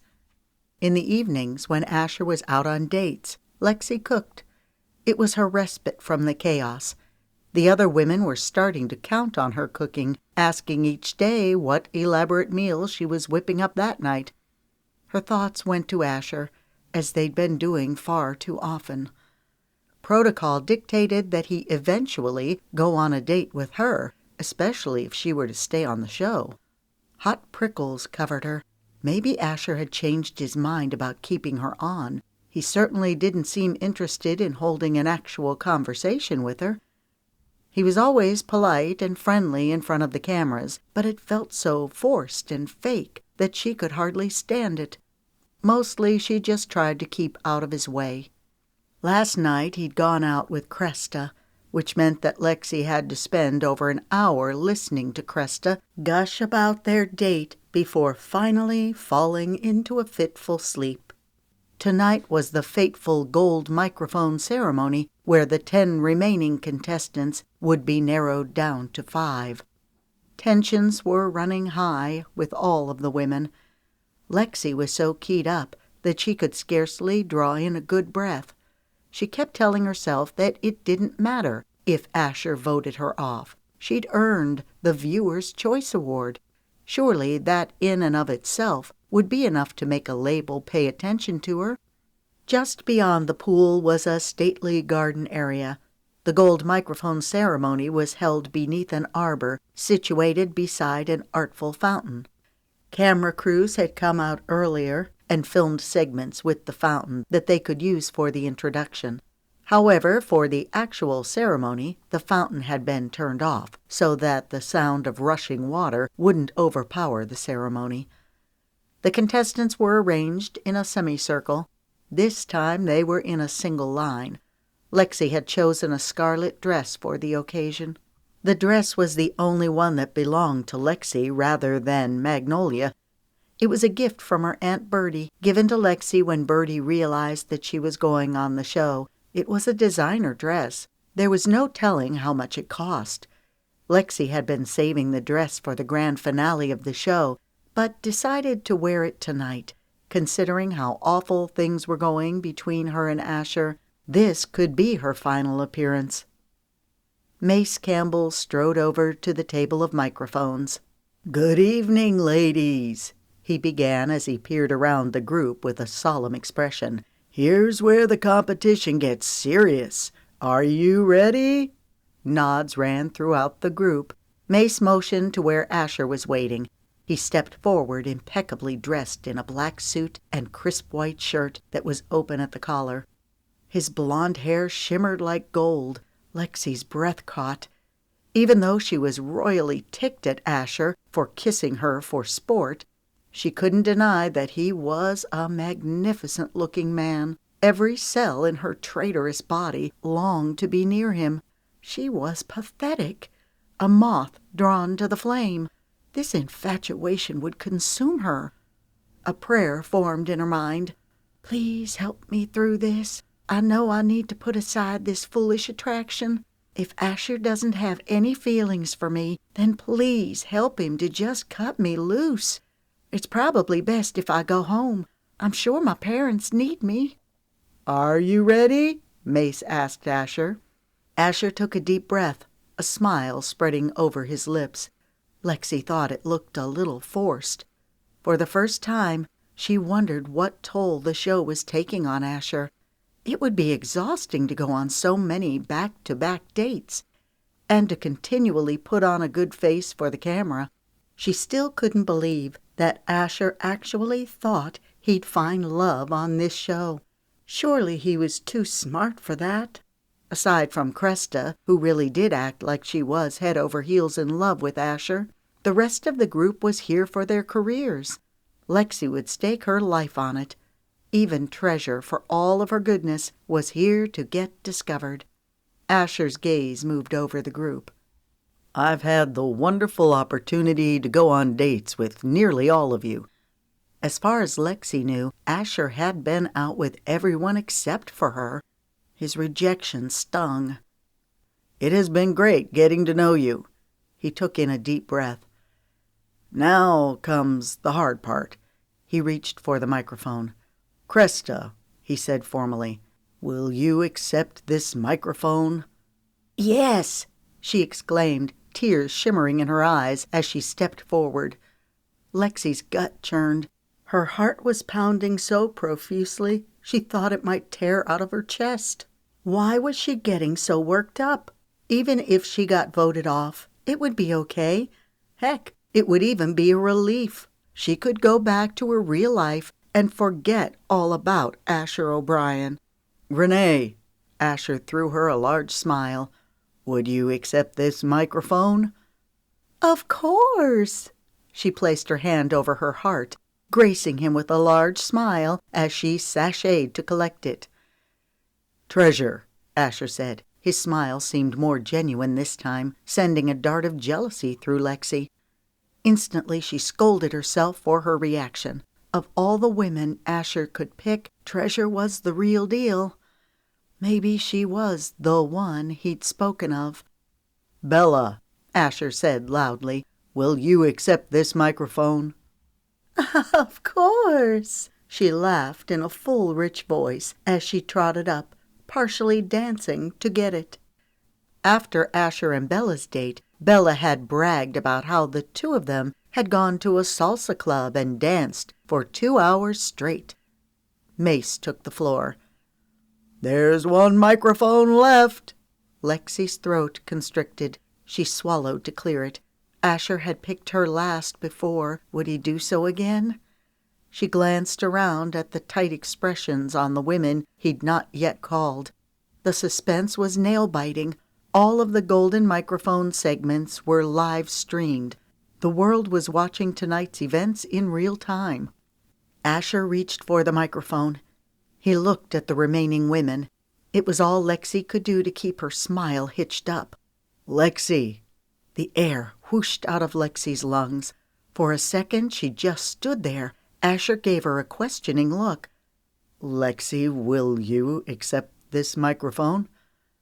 Somehow Lexi managed to find her voice. "Of course." She propelled her feet forward to get to him. "Thank you," she said, reaching for it. He handed it over, brushing her hand in the process. A quirky grin tipped his lips, and for a second, Lexi had the impression she was seeing the Asher she'd fallen for on the Ferris wheel. "You look incredible," he murmured as he kissed her cheek. "Thanks," she muttered as she went back to her spot. After Mace did his wrap-up for the camera, there were hugs and a few tears from the departing contestants. Nikki stepped up. Lexi offered a conciliatory smile. "It was nice getting to know you. I'll miss you." She hugged Nikki and went to pull away, but Nikki wouldn't release her hold. She hissed in Lexi's ear. "You and your boy think you're so smart, but I know what you're up to. You've been playing everyone the whole time, but you won't get away with it. I can promise you that." Lexi's breath froze as she stumbled back. "I have no idea what you're talking about." Malice flickered in Nikki's eyes as she flashed her trademark pearly smile. "Good luck, everyone," she said loudly as she looked straight at the camera.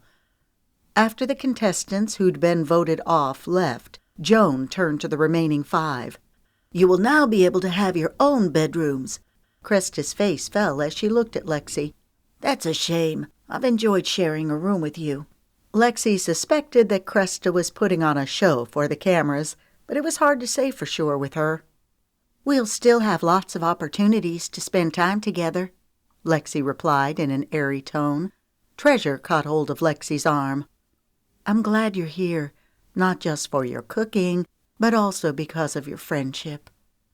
"Thanks," Lexi said, touched by Treasure's kind words. "I'm glad you're here too." She meant it. While it cut to see Asher with anyone else, including Treasure, it was nice having Treasure here with her. Lexi felt like Treasure was a true friend. Treasure cut her eyes at Asher. "He's a good guy." "Yeah," Lexi said dutifully. Treasure gave her a pointed look. "I mean it. He's better than you realize. Give him a chance to show you." Lexi rocked back, blinking so fast she feared her magnetic eyelashes might fly off. "I'm not sure what you mean." Treasure smiled wisely. "I think you do." Her posture erect, she strolled away. Lexi's mind was reeling, first with the knowledge that she was staying on the show, second were Nikki's hateful remarks, and third, Treasure's cryptic comment. The way in which Treasure phrased her words, one could almost think she was trying to get Lexi together with Asher. Why would Treasure do that? Wasn't the objective for her to win Asher? Lexi's thoughts went back to Nikki. Did she think Asher and Lexi were in league together? Hot needles rained down on Lexi. They were, sort of. That first night at the park, when Lexi and Asher bantered about the Ferris wheel, Nikki had gotten suspicious. Had she somehow found out that Asher and Lexi had met each other before? Or maybe Nikki had seen them on the roof of the pool house. Or perhaps Nikki had seen Asher coming to Lexi's window that one morning. A hand touched Lexi's spine the second before a man stepped in front of her. "Congratulations, darling." She was jolted to see Wiley Boone. "Thanks." She took a step back to put distance between them. Wiley noticed, his eyes narrowing. His bold gaze moved over her. "You look like a walking felony." His eyes lingered on her chest. "Thank you." She had to fight the urge to flee. Wiley held out his arm. "Take a walk with me in the garden." It was more of a command than a request. This was like the snake asking the mouse to take a stroll. No thanks," she swallowed. "I don't want to break any rules." His eyes glimmered with determination as he stroked his mustache. "Well, the way I figure, this is my house, my show, my rules." He motioned with his head. "Let's go." Alarm trickled through Lexi as her eyes searched for someone who could help get her out of this jam. She caught Asher's gaze. "Hello," she called, waving. "Sure, I'll be right there." Asher looked confused. He glanced back to see if she were talking to someone else. Then he pointed to himself and mouthed, "Me?" She nodded vigorously before offering Wiley an apologetic smile. "I'm sorry, I have to go." Wiley caught hold of her arm. "Surely you don't want that wet behind the ears boy when you can have a real man." Her skin crawled.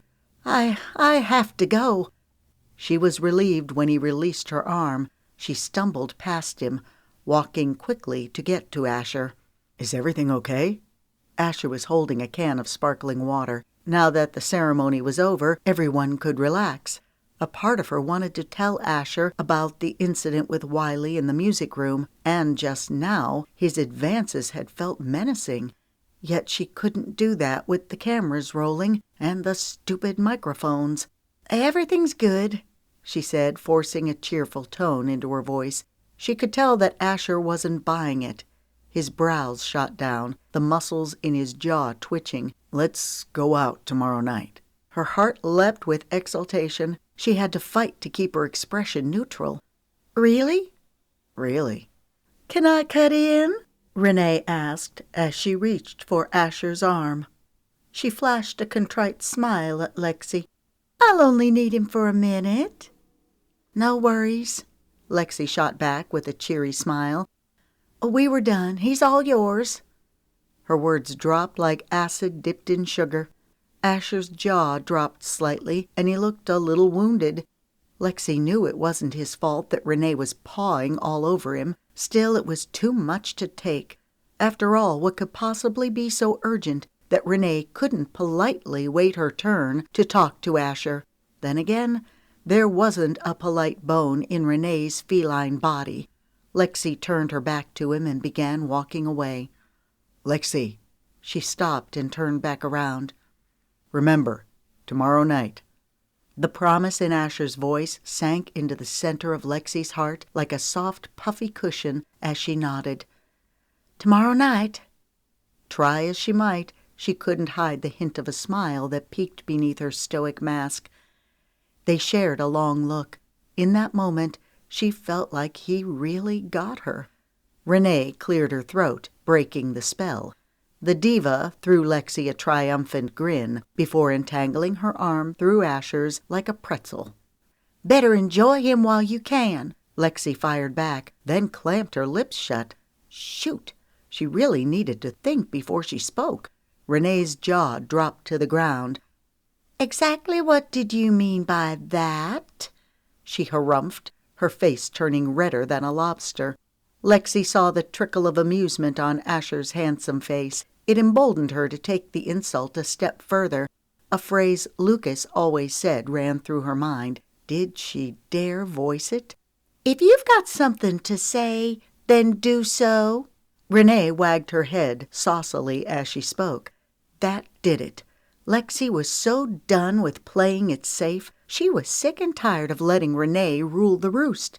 She straightened her shoulders and let loose with Lucas's phrase, her voice playful and taunting.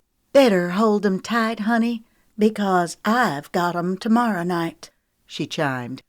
A snigger rose in Asher's throat. He tried to hold it back, but it burst out in gasps, his shoulders shaking. For once, Renee was at a loss for words. With that, Lexi winked and strode away.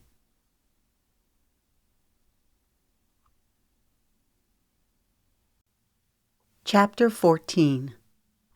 Of all the dates Asher had been on since coming on the show, he'd wanted tonight to be perfect. It would have been, except for the intrusion of the dang cameras, capturing them from all angles. As if reading his mind, Lexi glanced over at one of the cameras before looking back at him. Tucking her hair behind her ear, she gave him a strained smile. Kyle and Cricket were positioned directly in front of the table. When the conversation lagged, they glanced at one another before Cricket held up a cue card with the message, "Talk about your favorite jazz musicians." Lexi jumped into gear. "Who's your favorite jazz musician?" she asked. "I have several," Asher replied, "but Louis Armstrong tops the list." She nodded. "I agree." "Who are your favorites?" She pursed her lips thoughtfully. "I'd have to say Billie Holiday and Ella Fitzgerald." They launched into a conversation about jazz music and the influence it had on modern-day music. Asher could feel the camera operators and producers settling down and getting comfortable, relieved that the conversation was flowing. The discussion moved to literature as he and Lexi spoke of F. Scott Fitzgerald and The Great Gatsby. "Did you know that Fitzgerald coined the phrase jazz age?" Lexi asked. "No." Lexi nodded, her glossy chestnut hair bouncing lightly on her shoulders as she became animated, talking with her hands. "Yep, he did. He named a collection of his short stories Tales of the Jazz Age, and it stuck." Lexi's soft brown expressive eyes caught the flicker of the candle in the center of the table, sparkling with a hint of mystery. Asher's gaze moved appreciatively over her delicate features, tracing along the lines of her jaw and going down her slender neck. She looked exquisite in her royal blue dress. The shimmery fabric molded well to her soft curves. Lexi was so beautiful and so classy. He loved that she was also smart and interested in so many subjects. "I find it interesting and sad that Fitzgerald died believing that his crowning achievement was a flop." He tipped his head. "Really? I didn't know that." "Yes, when Fitzgerald died at the age of 44, The Great Gatsby was no longer being published. He wrote his wife Zelda a letter in which he lamented that he was a forgotten man. It wasn't until World War II that an initiative was started to provide books to soldiers. The Great Gatsby was selected as one of those books. They were designed to fit into a soldier's pocket. It was only then that the novel began to gain popularity. Fitzgerald spent much of his time writing pieces for the sole purpose of selling them to earn income. He considered himself a hack." A shadow crossed her features. "Just think, if The Great Gatsby hadn't been selected for that initiative, we might not know about it today. It would have faded into obscurity. Do you ever wonder how many great works of literature and songs are out there that we don't know about? Things that have never been discovered or appreciated." Asher knew Lexi was talking about herself. He'd felt her pain when she told him how she'd performed for Cash Romeo's label, and they deemed Lexi's music as too ordinary for them to publish. He couldn't imagine anyone failing to recognize Lexi's value. Asher had known from the first moment he'd heard her sing how extraordinary she was. A smile touched his lips as their eyes met. "I have to believe that Providence has a way of making things right. People eventually come around and recognize the greatness that's in front of them." Color brushed her cheeks with a rosy hue. "Thanks," she murmured as she looked down, her lashes sweeping against her soft skin. He loved Lexi's femininity, her perfect posture, the way her chin had a jaunty point. It spoke of her sass. Mark, one of the producers, scribbled on a poster and held it up. "Mention something about the restaurant and the food. Say you're looking forward to listening to the jazz music." A dart of frustration pinged Asher. He could tell from the way Lexi's features tightened that she felt the same way. The minute they started really connecting, the producers would interrupt, trying to keep a tight rein on the conversation. All of Asher's dates had been the same way. He hadn't minded before, but now it was annoying. He had to force his voice to sound light. "Speaking of jazz, it's nice to be here with you." She smiled slightly. "Yeah, I'm looking forward to hearing the jazz music later," she said woodenly. Asher and Lexi would only get to listen to a few minutes of the music, just enough for the cameras to get shots of them acting as if they were enjoying the show. The producers felt like it was a waste of time and resources for Asher and Lexi to sit through an entire performance. Asher reached across the table for Lexi's hand and squeezed it, trying to convey through his eyes that he understood why she was having such a hard time. Her hand was delicate and warm in his grasp. He rubbed his thumb over her skin. He knew the cameras were zooming in on their clasped hands, but he didn't care. All he cared about was spending time with Lexi. He wanted to be alone with her so he could let go of the pretense and dive deeper into their relationship as they had that night on the rooftop. "The food looks delicious," Lexi remarked. Asher looked at the plates of food before them, prime rib, fluffy mashed potatoes topped with gravy, fresh sautéed vegetables. He was so hungry that he could devour it all in a few bites. He should have eaten before coming tonight. The producers had ordered him a sandwich, which was delivered to his room. However, he was too keyed up to eat. Now he was regretting that. His stomach growled noisily. Lexi's eyes widened before laughter gurgled in her throat. She put her hand to her mouth and dipped her head slightly to stay it. A reckless thought flitted through Asher's brain. What could it hurt to eat? Yeah, the producers would be ticked, but so what? He picked up his fork, scooped up some potatoes, and put them into his mouth. As he chewed, Asher caught the shocked looks on the faces of the camera operators. Trent Oglesby threw his hands into the air and shook his head in disgust. "What are you doing?" Kyle mouthed. "Viewers aren't tuning in to watch you eat." Asher had heard that so many times since coming on the show. Well, why couldn't the viewers watch them eat? They watched them do nearly everything else. Asher picked up his knife and cut off a section of the prime rib. He plopped it into his mouth. It was cold, but still tasty. Asher motioned to Lexi's uneaten plate. "You should try it," he encouraged. Lexi glanced at Trent before hesitantly picking up her fork. She took a bite of her berry salad, blinking in surprise. This is good." He raised his eyebrows. "Yeah, but is it Lexi's chicken fingers good?" She made a face. "You've never had my chicken fingers." "Oh, yes, I have." "When?" "A few days ago when I raided the fridge and took all of the leftovers." Actually, he'd gotten Cricket to raid the fridge. Asher could have done it, but then all of the girls would have come in and swarmed him. Lexi shook her head, a smile tugging at her lips. "You're something," she drawled. The admiring look in her eyes warmed him through to his toes. "You're a fabulous cook, by the way." He wanted to put in as many plugs for Lexi as he could.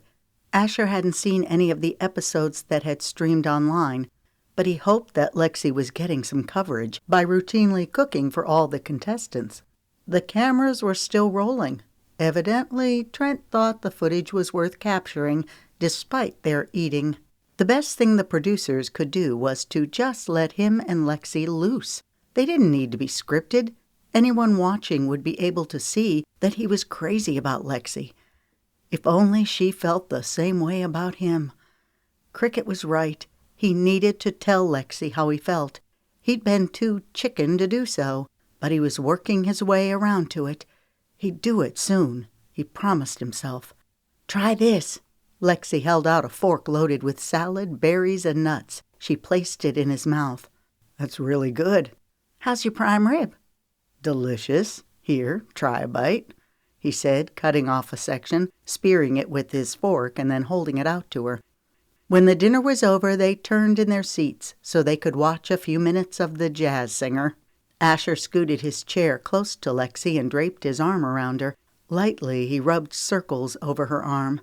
Desire simmered through him. He marveled at how he could be so attracted to Lexi. Everything about her drew him in. The performer was excellent. Her voice was smooth, full, rich. All too soon, Kyle made a circling motion with his finger, signaling that the shoot was wrapping up. "Great job, guys," Mark, one of the producers, said as they gathered in the foyer. Trent looked over his glasses, eyeing Asher. "You were pushing it with the food, but it turned out okay." He held up a warning finger. "Don't let it happen again." A sheepish grin slid over Asher's lips. "Sorry, man, I just couldn't keep sitting there staring at that food when I was starving." "You guys did great," Cricket said. "That's the best segment we've had." "Hands down," Mark agreed. "You kids know what it takes to shine." "All it takes is real chemistry," Asher responded, as opposed to the scripted version. He grinned inwardly when he saw the startled look on Lexi's face. She gave him a questioning look, but he could tell that she was pleased. Yep, Time to tell her how he felt. Surely she felt the same way. Their kiss had been incredible. Her lips couldn't lie. They'd spoken truth to his soul, bringing home the knowledge that she was the only one for him. "Okay, folks," Trent said in a brusque tone. "We'll head over to Armstrong Park next. Film some footage on the bridge. Have Lexi fall into Asher's arms a few times to recreate your first meeting. Viewers will eat that up." Lexi nodded, compressing her lips together. Her strained expression cut at Asher. The producers were beating every bit of spontaneity out of their relationship, all for the sake of getting just the right footage to boost the ratings. He had to get Lexi out of here, away from the all-seeing eye of the cameras so they could talk, really talk. An idea had been stewing around in his brain all day, but he wondered if he dared act on it. He'd been a touch gloomy, knowing that he was missing out on a family celebration. The only bright spot had been going out with Lexi tonight. Then he'd worked himself up over the date, to the point where he'd not eaten earlier when a sandwich was offered to him. He glanced at Kyle. Asher had briefly mentioned his idea to him earlier, but Kyle immediately shot it down, saying that it would cause too many repercussions. Asher had let it go, not wanting to rock the boat, but the eating bit had kindled a new fire in him.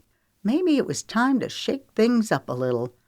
As Cricket so aptly pointed out by the pool house, Asher's relationship with Lexi was far more important than any show. It was time that he proved that to Lexi. The group moved outside. Asher moved closer to Lexi and slid his arm around her shoulders. "Follow my lead," he whispered in her ear. Her eyes rounded. "Huh?" "Lexi and Asher will need to ride together," Trent said. He looked at Kyle and Cricket. "Make sure you get plenty of footage of them en route." "Will do," Kyle said with a dutiful nod.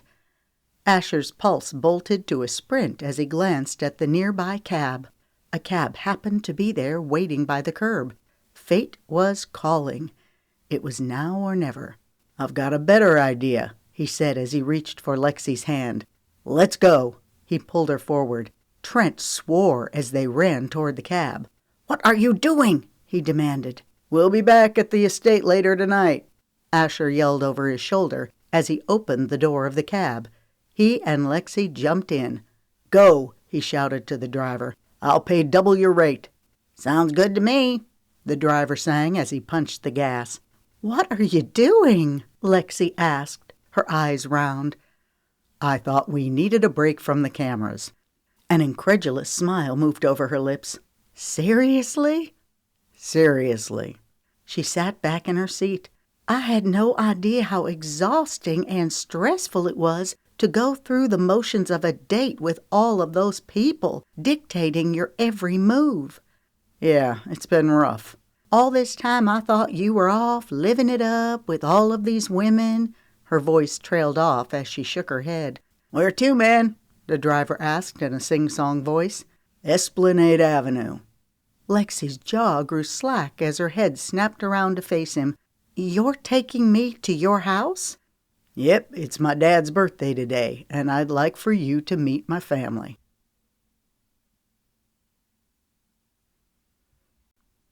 Chapter 15. Going back to Esplanade Avenue was surreal. It had only been a short period of time since Lexi had been here, and yet it seemed like it was a lifetime ago. She took in the brightly colored houses with their beveled windows and intricate architectural features. "I love the trees in the center of the street." Majestic oaks. Asher's voice held a reminiscent smile. "When I was a kid, I used to imagine what it would be like to swing on the moss like a monkey." She laughed. "That makes for an interesting picture. I can see your blonde hair flying." He leaned over and rubbed his hair back and forth. "It's a mop." "I like it. It's cute how it's longer on top. You keep pushing it back when it falls over your eyes." It was a sexy gesture, but she wasn't about to say that out loud. "Cute?" he balked. "Maybe I should just surrender my man card right now."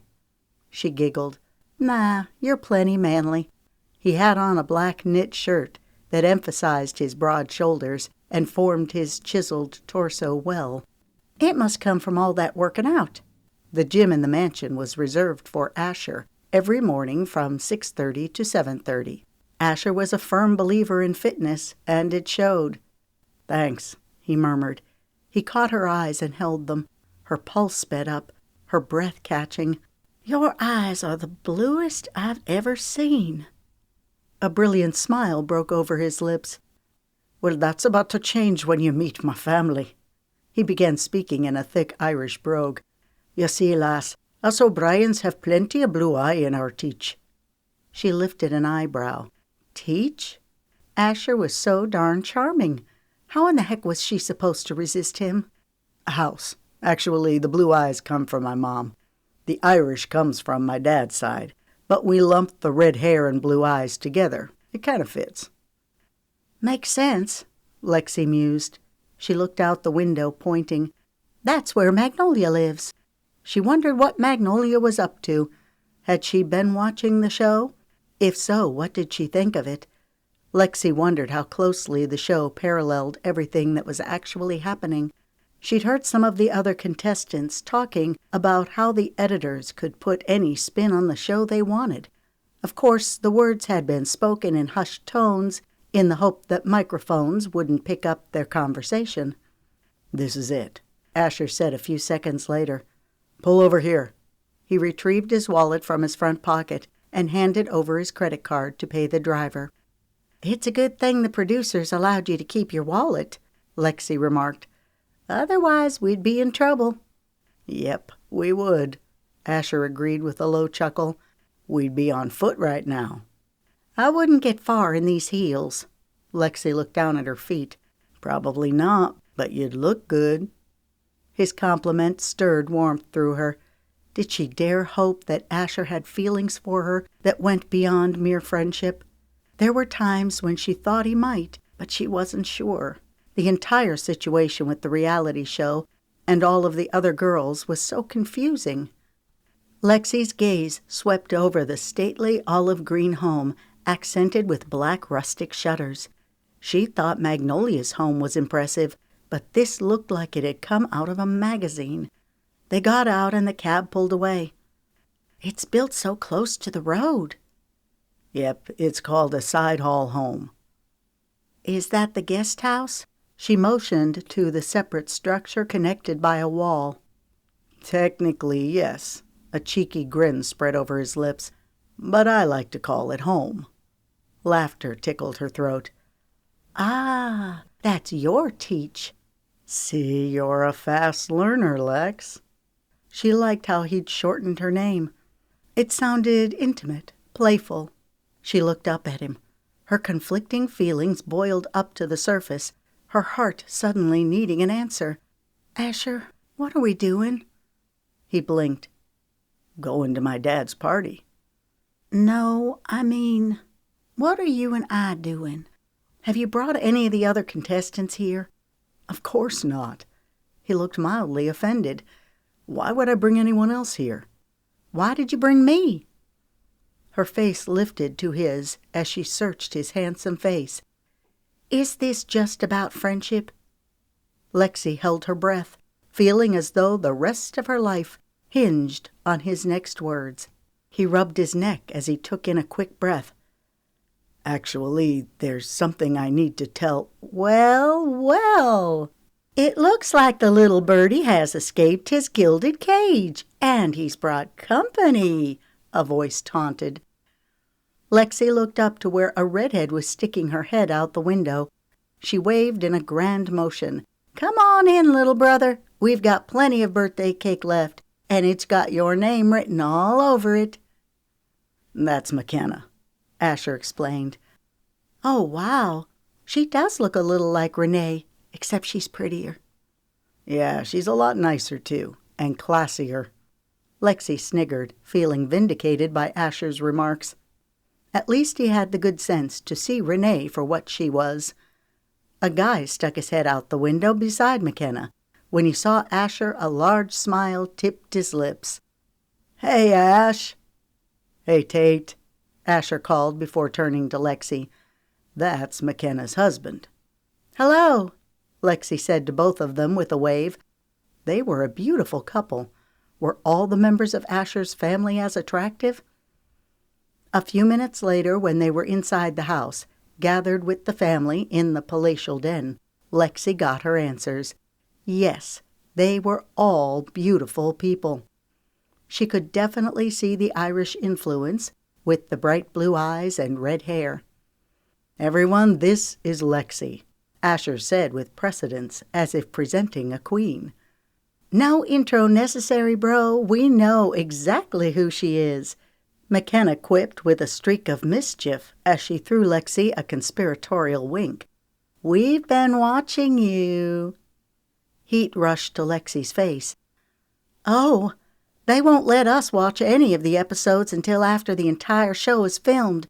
I have no idea what you've seen." "Better hold 'em tight, honey. I've got 'em tomorrow night."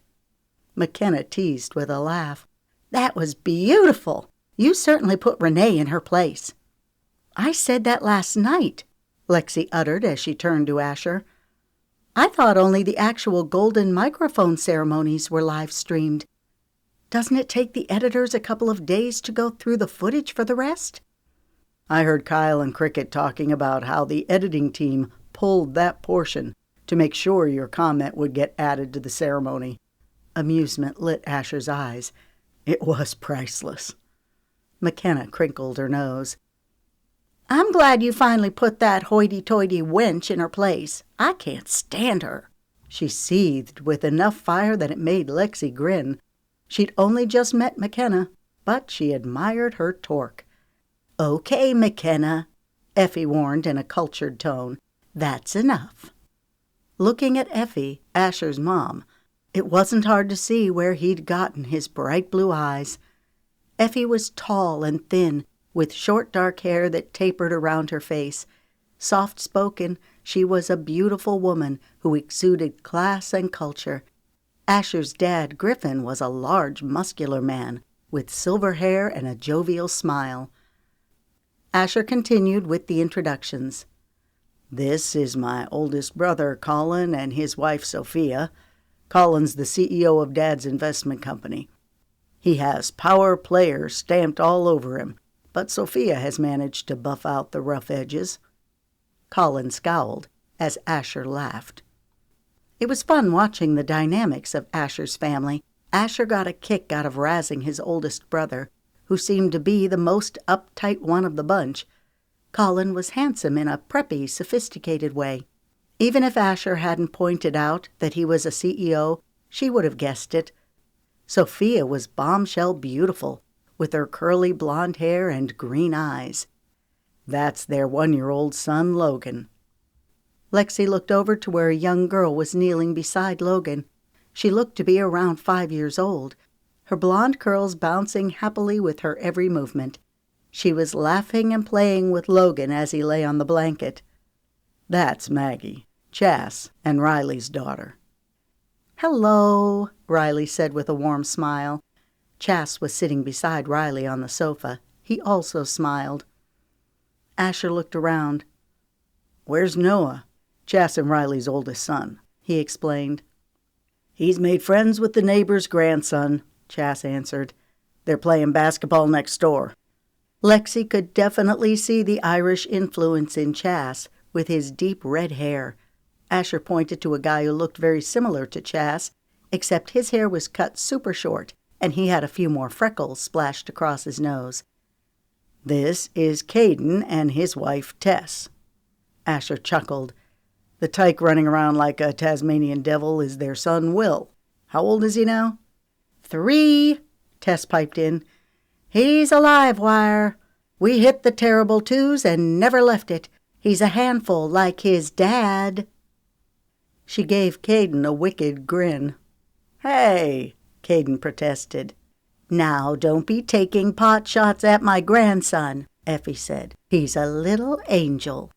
"For you, maybe," Caden chortled. "Tess and Riley are sisters," Asher explained. "Wow, I wouldn't have realized," Lexi said. I know, we look nothing alike. Tess flipped the ends of her dark curly hair as she batted her eyelashes. Riley only wishes that she had my good looks. And her modesty, too, Riley chimed in, as laughter rippled through the group. Tess stuck her tongue out at her sister as they both laughed. Asher grinned as he turned to Lexi.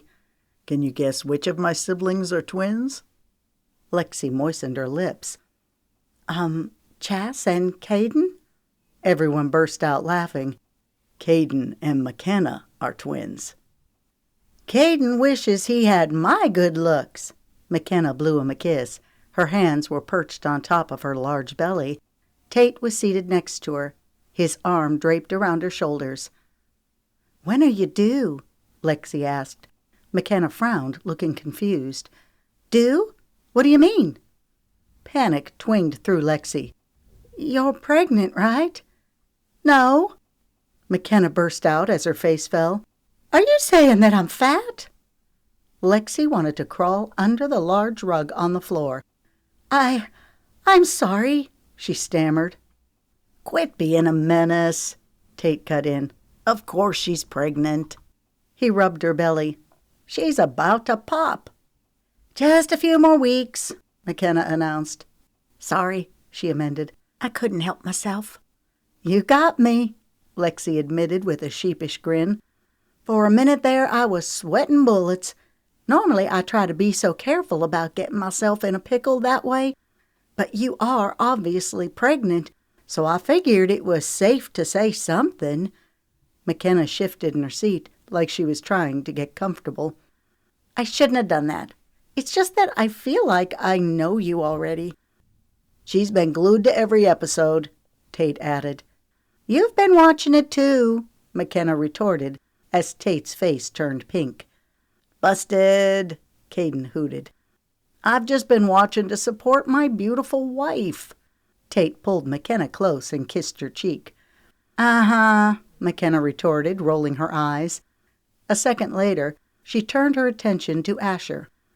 So, I take it Lexi's the one? Her eyes shimmered with interest. Asher's face turned crimson.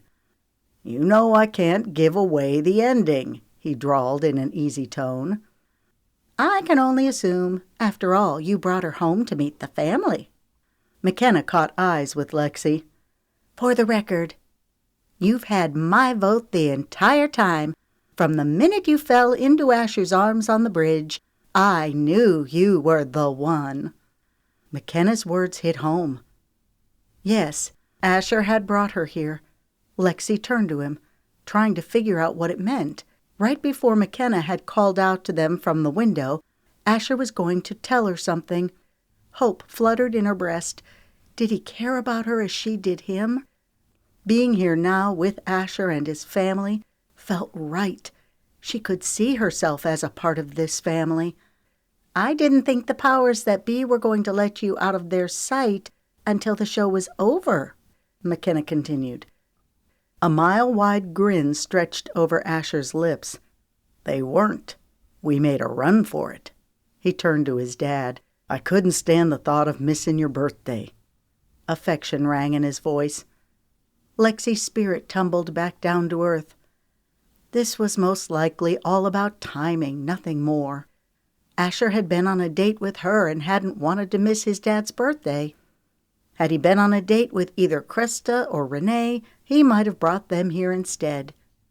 Well, maybe not Renee, as he obviously didn't care for her, but he might have brought Krista. I'm glad you came home, son, Griffin said. My birthday wouldn't have been the same without you. Where's Gran? Asher asked. She had a headache, so she went to bed early, Effie said.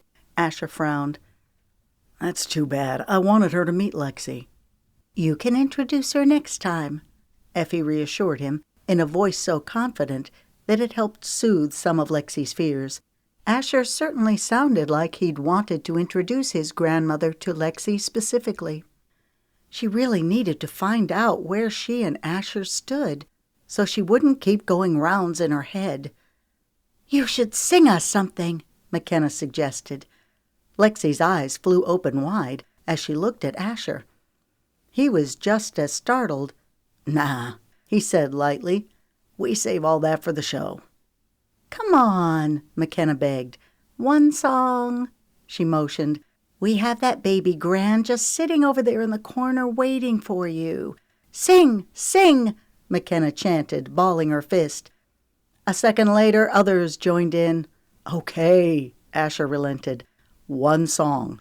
Hope brimmed in his eyes as he turned to Lexi. "Is that okay?" As if Lexi could ever deny him anything. She'd been a goner from the first moment she saw him. "Sure," she heard herself say. He reached for her hand, rippling electricity through her skin as he pulled her to her feet. "Too bad we don't have our guitars." He led her over to the piano. "Do you want to play or should I?" "I'll let you play," she said quickly. He pulled out the bench and sat down. Lexi stood beside him. Asher looked up at her, a grin streaking over his features. "Lonely Moon?" She nodded. A second later, he played the introduction. Ever since that night on stage when Lexi and Asher had sung together, Lexi wondered if it was one of those rare experiences that only happened once in a lifetime. She didn't know if they could recreate the magic. Asher began singing. When it was her turn, she joined in. A jolt of euphoria ran through her as their voices blended together. As before, it was like they were meant to sing together. There was some raw, unseen vitality or energy that drew her to Asher as surely as the moon pulls the tides. She'd never felt like this before. The wild, fevered attraction that lit her senses on fire. The spicy attraction that his very touch could evoke. The stimulating banter, how they could easily talk the night away and then some, never running out of things to say. Since meeting Asher, nearly her every waking thought was of him. If this wasn't love, she didn't know what was. When the song was over, a hushed silence came over the group. "Wow," Effie said quietly, dabbing at her eyes. "I've waited a long time for that." "Me too," Griffin agreed, a look passing between them. "I never thought I'd see it." As Lexi tried to discern the meaning of their words, Asher rose to his feet and encircled Lexi's waist with his arm. "You were magnificent," he murmured in her ear. His warm breath tickled her skin, sending quivers of awareness through her. She looked up into his eyes, seeking the assurance that she so desperately needed. For one breathless moment, everyone else disappeared, and it was just the two of them. "Lex," his voice was a sigh as his hand went up to caress her cheek. "I care about you." "As a friend?" She gulped. A ghost of a smile pushed over his lips. "Yes, as a friend, and much, much more." Pleasure coursed through Lexi, wrapping her in invisible warmth. "I care about you, too." The admission of her heart bubbled to her lips, demanding to be heard. "I have since that first moment I saw you." "Ditto," he quipped as he leaned down, his lips taking hers in a slow, thoughtful kiss, filled with such heart-rending tenderness that she thought she'd melt. "That's how it happens," Griffin interjected, prompting Lexi and Asher to pull apart. Griffin clapped his hands. "One look and whammo, you're a goner." He turned to Effie. "Sound familiar?" "Yes," Effie responded softly, giving him a loving look. Asher reached for Lexi's hand, lacing his fingers through hers. McKenna began clapping and cheering. "Bravo! That, folks, is the perfect ending. Who needs reality TV anyway?" A devilish grin zipped over her lips. "I'll still watch the finale anyway, just for the satisfaction of seeing Renee get booted off." "Yes, she will," Tate chuckled as he drew her close and planted a kiss on her lips.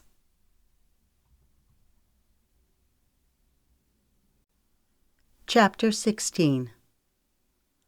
Later that night, when the cab dropped Lexi and Asher off in front of the mansion, they stood by the curb. She turned to face him, a smile tipping her lips. "Thanks for today. It was amazing."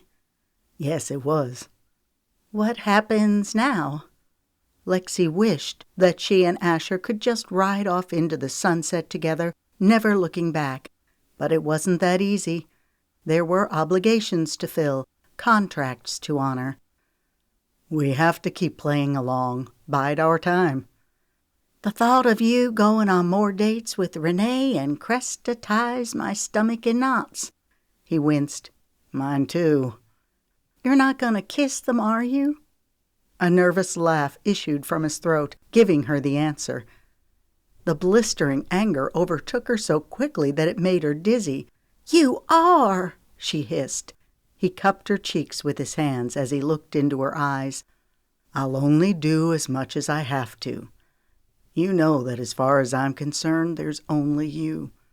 The fierceness of his expression assuaged her angst. "I'll be so glad when this whole charade is over," she muttered. "Me too." He leaned in to kiss her, but pulled away in a flash when the front door opened and Trent Oglesby stepped out onto the porch, his hands planted on his hips. "I need to talk to both of you now." "Time to face the music," Asher whispered. A snigger rose in Lexi's throat. It was worth it. "Yes, it was." They followed Trent into the study where they found Joan, along with Mark and a couple of the other producers, waiting for them. "Have a seat," Trent ordered, motioning at the 2 chairs placed in the center of the room. A shiver of foreboding crawled down Lexi's spine. Whatever was coming wasn't good. She felt like they were facing a firing squad. She glanced at Asher, whose expression was resolutely rigid. They went to the chairs and sat down. Trent stood in front of them, eyes blazing. "It has come to my attention that the 2 of you knew each other before the show." "Nikki." Lexi was sure that she'd been the one who'd ratted them out. Trent began pacing back and forth. "I received an email of a video this evening of the 2 of you singing together at a fair, just 2 days prior to your arrival on the show." He lasered in on Lexi, his expression furious. "Also, there's the footage on the bridge where you called Asher by name when you first saw him." Lexi's words rushed out in a flurry. "We happened to meet each other at the fair and ended up performing together. It was purely happenstance." She turned to Asher. "Tell him." "It's true," he said firmly. "You've got to believe us," Lexi added. "We're telling the truth." Trent scoffed. "Forgive me for saying this, but the verity of your words doesn't count for much right now. I might have been able to smooth things over had the 2 of you not taken off like you did. The other contestants are screaming foul, saying that this whole thing was a sham." "Of course it's a sham," Asher countered. "The whole blasted thing is scripted. You've been telling me from day one who to keep and who to vote off. The object of the show is for me to find love." His voice rose. "Congratulations. You've done it. I choose Lexi." He reached for her hand, linking his fingers through hers. Lexi's throat felt impossibly thick as she swallowed. Everything was unraveling faster than she could blink. Trent's face turned an ugly red as he pointed at Asher. "You listen to me, golden boy," he sneered. "I've worked too hard to let this show go up in fiery flames. Unless you want to find yourself in the motherlode of all court battles, you'll honor every last sentence of your contract, and that includes doing exactly as you're told." "Which is?" Asher fired back. "For starters, she goes," he pointed at Lexi. "I should have known better than to add someone on the show who wasn't fully vetted." He fumed. "You've been trouble from the start." Lexi's heart sank. Her mind whirled, trying to find a way out of this. Even if she left the show this moment, it didn't mean that she and Asher couldn't get together immediately after it was over. "I'll leave." "No," Asher blurted. "You won't." Tears pressed against her eyes. She swallowed, pushing them back. I can't stand by and watch you throw away your career over me." "I'd listen to her," Trent said. Lexi shot Trent a dark look before turning to Asher. "Look, honor your stupid contract, follow through with the show, and then come back to me as soon as it's over." "I'm afraid it's not that simple," Joan inserted. Lexi's brows bunched. "What do you mean?" "Tell her, Asher," Joan demanded. Asher's stricken expression rattled Lexi's insides far more than any hateful words could. She forced the words out. "What does she mean?" Asher released her hand before leaning forward in the chair and raking his fingers through his hair. When he spoke, his voice was devoid of emotion. "The contract states that I'm to keep up the public appearance of dating the winner for 6 months. Also, I'm under obligation to do a recording deal with that person." A disbelieving laugh choked Lexi's breath. "That's absurd. Asher and I shouldn't be penalized for accidentally meeting each other before the show." Her brain sifted through the options. "Okay, so you make a few public appearances with the winner. Big deal. You do a recording deal." She reached for Asher's hands, enfolding them in hers. "All I care about is you." She could tell he was fighting back emotion from the way his jaw worked. "You have no idea how much it means to hear you say that, but it won't work." Her heart lurched. "Why not?" His jaw went rock hard. "Because I refuse to keep up a sham of a false relationship, that's why." His voice rose to a thunderous pitch. "I'm in love with you, and I don't care who knows it." Moisture wet Lexi's eyes. "I love you too." "Don't be stupid," Mark urged. "You're throwing your career down the toilet." "Hang my career," Asher growled. "I was doing fine before the show. I'll be fine after." "Yeah, you're probably right," Trent mused, his voice the hiss of a panther about to pounce. "You've got a rich family to fall back on. But what about your band? What about your friends, Kyle and Cricket? What will happen to them when word gets out that you stiffed Wiley Boone and me? Their reputations will be tarnished because of their association with you. No one will touch them with a 10-foot pole. The best gig they'll get is tossing pizzas at that hovel where you found them." He paused, giving Asher a checkmate look. "On the other hand, if you agree to stay, I'll sign a contract tonight, guaranteeing them 3 years of work." Indignation lit Asher's eyes. "How dare you try to blackmail me?" He moved to rise from his chair, but Lexi caught hold of his arm. She couldn't let Asher ruin his life or his friends' lives because of her. Knowing that he loved her enough to give up his career meant the world. It would have to be enough. "Let's not make any decisions tonight," she cautioned. "We'll sleep on it." Asher grunted out a humorless laugh. "It won't do any good, Lex. My decision is made." "You have to think of your band, of Kyle and Cricket." "I am thinking of them," he thundered. "They wouldn't want to be hoodooed into working for these slime balls any more than I'd want them to be." He shot Trent a blistering glare. "Because we know firsthand that Trent will spin everything around for his benefit." "We lose nothing by waiting until tomorrow to make a decision. We can think it over when we're not so tired and overwrought." Lexi's voice cracked. "Please." "Okay," he relented. He gave her a sharp look. "But I won't change my mind. I love you." "I love you too." Her eyes locked with his. "We'll get through this one step at a time." "I know we will, because we'll do it together." Oh, how she admired his foolhardy courage. She could see the conviction shining in his beautiful eyes.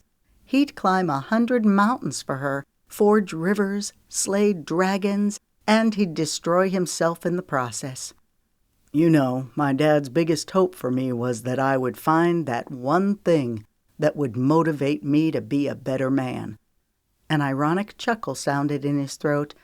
"Well, it looks like I finally found it." He gave her a meaningful look, fire flaming in his eyes. And now that I have, heaven help the person who tries to come between me and you. Chapter 17. Lexi tossed and turned, unable to sleep. Finally, she got up and padded into the kitchen. She opened the refrigerator and pulled out a bottle of water. She twisted open the top and took several long swigs. The mansion was starting to feel like a prison. She couldn't imagine staying here another day, much less several more weeks.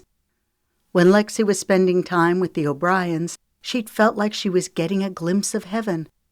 And then when she and Asher sang together and he professed his feelings, she thought it couldn't get any better. Well, she was right.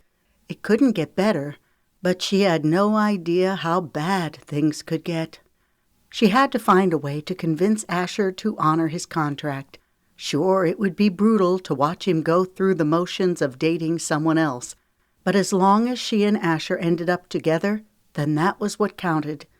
She placed the bottle of water on the counter and began massaging her sore shoulders. She was wound up tight. I can do that. She about jumped out of her skin as she whirled around to find Wiley Boone standing so close that she instinctively shrank back against the counter. What are you doing here? During the filming of the show, Wiley was staying in his posh suite located on the 4th and top floor of the mansion. While Lexi had never seen it and didn't care to, quite frankly, a few of the contestants had read about it and seen pictures when it was featured in a lifestyle magazine. The rule was that Wiley would observe the privacy of the contestants and stay in his space. Her eyes narrowed. You're not supposed to be down here. She spoke in a loud, authoritative tone as she glanced at the camera in the top corner of the room, next to the ceiling. This time she didn't want there to be any question about her intentions. It's my house. I can go where I please, he muttered. His leering gaze moved over her, scorching her skin and filling her with utter disgust. She wished she had something else on other than a flimsy t-shirt and shorts. A pleased smile moved his lips. Just the person I was coming to see, and then I find you here. Horror slashed through her as his words sank in. What do you mean you were coming to see me? Were you going to break into my bedroom?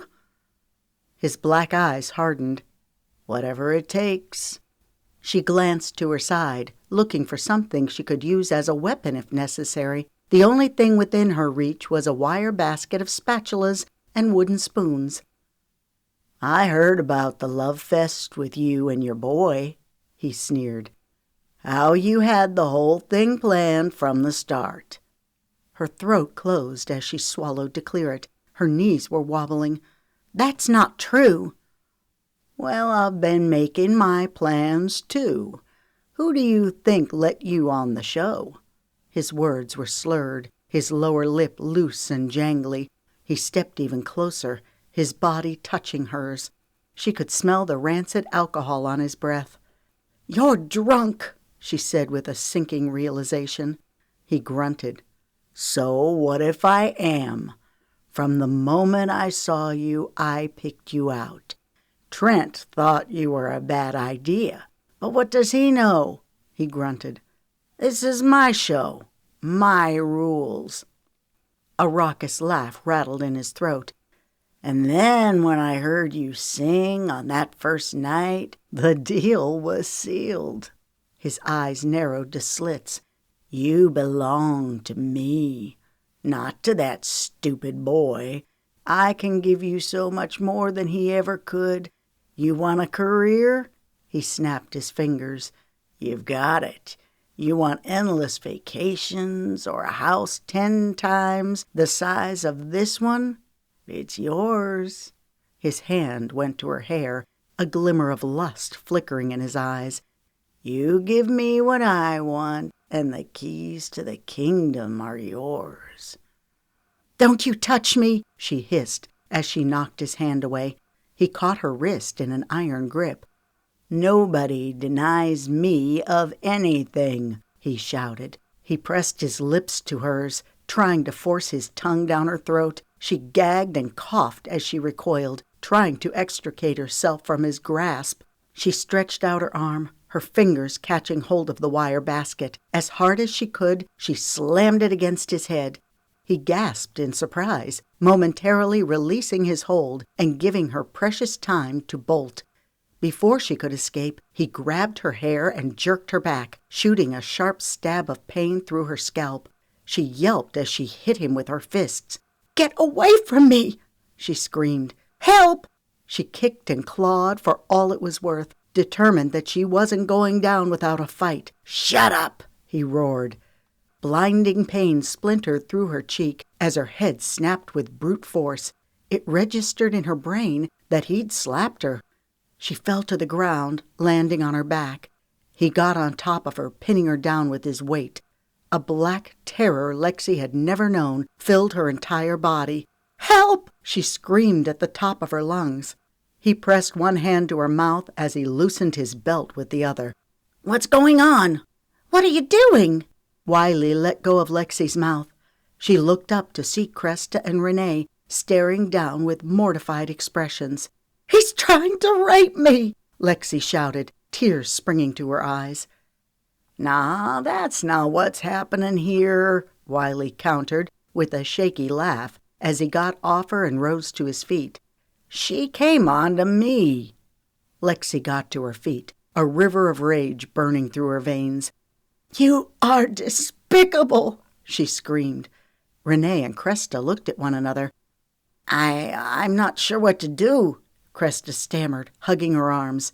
"You girls need to go on back to bed," Wiley said in an easy tone of authority. "This is between me and Lexi." "Oh, no!" Lexi shouted. "It's not!" Desperation clawed through her as she turned to Cresta and Renee. "You've got eyes. You saw what was happening." "What happened between us was consensual," Wiley asserted. "You came on to me, just like you came on to Asher."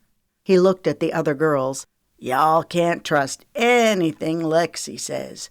You know that from what happened earlier. She's just trying to get ahead every way she can." "He's right," Renee said, lifting her chin as she shot Lexi a loathing look. A hysterical laugh bubbled in Lexi's throat as she pointed to the camera. "The whole freaking thing was caught on film." She spun around to Renee and Cresta. "Look at me!" she screamed as she touched her jaw and turned it toward them for inspection. "Does that look consensual?" She pointed to the basket and utensils strewn over the floor. "How about that?" "A lover spat," Wiley chuckled. "When Lexi realized that she couldn't get to the top by seducing Asher, she went after me." "What's going on here?" Trent asked, stumbling into the room. A robe was wrapped around his thin frame. His hair was mussed, sleep coating his voice. "Wiley tried to rape me," Lexi raged. "And if Cresta and Renee hadn't come in when they did, he would have succeeded. Now Wiley's trying to cover his tracks by acting like I came onto him." She squared her jaw, her resentment spewing out in short bursts. "But since my word doesn't seem to count for much these days, you can watch the whole thing." She pointed to the camera. Trent's face drained. "What did you do?" he hissed at Wiley. "It was all her," Wiley shot back. He held up his hands. "Honest." Trent rubbed a hand over his forehead. "This is a disaster." He homed in on Lexi, indignation glowing hot in his eyes. "Miss Romeo," he spat. "This is the end of the line. I want you out of here. Joan, call the security company. Have them send a guard over to escort her off the property. Call a cab, call an Uber. I don't care what you do." He threw his hands into the air. "Just get her away from here."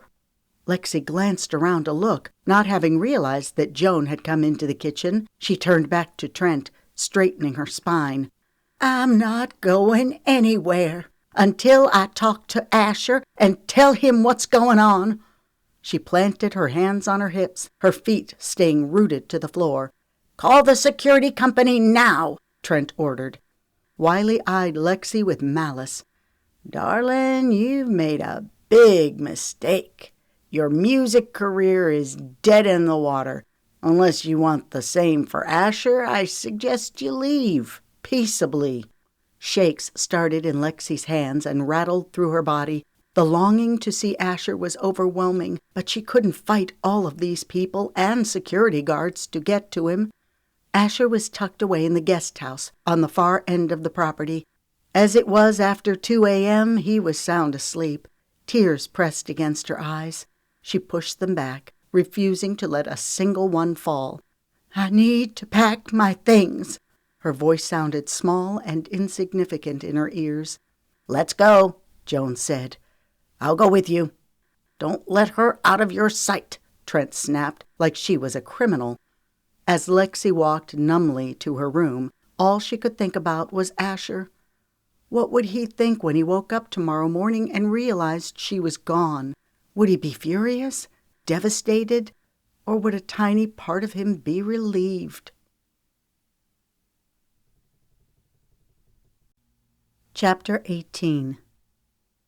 The persistent knocking at the door roused Asher out of bed. He glanced at the digital clock on the nightstand.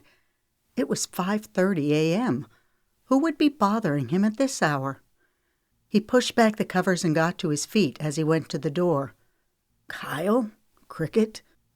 What are y'all doing here?" He suppressed a yawn. "We need to talk," Kyle said as they strode in and sat down on the couch. "What's going on?" Asher rubbed his forehead, trying to clear the cobwebs of sleep from his brain. "A lot," Kyle said crisply as he glanced at Cricket. "Lexi was escorted off the estate last night." The air left Asher's lungs. "What? Where did she go?" "We're not sure," Cricket answered. Asher's brain raced. "What happened?" Cricket spoke, her voice hard. "Lexi got up in the middle of the night and went into the kitchen to get a bottle of water. Wiley Boone jumped her. He tried to rape her, but she fought back." A splintering fury tore through Asher as he rose to his feet, a few swear words flying from his lips. He balled his hands into fists. "You wait till I get my hands on that scumbag." He moved to charge out the door. Kyle rose to his feet, holding up his hands. "Take it easy," he urged. "There's more that you need to know. Sit back down." Asher wanted to rip Wiley apart limb by limb. He couldn't believe that Lexi was no longer on the estate, that she'd come close to being raped. His heart twisted. His mind was on fire. "Sit down and listen," Cricket commanded. He sank back down into the couch. "I'm listening," he growled, clenching his hands. "We wouldn't have realized what happened if it hadn't been for Cricket," Kyle said. Asher cocked his head. "What do you mean?" "I couldn't sleep. Insomnia's a kick in the butt," she muttered. "Oh, and those cots we've been sleeping on are crap." She rolled her eyes. "When the producers said they were setting up a veritable city of heavy-duty tents for the camera crews and editors, I figured we'd at least have decent beds. We don't," she clipped. "Anyway, I couldn't sleep, so I left mine and Kyle's tent and went for a walk. I went over to chat with the editors. They stay up all night working on the footage. Those generators running their computers are so dang loud. That's another reason why I can't sleep. As I approached the tent, I saw Trent leaving, which I thought was strange, so I hung back in the darkness and waited until he was gone before going into the tent. The editors were in an uproar. Trent had instructed them to erase the camera footage, starting from midnight last night, going through to this morning. Trent said there had been a run-in with Wiley and Lexi, that if they didn't erase it, the entire show could be shot to smithereens. Asher ground his jaw. Trent was trying to cover it up. He was starting to detest that weasel. "Oh, yeah, that's exactly what he was doing," Cricket spouted. "But luckily, I'm a smooth talker. I told the editors that this whole thing could blow up in their faces, that we needed insurance to protect ourselves." A proud smile tipped her lips. "Voila, here's our copy." "Get your computer and we'll show you what we've got." Kyle's expression was somber. "Although it'll sting." Asher had been angry initially, but nothing compared to the rage he felt when watching the video. "This has to be answered," he fumed, "right now. I should have punched Trent's lights out last night when we were in the study. I knew that I needed to take Lexi away from here that instant. Every instinct in my gut screamed it. I should have listened." "Hold your horses," Kyle said in the voice of one trying to calm the storm. "I've thought about this thing 10 different ways. If you go charging into the mansion in attack mode, all it will do is get you thrown out, with your career in shambles." "I'll do what I have to," he thundered, "to protect Lexi." "The damage to Lexi has already been done. Thankfully, she's okay." "As far as we know," Asher shot back. "Logic would dictate that Lexi went home," Cricket piped in. "She's safe from Wiley's advances." Asher's voice rose. "He needs to be castrated and thrown in jail." "Yeah, in a perfect world, that's what would happen." Kyle gave Asher a pointed look. "But you and I both know this ain't no perfect world. Wiley's a powerful man with lots of protective layers around him." Kyle stroked his chin. "I have an idea. It's gnarly and it'll take some time to work through it, but I believe it'll work." Asher leaned forward. "I'm all ears." As Lexi pulled her car up to the sprawling ranch house that belonged to her Uncle Knox, she felt a sense of home and family. Lexi had spent much of her youth playing alongside her cousins as they explored every stream and pasture that made up Thousand Acres Ranch. She got out of her car, appreciating the cold air that splashed her face. She'd been home for 3 weeks, and still her heart felt as heavy as stone. After being banished from the mansion, she'd gone to Magnolia's house, where she spent several days bawling her eyes out. Part of her had foolishly hoped that perhaps Asher might leave the show and come after her. For a brief time, Lexi thought about visiting Asher's family and getting their take on the situation. But then reality came crashing down when Magnolia showed her the episode where Mace Campbell soberly announced that Lexi Romeo had left the show due to personal reasons. Mace went on to explain that while Asher was saddened by her departure, that he was determined to stay the course and find his true love. The camera panned to Asher hiking with Cresta, the two of them holding hands. The next scene shifted to Asher and Renee, dancing out by the pool. Renee's body was glued to his as she looked up at him with dreamy adoration.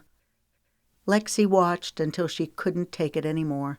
She'd gone to the restroom where she puked her guts out. She'd left Magnolia's house and gone to spend a few days with her mom and dad. She hadn't been sleeping well because every time she drifted off to sleep, she'd see Wiley's evil smile looming over her. She hoped that with time the terror of the attack would lessen. Eventually, she realized she couldn't hide out forever. She needed to put her life back together. She called her boss and begged for her job back. Going back to work as a TV personality had its own set of challenges. Patrons in the restaurant would often stop her and ask to take a selfie. A few expressed their disappointment that she'd left the show, saying that she'd been their favorite. Everyone wanted to know what happened. Lexi's comeback was always that she'd signed a non-disclosure agreement prohibiting her from talking about it. 2 days ago, the dark cloud of despair lifted ever so slightly when Lexi received a phone call from a producer offering her the chance to have her own cooking show. There was no reason not to do the show, especially when she had 0 other prospects. It was ironic that she'd chosen music over cooking, and then in a strange turn of events, her music led her to this opportunity. At least the cooking show gave her something to look forward to. There were still many conversations to be had and contracts to be negotiated. Lexi needed to find a good agent to help her navigate through the steps. Today had been particularly difficult, knowing that this evening the finale of The Singing Bachelor would stream live online. Asher would choose either Renee or Cresta. For his sake, Lexi hoped he chose Cresta, as she was the lesser of the two evils. Then again, it really didn't matter. Asher was obviously moving on with his life, a life which didn't include her. Moisture gathered in her eyes as she blinked to stay it. She moved up the wooden steps and across the porch, grateful that Uncle Knox had extended a dinner invitation. It would help take her mind off Asher. She straightened her blouse before pasting on a cheerful smile. A minute later, Knox opened the door, a large smile breaking over his face. "Howdy," he boomed as he held out his arms. "How's my favorite niece?" "Your only niece," she grinned as they hugged. It was their usual exchange of words, him calling her his favorite, her reminding him that she was his only niece. Knox's teal eyes brimmed with compassion as he held her at arm's length, looking her up and down. "How you doing, hon?" His lips pressed together. "You've had a rough go of it." "Yeah," she croaked. It took every fiber in her being to push back the wall of tears threatening to spill. "Come on in the house. Gina's been cooking up a storm.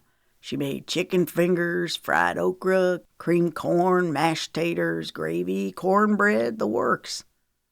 "Sounds great." Lexi hadn't had much of an appetite lately, but Gina's food was legendary. In fact, it was Gina who taught Lexi how to make chicken fingers. Lexi had perfected her technique over the years, throwing in her own unique spin, but she owed Gina a lot. "Who all is coming tonight?" Lexi hoped Lemon was coming. They'd not seen each other since before Lexi went on the show. Although Lexi had talked to Lemon plenty on the phone, pouring her heart out to her best friend. Knox ran through the list as he led her into the kitchen. "Bertie, Zoe, and Briggs took Milo and Mads out for pizza and ice cream. Lemon and Jackson said they'd stop by." "Good." "I invited Lucas, but he wasn't sure if he could make it." "I talked to him this afternoon. He has a date." Knox let out a low whistle. "Is it serious?" "I haven't the foggiest," Lexi chuckled. "You know Lucas. He's so private about his relationships that it's hard to tell what's going on in his head." Lexi had spent time with Lucas when she went home to stay with her parents. Lucas fussed over her as an older brother should, expressing his disdain over everything that had happened to her. "Want me to take care of Wiley Boone?" he'd asked, balling his fists. "I'll show him what happens to sleazeballs who tangle with the Romeos." Lexi could tell that Lucas meant every word. She appreciated Lucas sticking up for her. But as tough as Lucas was, no one could stand up against Wiley Boone and his bunch. Not even Asher, despite his good intentions of standing by her. "Have you talked to Hartley since leaving the show?" Knox asked. "No, I haven't had a chance yet." Her voice trailed off. She'd not contacted Hartley on purpose, because she had no idea what to say to her. Hartley was probably ticked. There was no telling what hogwash Trent Oglesby had told her. "Well, you'll get your chance tonight," Knox chimed. "Look who's here," he announced. Lexi stopped in her tracks, surprised to see not only Hartley, but also Ramsey, Cash, and Ava. They were sitting around the table.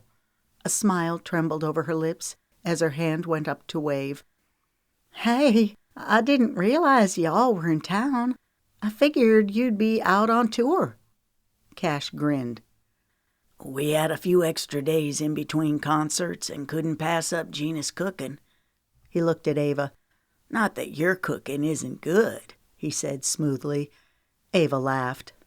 "It's okay. I know where my cooking ranks compared to Gina's." "Well, you're in good company," Hartley interjected. "I'm right there with you."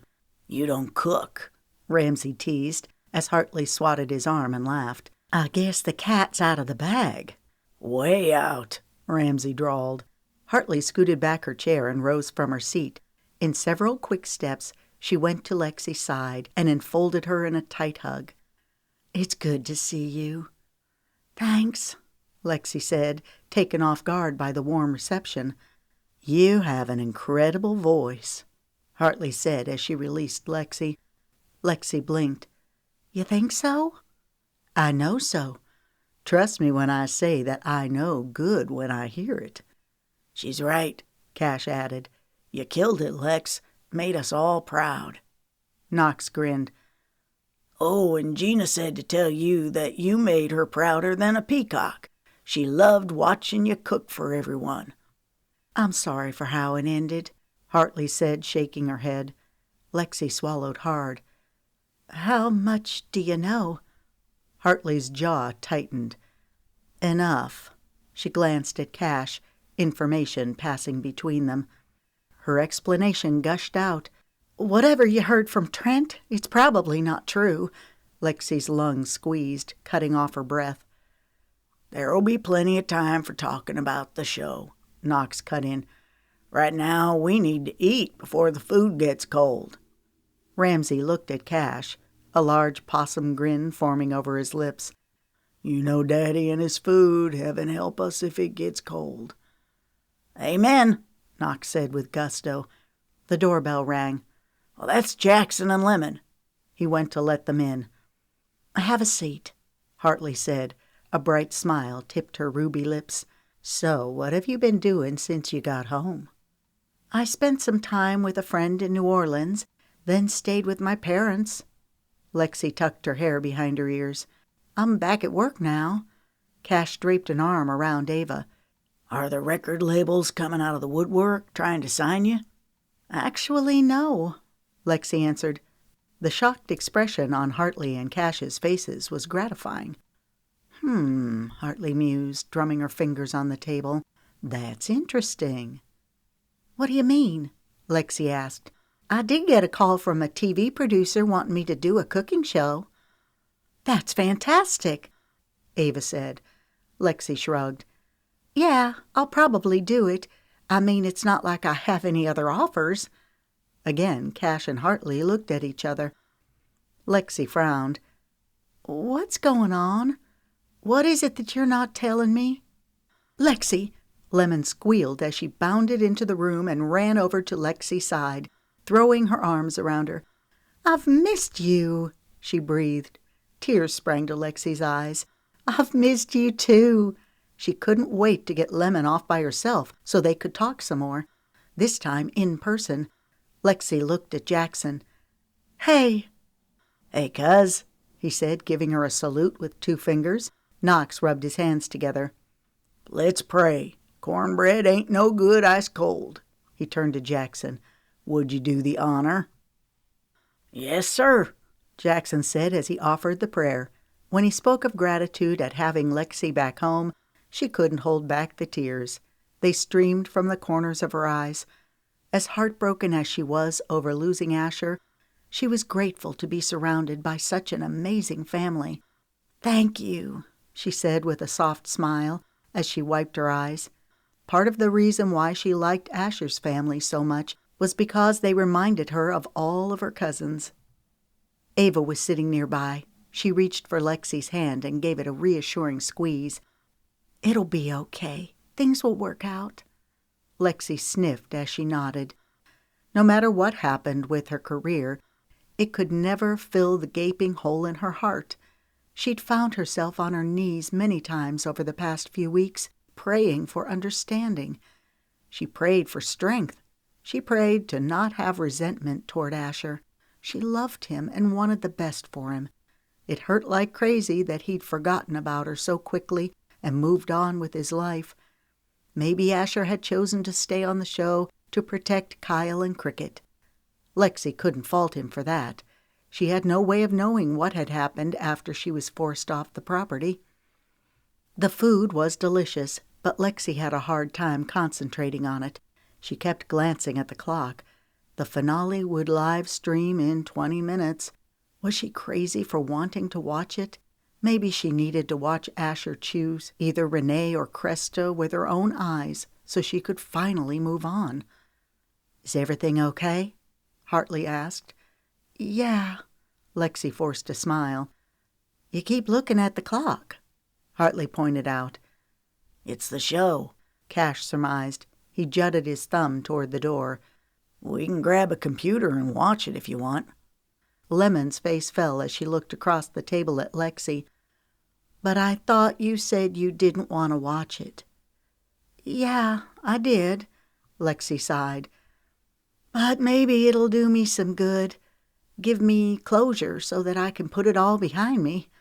Well, bring the computer in here, Knox said. We'll put it in the middle of the table. I keep hearing about the show. It'll be good to actually watch it. His eyes met Lexi's.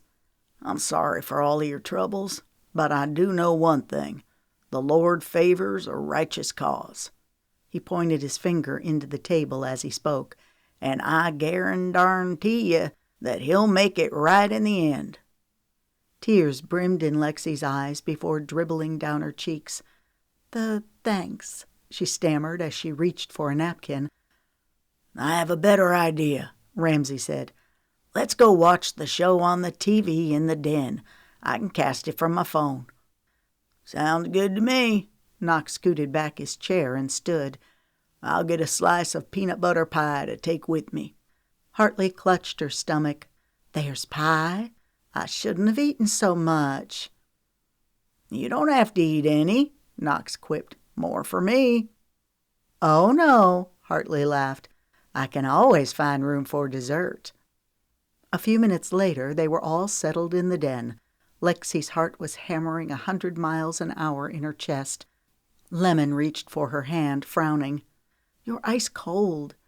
Yeah, Lexi pushed out a short breath as she turned her attention back to the TV. The intro music played, and then Mace came on the screen and said his spiel. When the camera panned to Asher, Lexi's heart twisted. He was wearing a tux, looking as gorgeous as ever.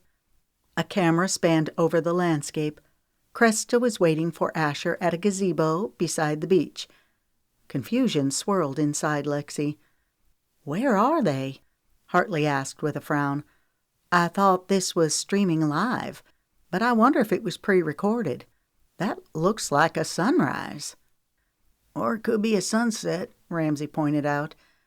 Yeah, I guess so, Hartley acquiesced.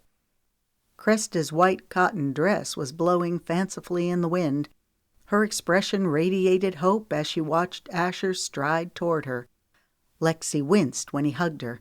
He gathered her hands in his, peering deep into her eyes. Daggers stabbed through Lexi's heart. I don't think I can watch this. Lemon squeezed her knee. You're stronger than you think.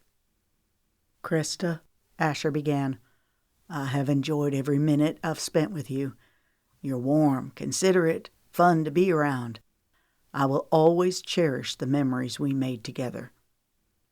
A white-hot anger seared through Lexi. It was good that she was watching this. Was everything with Asher one big lie?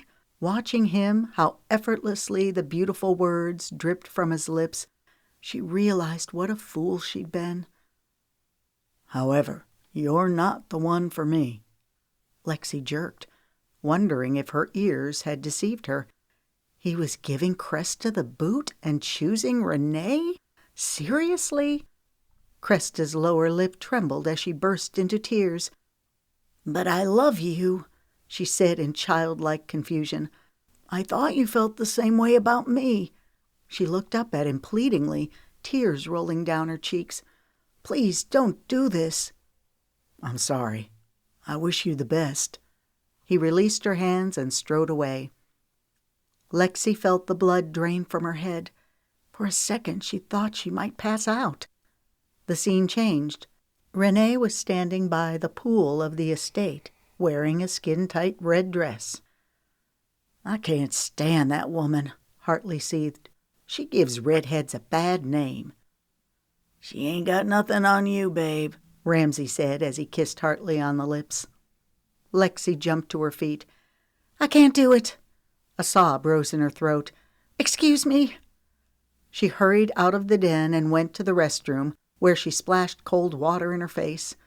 Her head was throbbing. How could Asher choose Renee? He'd said he wanted to find the one, but the entire time he was only interested in his career. The irony squeezed Lexi's stomach in an iron fist. She'd been played in the cruelest way. Why had Asher even bothered with her? Maybe he had loved her somewhat, just not enough. She didn't know how many minutes passed before a knock sounded at the door. "Lexi, are you okay?" It was Lemon. "I'm okay," she called. "Can you come out? There's something I need to talk to you about. It's important." Lexi made a face. "Can't it wait?" She looked in the mirror at her tear-stained cheeks. She was a complete wreck. "Sorry, but this can't wait." Irritation crawled down her spine. "Fine," she grumbled, splashing more water in her face. She combed her fingers through her hair. Her eyes were red and swollen. Nothing she could do about that at the moment. She flung open the door. "What?" she demanded. "There's a package on the front porch for you." A short bark of laughter clipped Lexi's throat. "What?" "Lucas dropped something off for you. He knew tonight would be tough and wanted you to know that he cared." "Oh, okay. Why didn't he just come in and deliver it himself?" "He had to get to his date. Come on." Lemon caught hold of Lexi's arm and pulled her to the front door. She practically pushed Lexi onto the front porch. Lexi gasped, her hands going to her mouth, hardly believing what her eyes were seeing.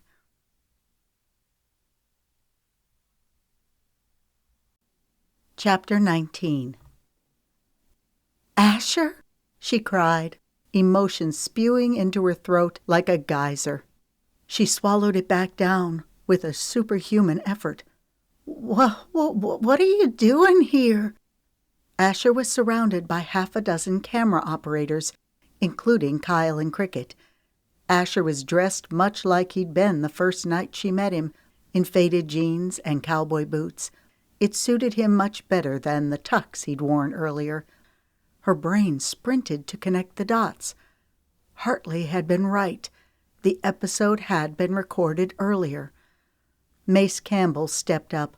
"Hello, Lexi," he said with a cordial smile. "It's good to see you again." Rather than responding, Lexi turned to Asher. "What's this about?" Asher cleared his throat. "Lex, being away from you these past few weeks has been torture." His eyes deepened with a fierceness that lasered into her heart. "I love you." She hiccuped, tears rushing to her eyes. She wanted to say that she loved him too, but she needed answers. "I don't understand." Her voice got choked in a cough as she tried again. "I just saw you turn Cresta down." Her brows knitted. "What happened with Renee?" She was desperately happy that Asher was here, but the moment was tarnished with the cameras. She was so over the stupid reality TV show. She needed to know what was real and what was for the viewers. "It was beautiful," Hartley exclaimed from behind. "He gave her the boot. She slapped him and stalked off." It occurred to Lexi that Hartley wasn't the slightest bit surprised to see Asher and the camera crew. Neither was Lemon, Knox, or any of Lexi's cousins. She whirled around to face them. "You knew this was happening?" Heat stung her cheeks. They'd watched her suffer and run to the bathroom in tears. She looked at her best friend. Lemon's betrayal hurt most of all. "I was sworn to secrecy," Lemon said, in the way of a defense. Jackson stepped close to her and slid an arm around her shoulders, as if trying to protect Lemon from Lexi's wrath. "Sorry," Hartley added with a sheepish grin. "We didn't want to ruin the surprise." Lexi turned back to Asher, the words flying out of her mouth. "Do you know how miserable I've been, thinking that I lost you?" She searched his face. "Why didn't you come earlier or send me word?" Did she dare hope that this was real? He seemed to be trying to convey something with his expression. "I came as soon as I could." He reached for her hands, cupping them in his. "Lex, I fell in love with you the minute I saw you." His voice caught. "No amount of success in my career will ever make up for not having you in my life." Tears wet her eyes. "Really?" she squeaked. "Really," he affirmed. "There's something I want to give you." He reached in his front pocket. For one terrible moment, Lexi feared that he was going to present her with the 2-carat diamond ring provided by the show. Lexi wanted nothing to do with anything that Wiley Boone's money had purchased. Instead, it was a delicate silver bracelet containing a single charm. Her breath caught in her throat when she realized what the charm was. "A Ferris wheel," she uttered softly, touched beyond words. He fastened it around her wrist. The tenderness in his clear blue eyes sent joy bubbling through her. "I guess fate was on our side after all," she murmured. A crooked grin flitted over his lips. "That's just the thing," he drawled, his eyes lighting with playfulness. "I've never been a leave-it-in-the-hands-of-fate kind of guy. Sometimes fate needs a little push." Her eyes rounded, remembering how she'd said those exact same words to him on the Ferris wheel. His eyes burned with an intensity that peeled away all of her residual doubt. "Heaven help anyone who ever tries to come between me and you again." Asher cupped her face. "You are my everything. It was always you." His lips came down on hers, singing jubilation through her veins. Vaguely, she heard everyone clapping in the background, but she didn't care. All that mattered was that Asher was here. Whatever the future held, they'd face it hand in hand. What better ending could there be than that?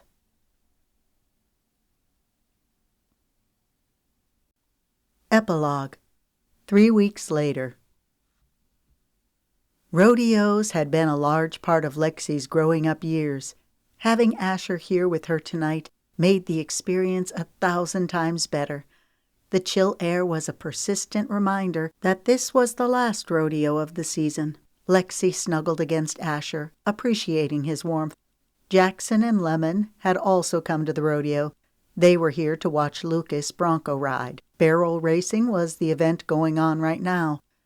Conversation flowed easily between Asher and Jackson as Jackson gave behind-the-scenes insight into the ins and outs of rodeo life. "Lexi used to want to be a barrel racer," Jackson said with a taunting sparkle in his eyes. Asher turned to her, an amused grin lighting his handsome features. "I didn't know that." He pumped his eyebrows. "I like hanging with your fam so I can get all the dirt on you." Lexi grinned. "My grand aspirations for barrel racing came to an abrupt end the first time I got thrown off a horse." "Ouch," Asher grimaced. "It was ugly," Jackson chimed in with a deep chuckle. "She cried for a week." "Did not," Lexi retorted, sticking her tongue out at him. A grin slid over her lips. "I only cried for 3 days. The first time it happened to me, I cried too," Lemon said. "You're such a girl," Jackson teased, giving Lemon a tender look. "I decided I'd make a much better cook and musician instead," Lexi chuckled.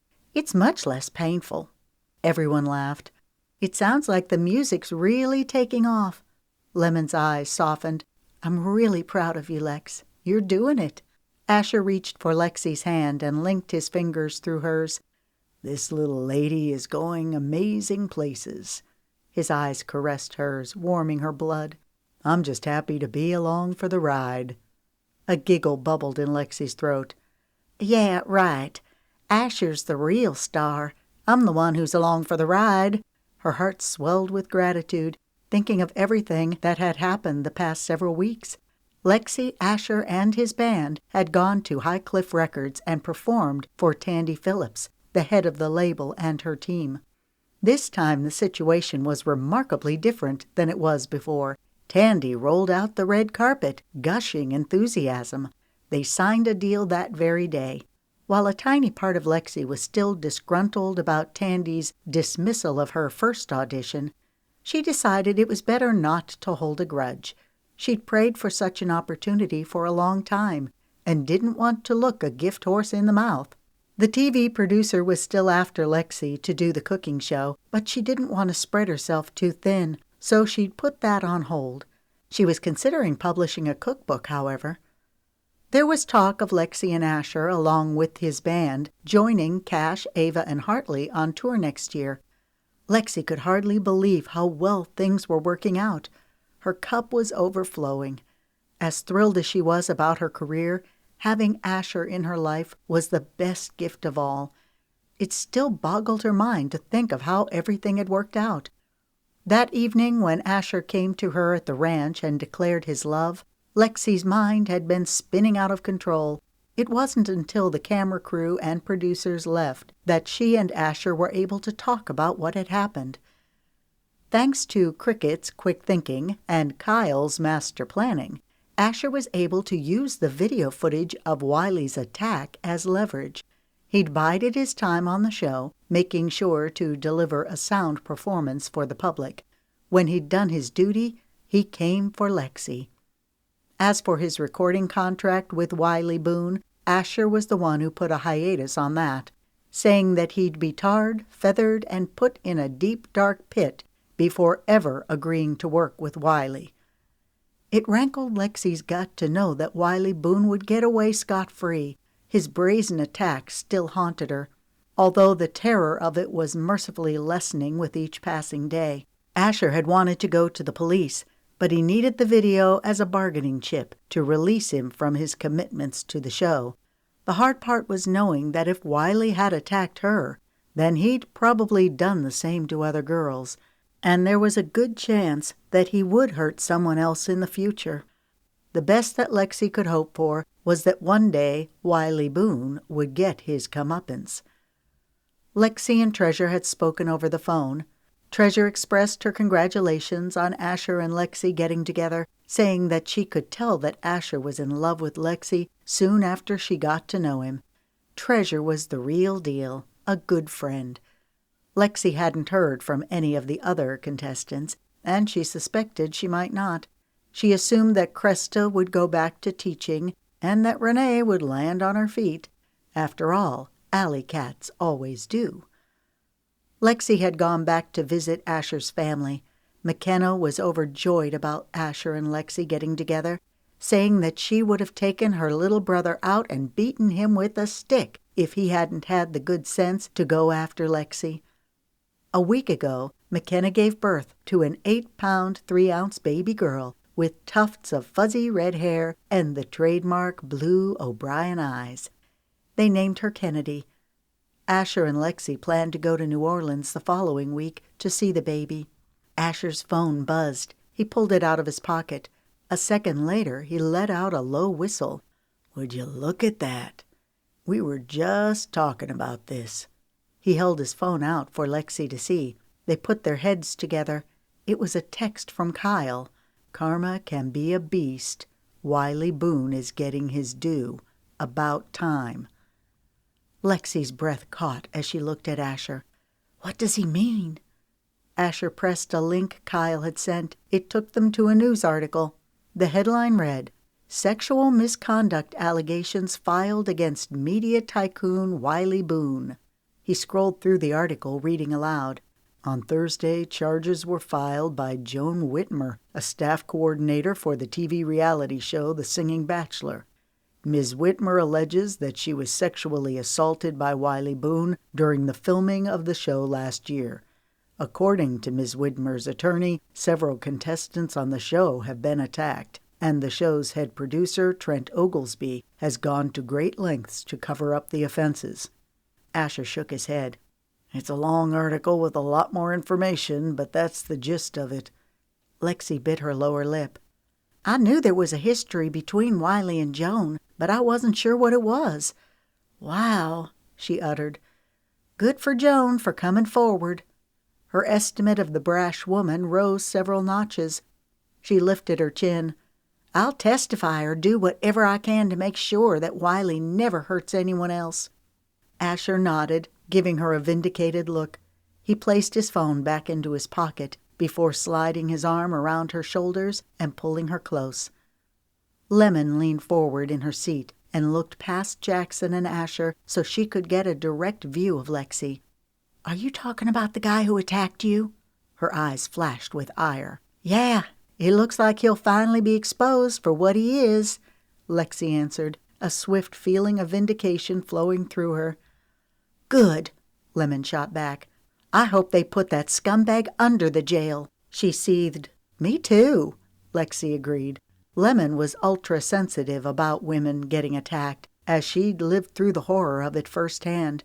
Her experience was even more harrowing than Lexi's.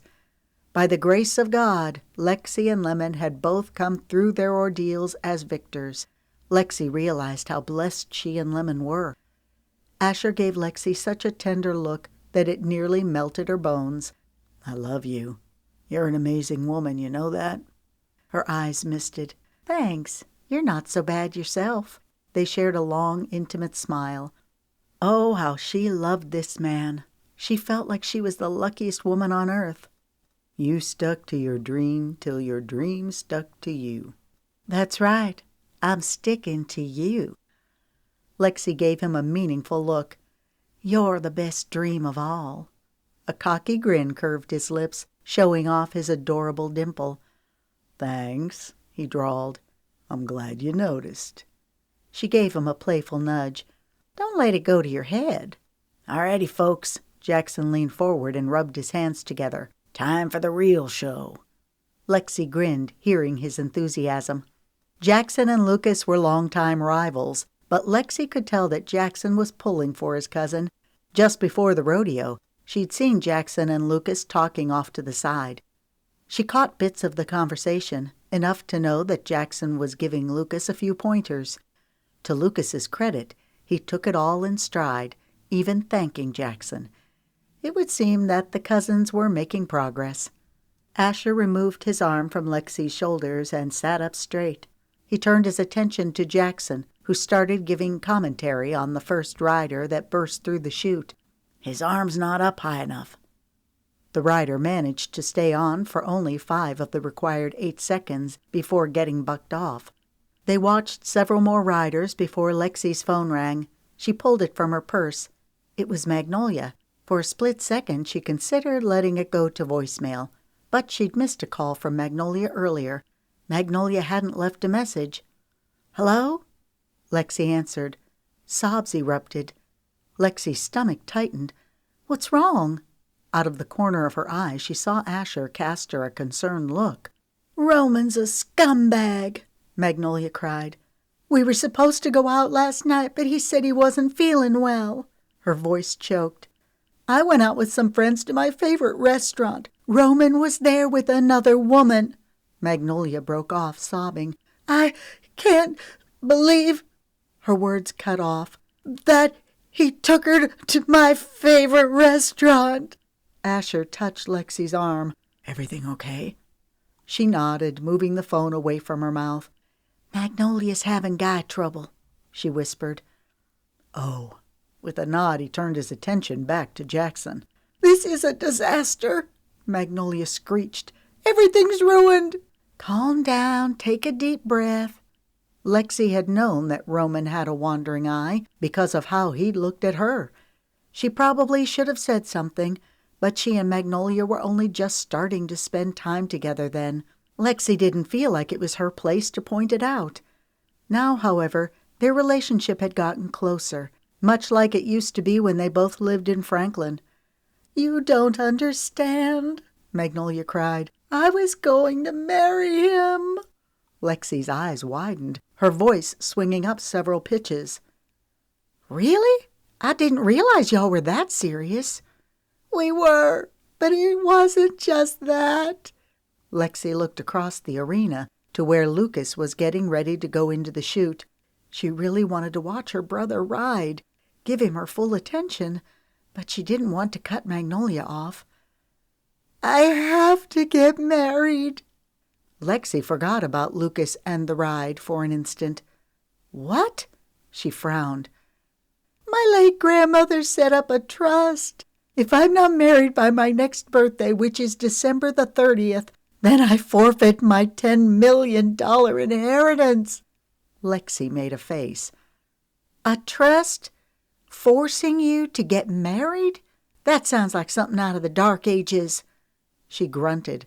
"My grandmother was very traditional, not to mention controlling." "Is this your grandmother on your dad's side?" Yeah.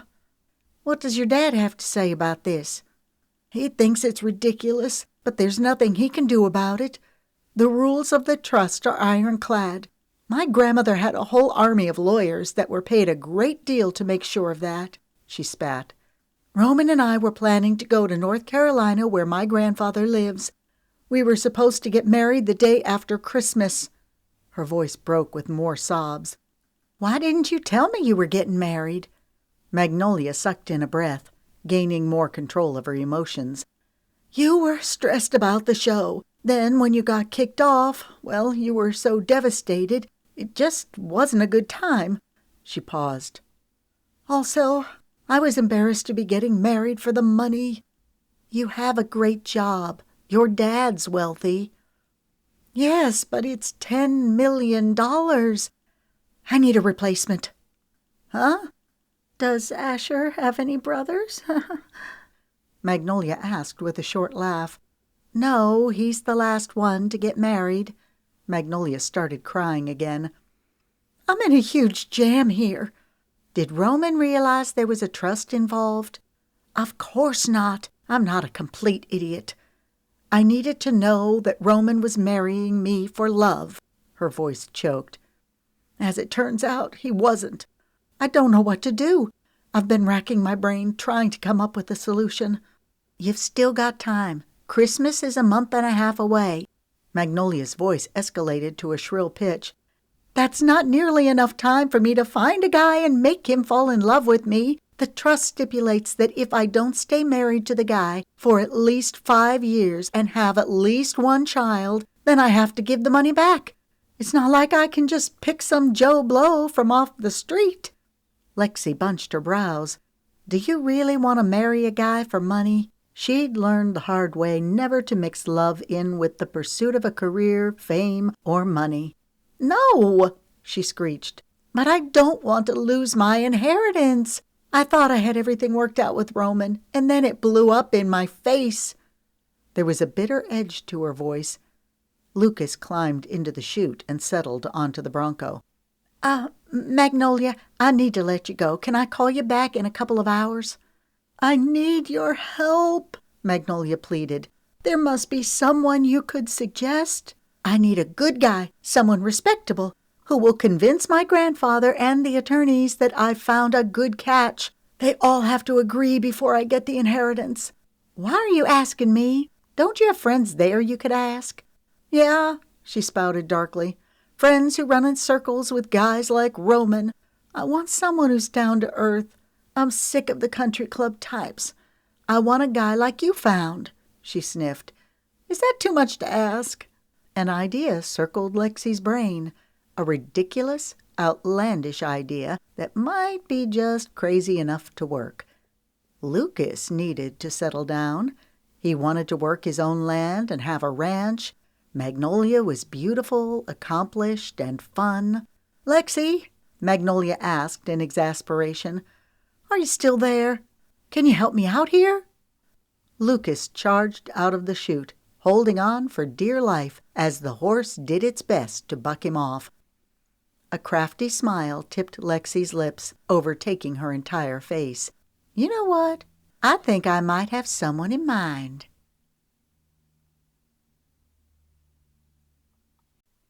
Closing credits. This has been One Singing Bachelorette, Romeo Family Romance, Book 7, written by Jennifer Youngblood, narrated by Lisa Valdini. Copyright 2020 by Jennifer Youngblood. Production copyright by Jennifer Youngblood. All rights reserved. No part of this book may be reproduced in any form or by any electronic or mechanical means, including information storage and retrieval systems, without written permission from the author, except for the use of brief quotations in a book review.